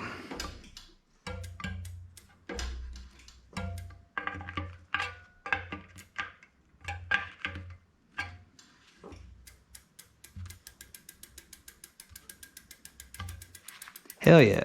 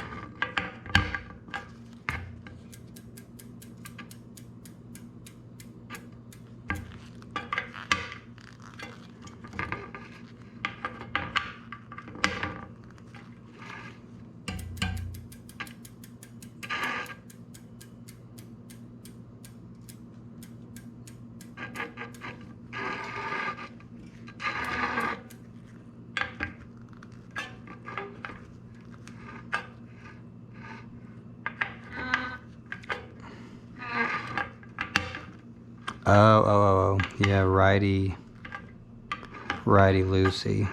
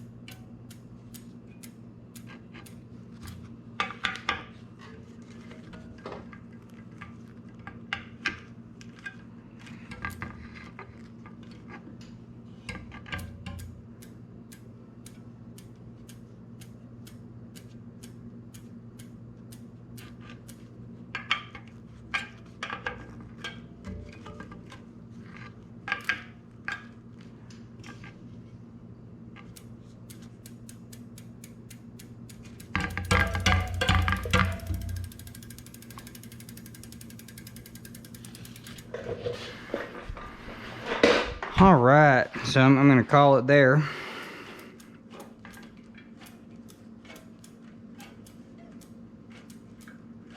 Whew.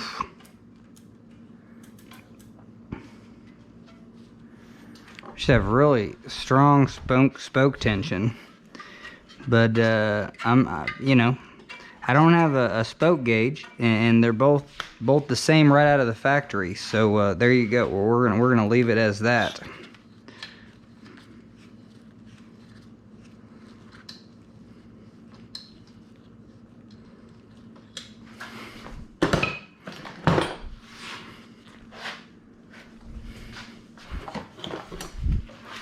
All right, get some juice on here.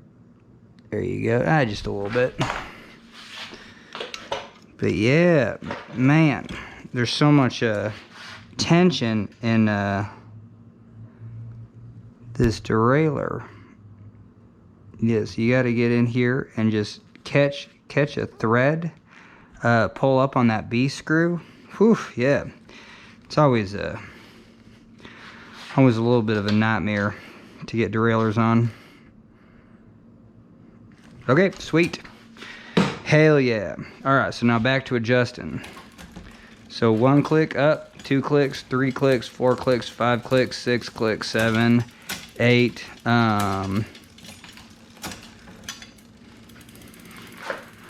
Yeah, we just need to get in here and start looking.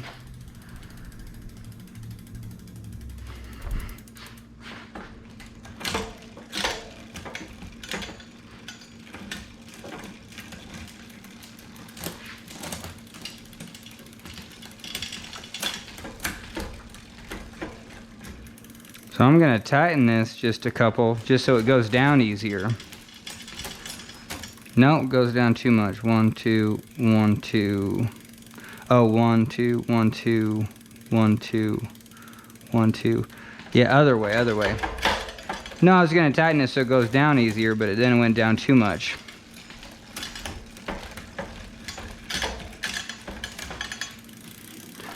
Alright, let's see where we're lined up on the low end. You know, just for reference.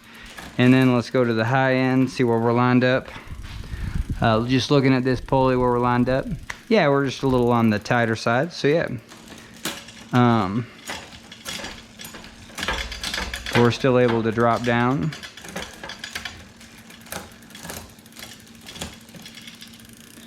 Okay, hell yeah. Alright, let's true this front wheel. We'll do our test ride. Whoa, we can be done. Man.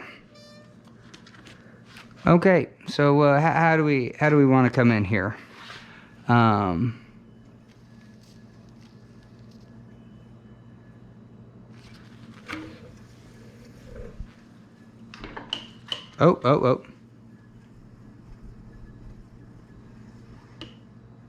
Oh, interesting. Okay, so over here, I'm glad we caught this, because we can screw this adjustment farther that way, and then loosen the cable, because we do just have a little bit of a noise. So right here, this fixed piston or caliper, we can take it in a couple, That tightens the braking. But then we can come here and then loosen it to where we need it to be.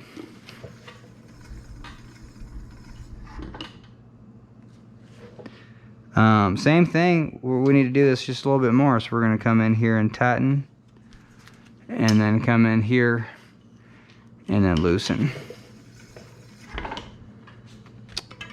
Well.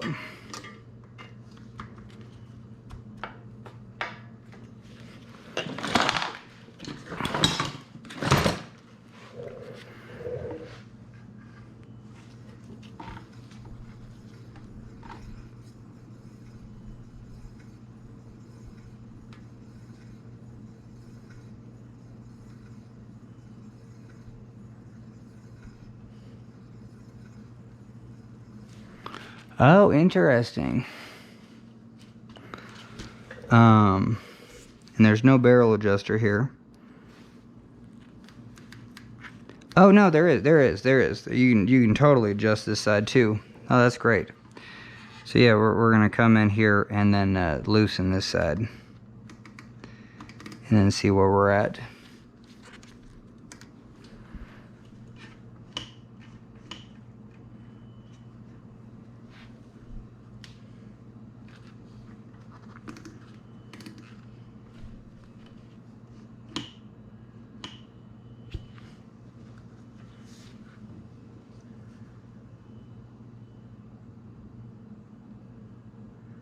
Alright, that's crazy, because that side's totally loosened.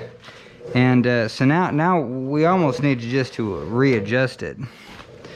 So we're going to come in here. Where can I get my light that I can see it? Yeah, fair enough.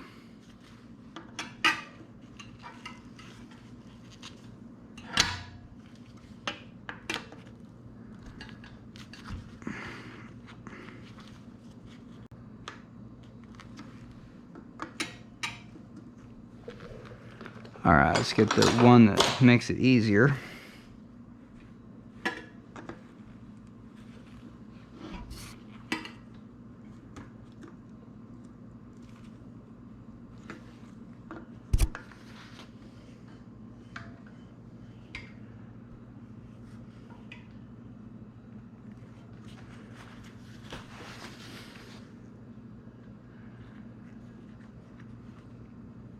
Oh, we want more gap on that inside. More gap. Okay.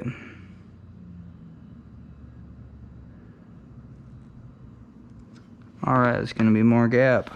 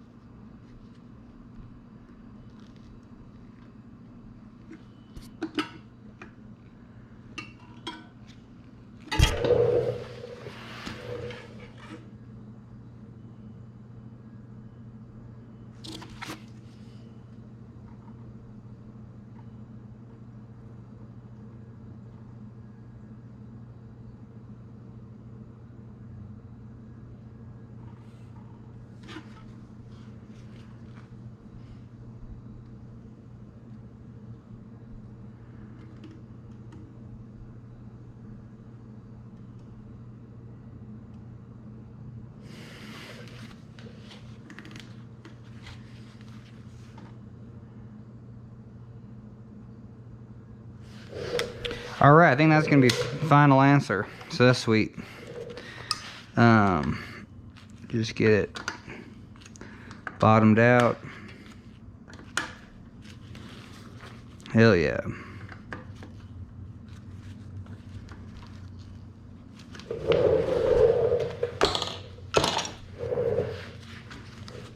See where we're at. Yep.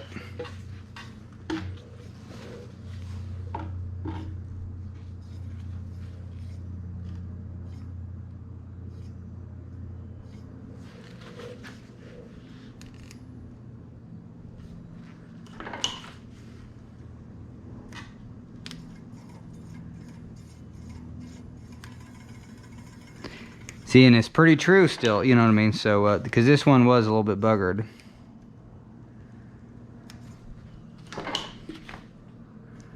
But even if we want to just hit it a little bit.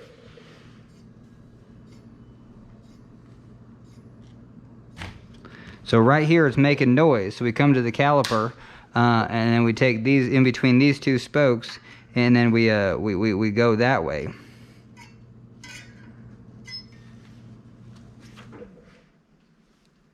And then no noise. So just, it's instant. You know, there you go. It seems like we already did this, but hell no. Now we're just tricking it out. But we did have to adjust it.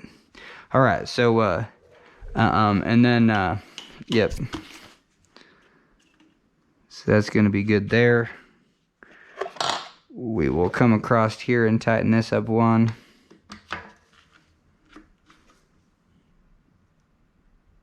Maybe two. Well. Oh, see, here's the other thing, is that we need to get some of this crap in here. You know what I mean? Just because, I mean, you need to have some sort of adjustment, because it's something that you just won't adjust from here. So yeah.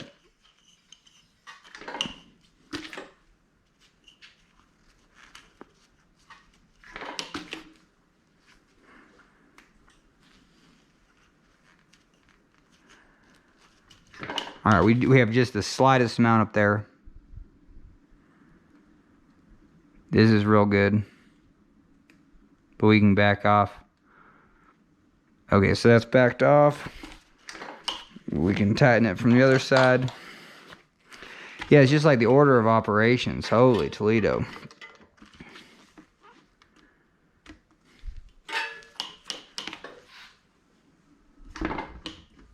But it's still pushing that pad over far. That's the only thing about these, is like you push the disc brake over, you know, up against the other pad. But that's fine.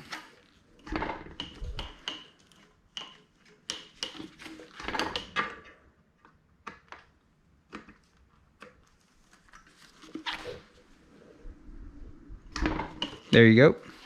And just make sure we got enough gap over there.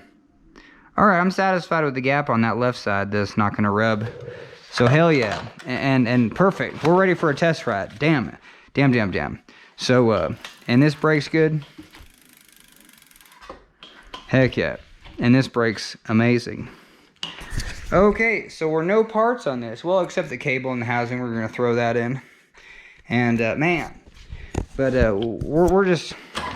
I don't know why this takes 5 hours for me, but it's just because I'm learning, and and I really like to learn. You know, I like to how do you get it dialed in? But then I am saying, because you're just gonna have to redial it later anyway. You know, it's like sweeping a kitchen floor. We're just gonna have to do it tomorrow. All right, let's not mess this up again.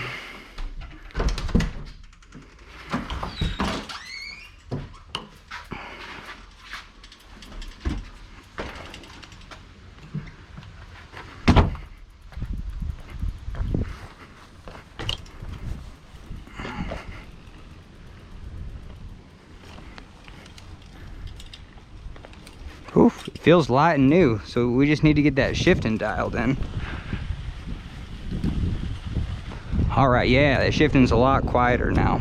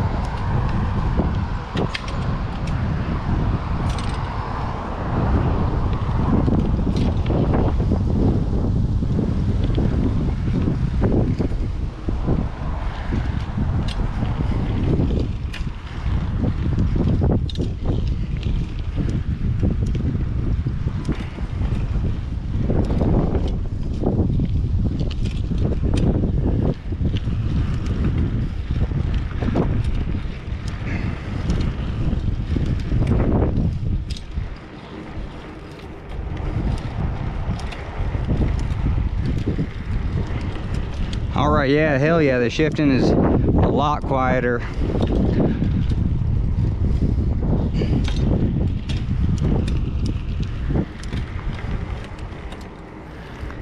I mean, the only thing is I feel like I have to just be a little bit more patient with it. But I guess that's just going down because, you know what I mean? But we got rid of a lot of the friction, so it should go down a lot easier, and it does.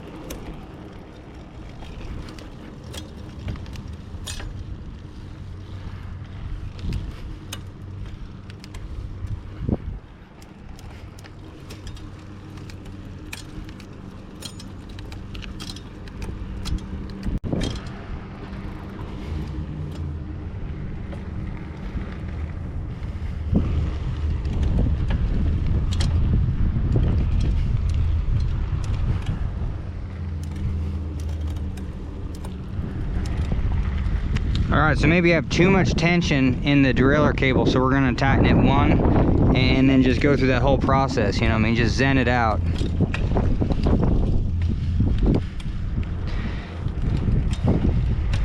Yeah, I think it drops down just a little bit easier.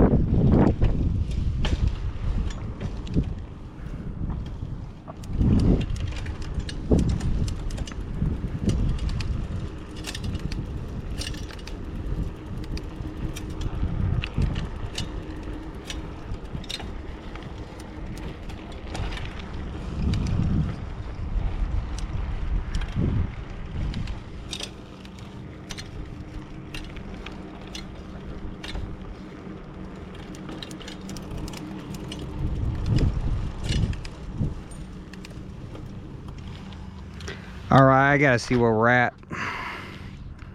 Man.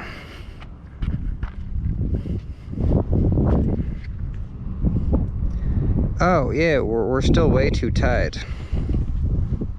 So, yeah.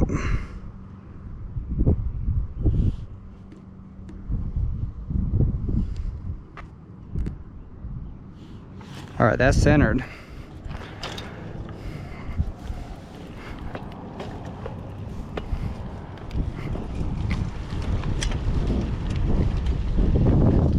it's much quieter. So hopefully that was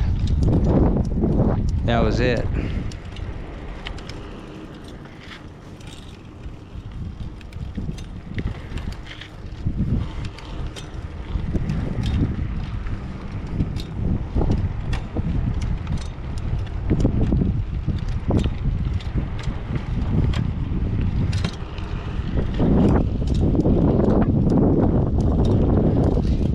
The change still shifts kind of hard and rough, you know, just like drops in. Okay, so I'm gonna call it there. But we're gonna go back and we're actually gonna loosen up that cassette.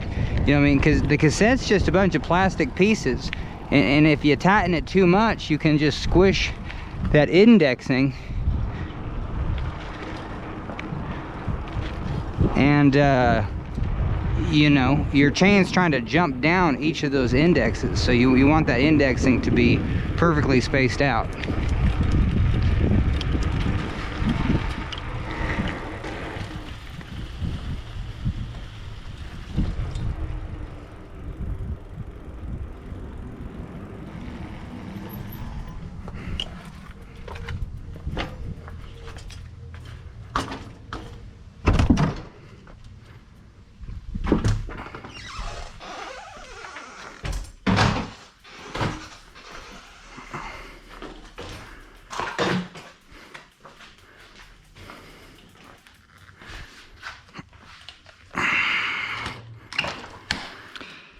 Whew.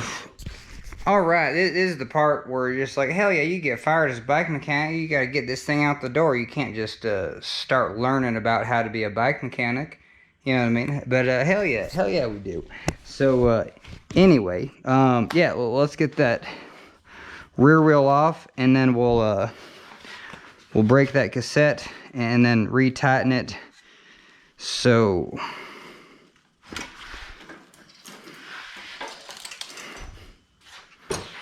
yeah, so we have the proper tension. You know, I might just have too much tension on it. You know what I mean? Once you start putting grease on the axle, hell, you know what I mean? Maybe it just wants to tighten too much too easily.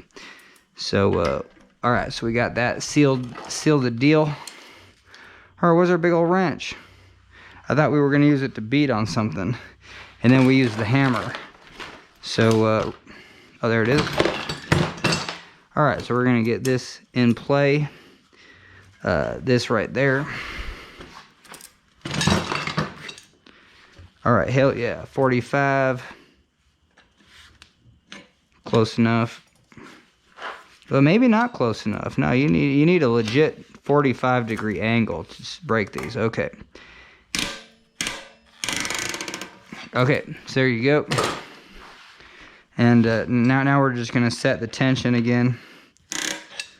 40 Newton meters.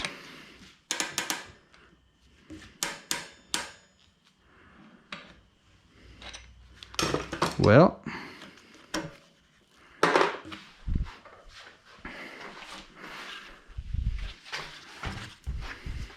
don't I have a torque wrench? Maybe not. Oh yeah, we got this thing. Hell yeah. I don't know if it has Newton meters. Yeah, metric kilograms. Whoa, that's not Newton meters though. Foot pounds. All right. I'm gonna catch on the. Well, will this even fit in here? Hell yeah. Okay, perfect. And so I'm gonna go look online what 40 Newton meters, 40 to foot pounds is. All right, catch on the flip side. All right, hell yeah. Okay, so 40 Newton meters is 30 foot pounds. But before we do that, I'm reminded myself of something. Hell yeah, let's get this oiler. I don't know, there's just something we're just not satisfied with, you know, on this derailleur. So I don't know, we're just gonna come in here, just the slightest amount of little WD-40, you know, right where you need it the most. Okay, perfect. And then just gonna come in here, just right on these little pieces. And we're just talking just a drip to just a drip of a drop. There's 4 little pulleys here, but yeah, just barely anything. There you go. Hell yeah. I guess there's 8. That's the thing. That's why you only want just like the tiniest drop.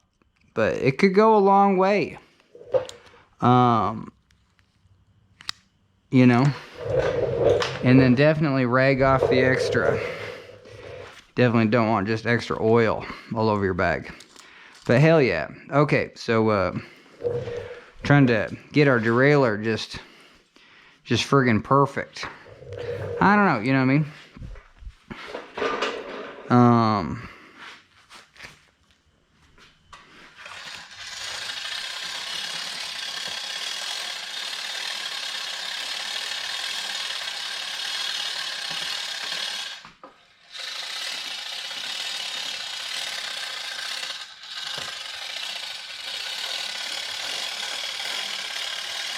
All right, all that feels good. Get her back. Okay, all right, back to this. So we need 40. We need 40 foot-pounds. So here we go.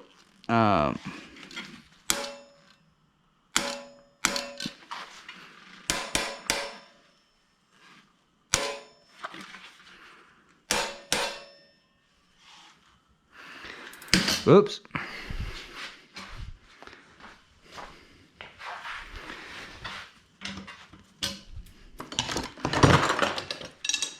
Yeah, I don't know. It seems like you just scream it on too tight, but with that, yeah. So we're already like, holy Toledo. That's why even, yeah, 40 foot-pounds, 40 Newton meters seems like a lot on that gauge. So we're gonna break this open again, and then just reset it. Okay, here we go.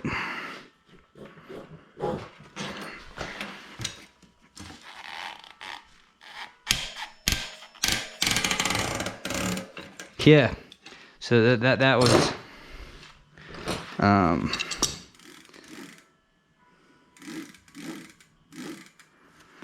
okay, here we go. We're gonna set it just from just kind of how we've always done it. You get here, and I don't know, yeah, you could probably do one more if you wanted to. All right, perfect, done and done, locked on. And I don't know, it probably didn't do much, but maybe it did something. But the other thing we can do is, we got the bike in the stand, we can just kind of see if we can do anything else, you know.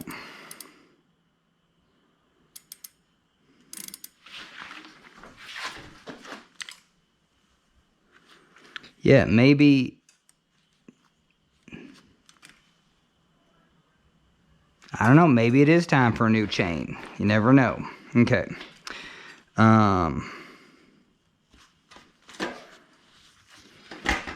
Oops.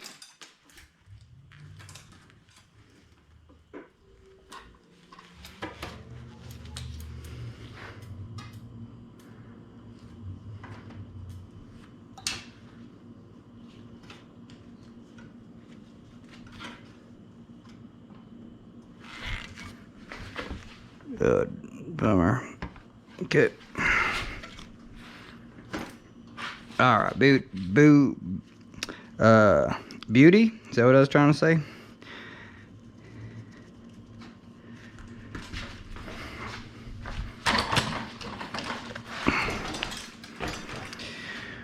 Whew. Alright, got that in there. Hell yeah.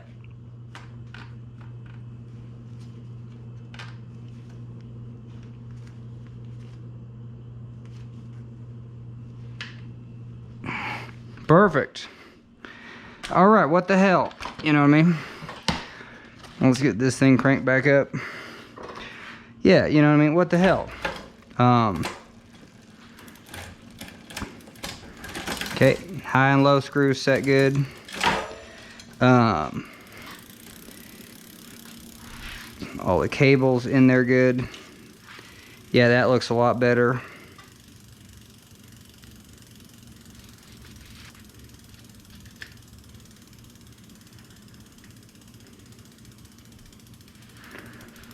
Okay. We're going to look at the indexing all the way up.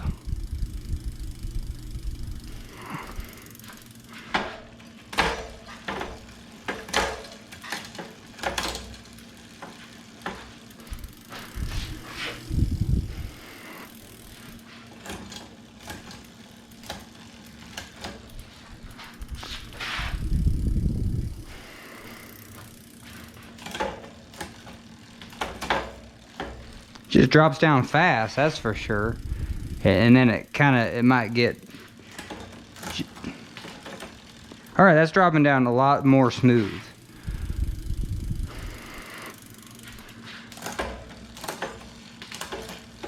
Yeah, I swear, you know, hopefully, yeah, that was too tight, you know what I mean?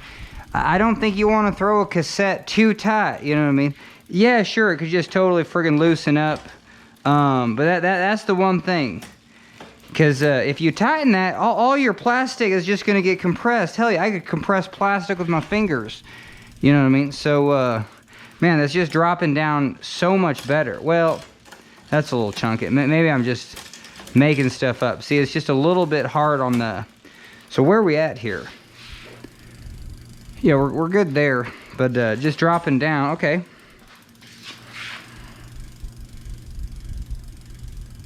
Yeah, we're lined up, and we're lined up just lower of neutral.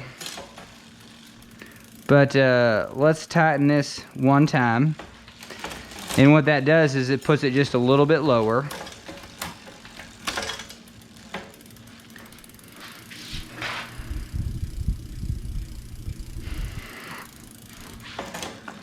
We're still able to shift up.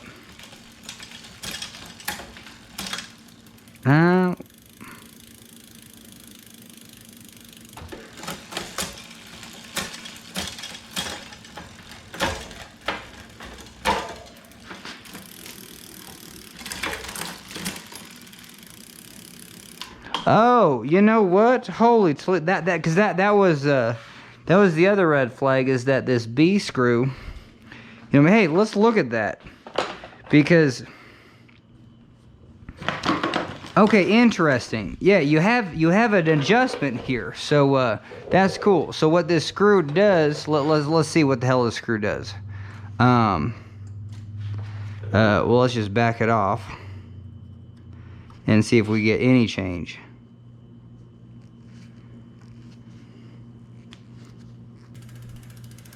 Alright, because this pulley is just real tight up against there.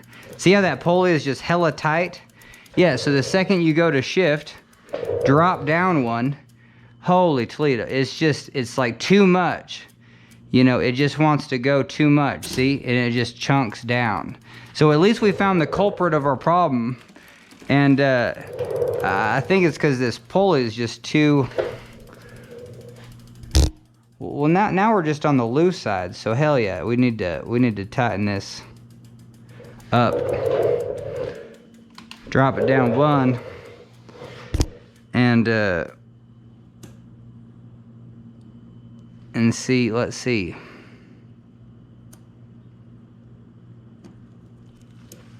So anyway, let's get this all the way back here.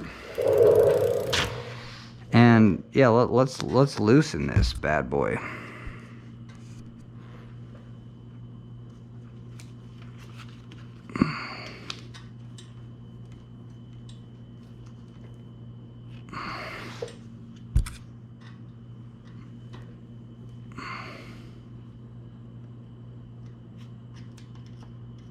Well, damn it. It's almost like the B screw is not engaging.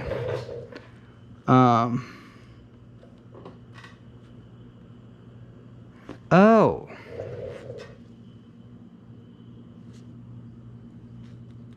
Was it this bike or was it another bike that I was just doing? Where I was like, oh, there's like a little plastic deal. What the hell was that? Yeah, that was this bike, I swear.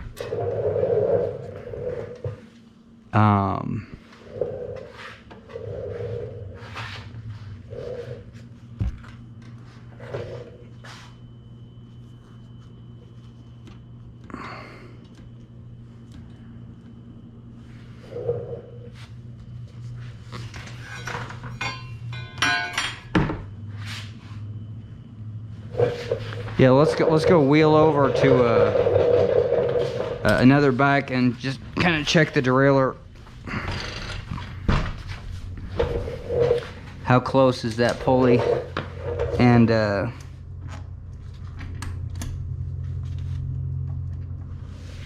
I guess it doesn't do much, but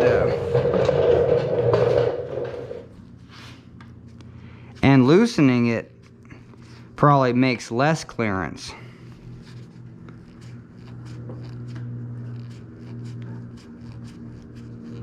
Alright, so we got that B screw loosened all the way. And let's see if it just is starting to run into the gears.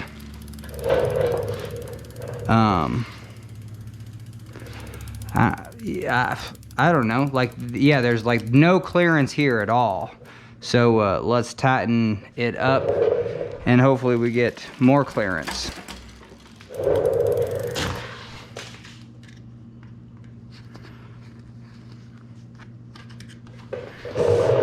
Maybe I need this screwdriver.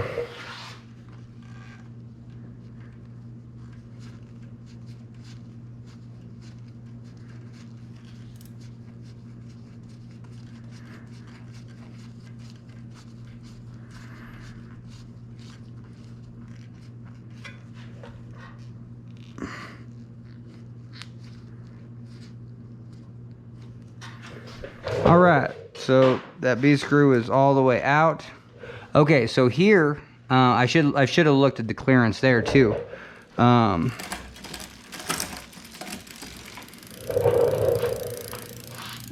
hell yeah, I think we have more clearance. So now, I mean, will that just help our shifting?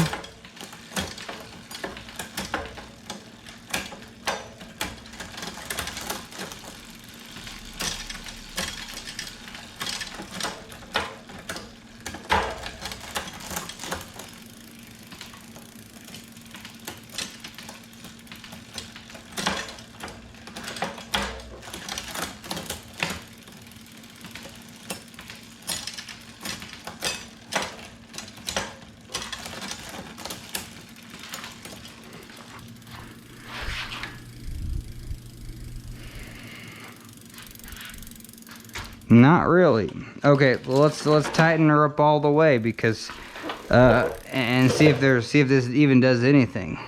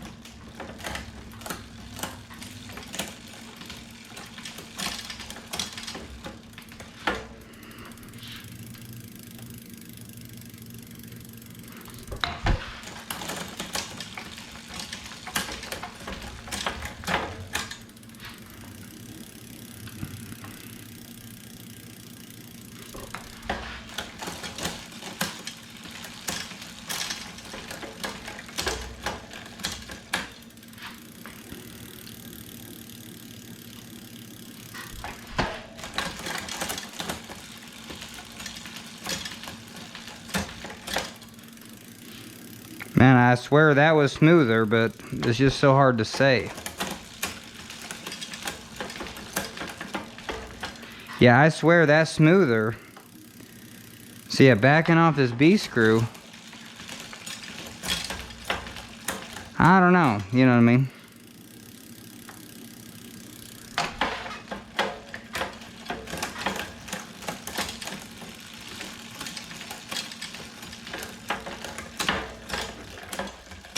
So now it's a little chunkier down here.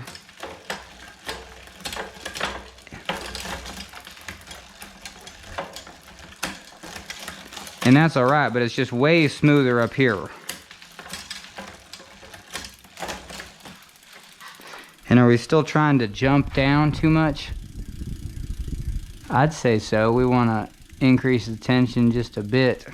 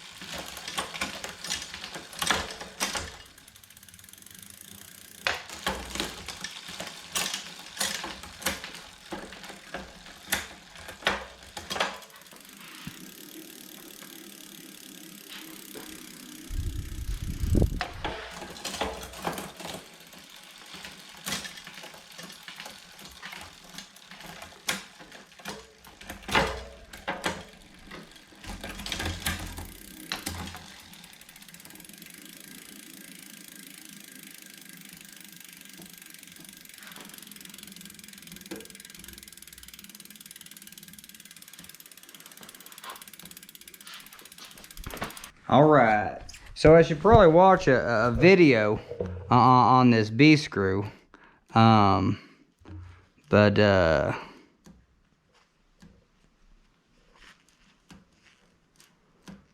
so this just hits there. It seems like the B screw don't engage. That's so interesting.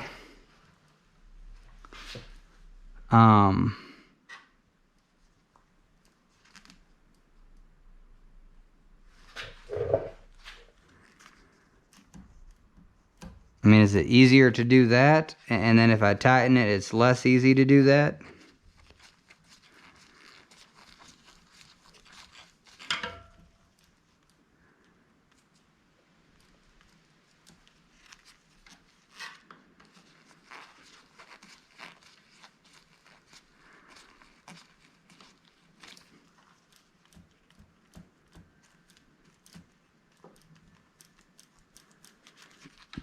Man, I don't think it's having any influence on this derailleur.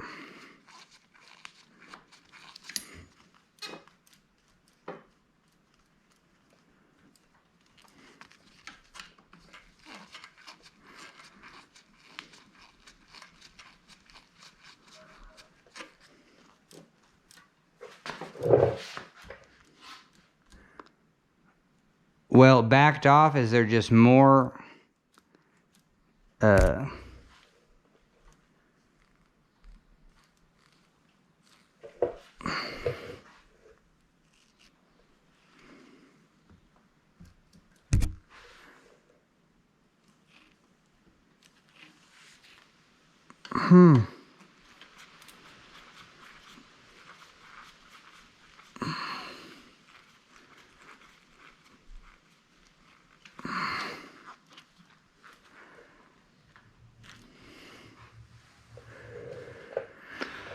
Alright, I'm at a loss because it's just not, I don't know, it's just not satisfactory. It's just clunky shifting. But hey, that's not bad.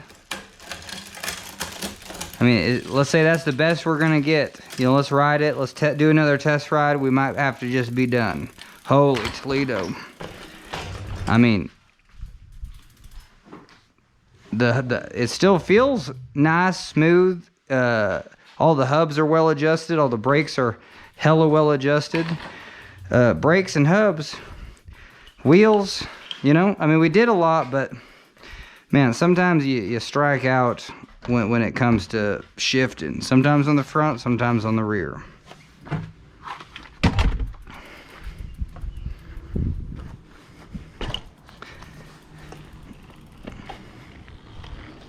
You just can't give them that brand new feel. But I don't know, maybe I am just OCD. But no, it's still on the way down. It's a little clunky. But going into an easier gear, heck yeah, it's brand new, baby. But going into the harder gears, yeah, it's a little clunky.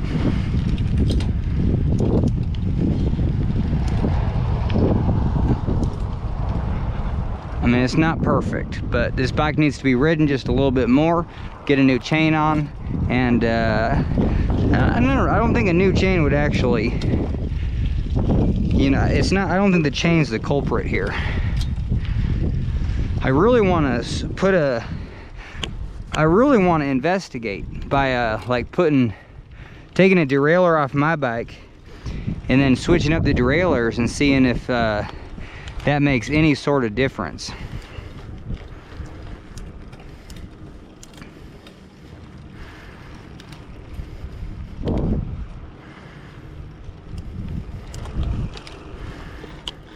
But yeah, brakes are excellent.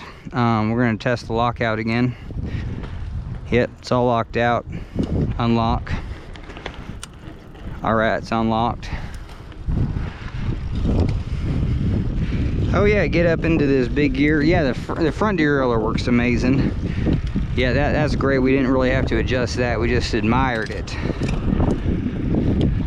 It's always nice when someone designs a front derailleur or installs a front derailleur. You know, it just so good, it's so satisfying.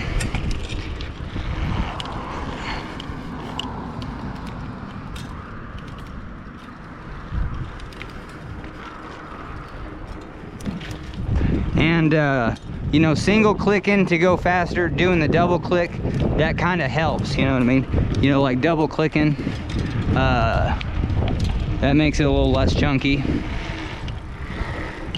All right, heck yeah.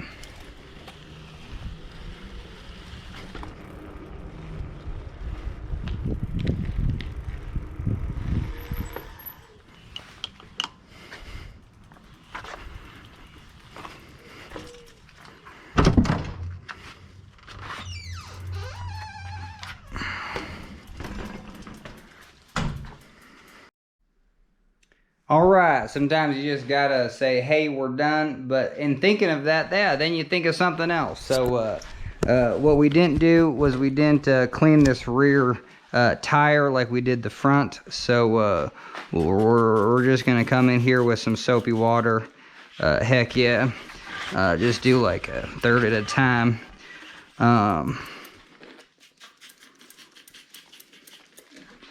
Heck yeah.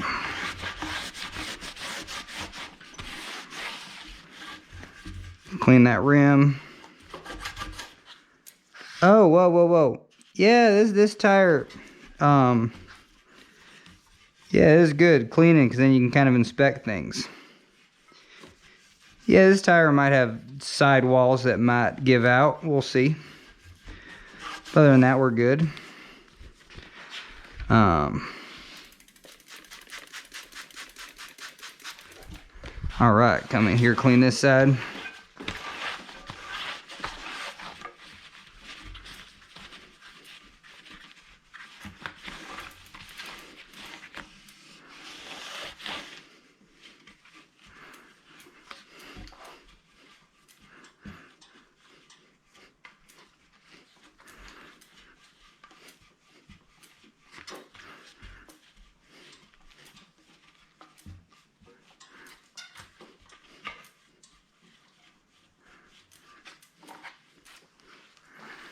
Oh, and do you think like there's just so little friction, it pops down too fast? Like if you actually slowed on the way down, just put a little friction here, you would actually I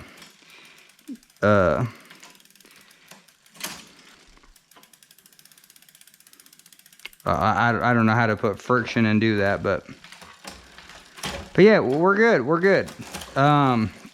Holy Toledo. But yep, this is, with mental illness, sometimes that's why I like mowing the lawn, you know what I mean? You don't just mow the lawn 5 times because you missed one spot. But when it comes to back tuning, it can feel like, whoa, you can spend all day on like one little thing. And that's why I'd be terrible at cutting hair, because you'd be like, ooh, you know what I mean? You just start cutting and cutting, you know what I mean?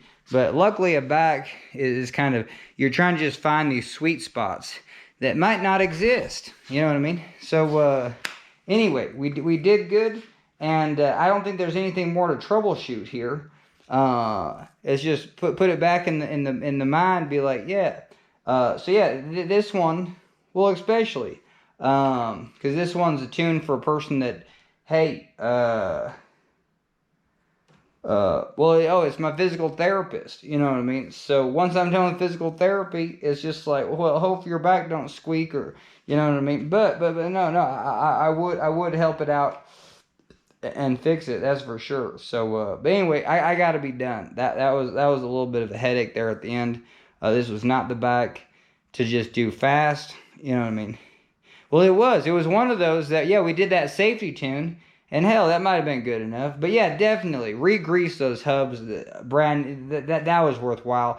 We did some really good brake adjustments. We trued brake rotors. So all that is just really good education. All the stuff that I've done that with prior, you know what I mean, like installing cables and stuff. Well, that was kind of in one fell swoop. But then, you know, truing disc brake rotors, well, no, let's do that every time so we can get good at it if we have to do it in a pinch. If someone's like, true that disc brake rotor in under a minute, you're like, okay, find the sound and get it, you know what I mean? Okay, out the door, done. Adjust a disc brake caliper in 1 minute. You're like, holy Toledo, all right, set this position, set that position, call it good. Yeah, it'd be interesting to also challenge yourself to do that kind of stuff. Well, like, see how fast you could go through it and see if that's going to be adequate enough. That would be cool. Build up to that kind of pro level. Sometimes pro level means like, hell yeah, you better be able to do it pit stop style. And then the other pro level is just like, whoa. Sometimes you get to do things that the pros don't get to do because people didn't pay for that service. So that's kind of where I like to spend my time. All right, but anyway, I gotta call it. Thanks for joining me, and that's a video.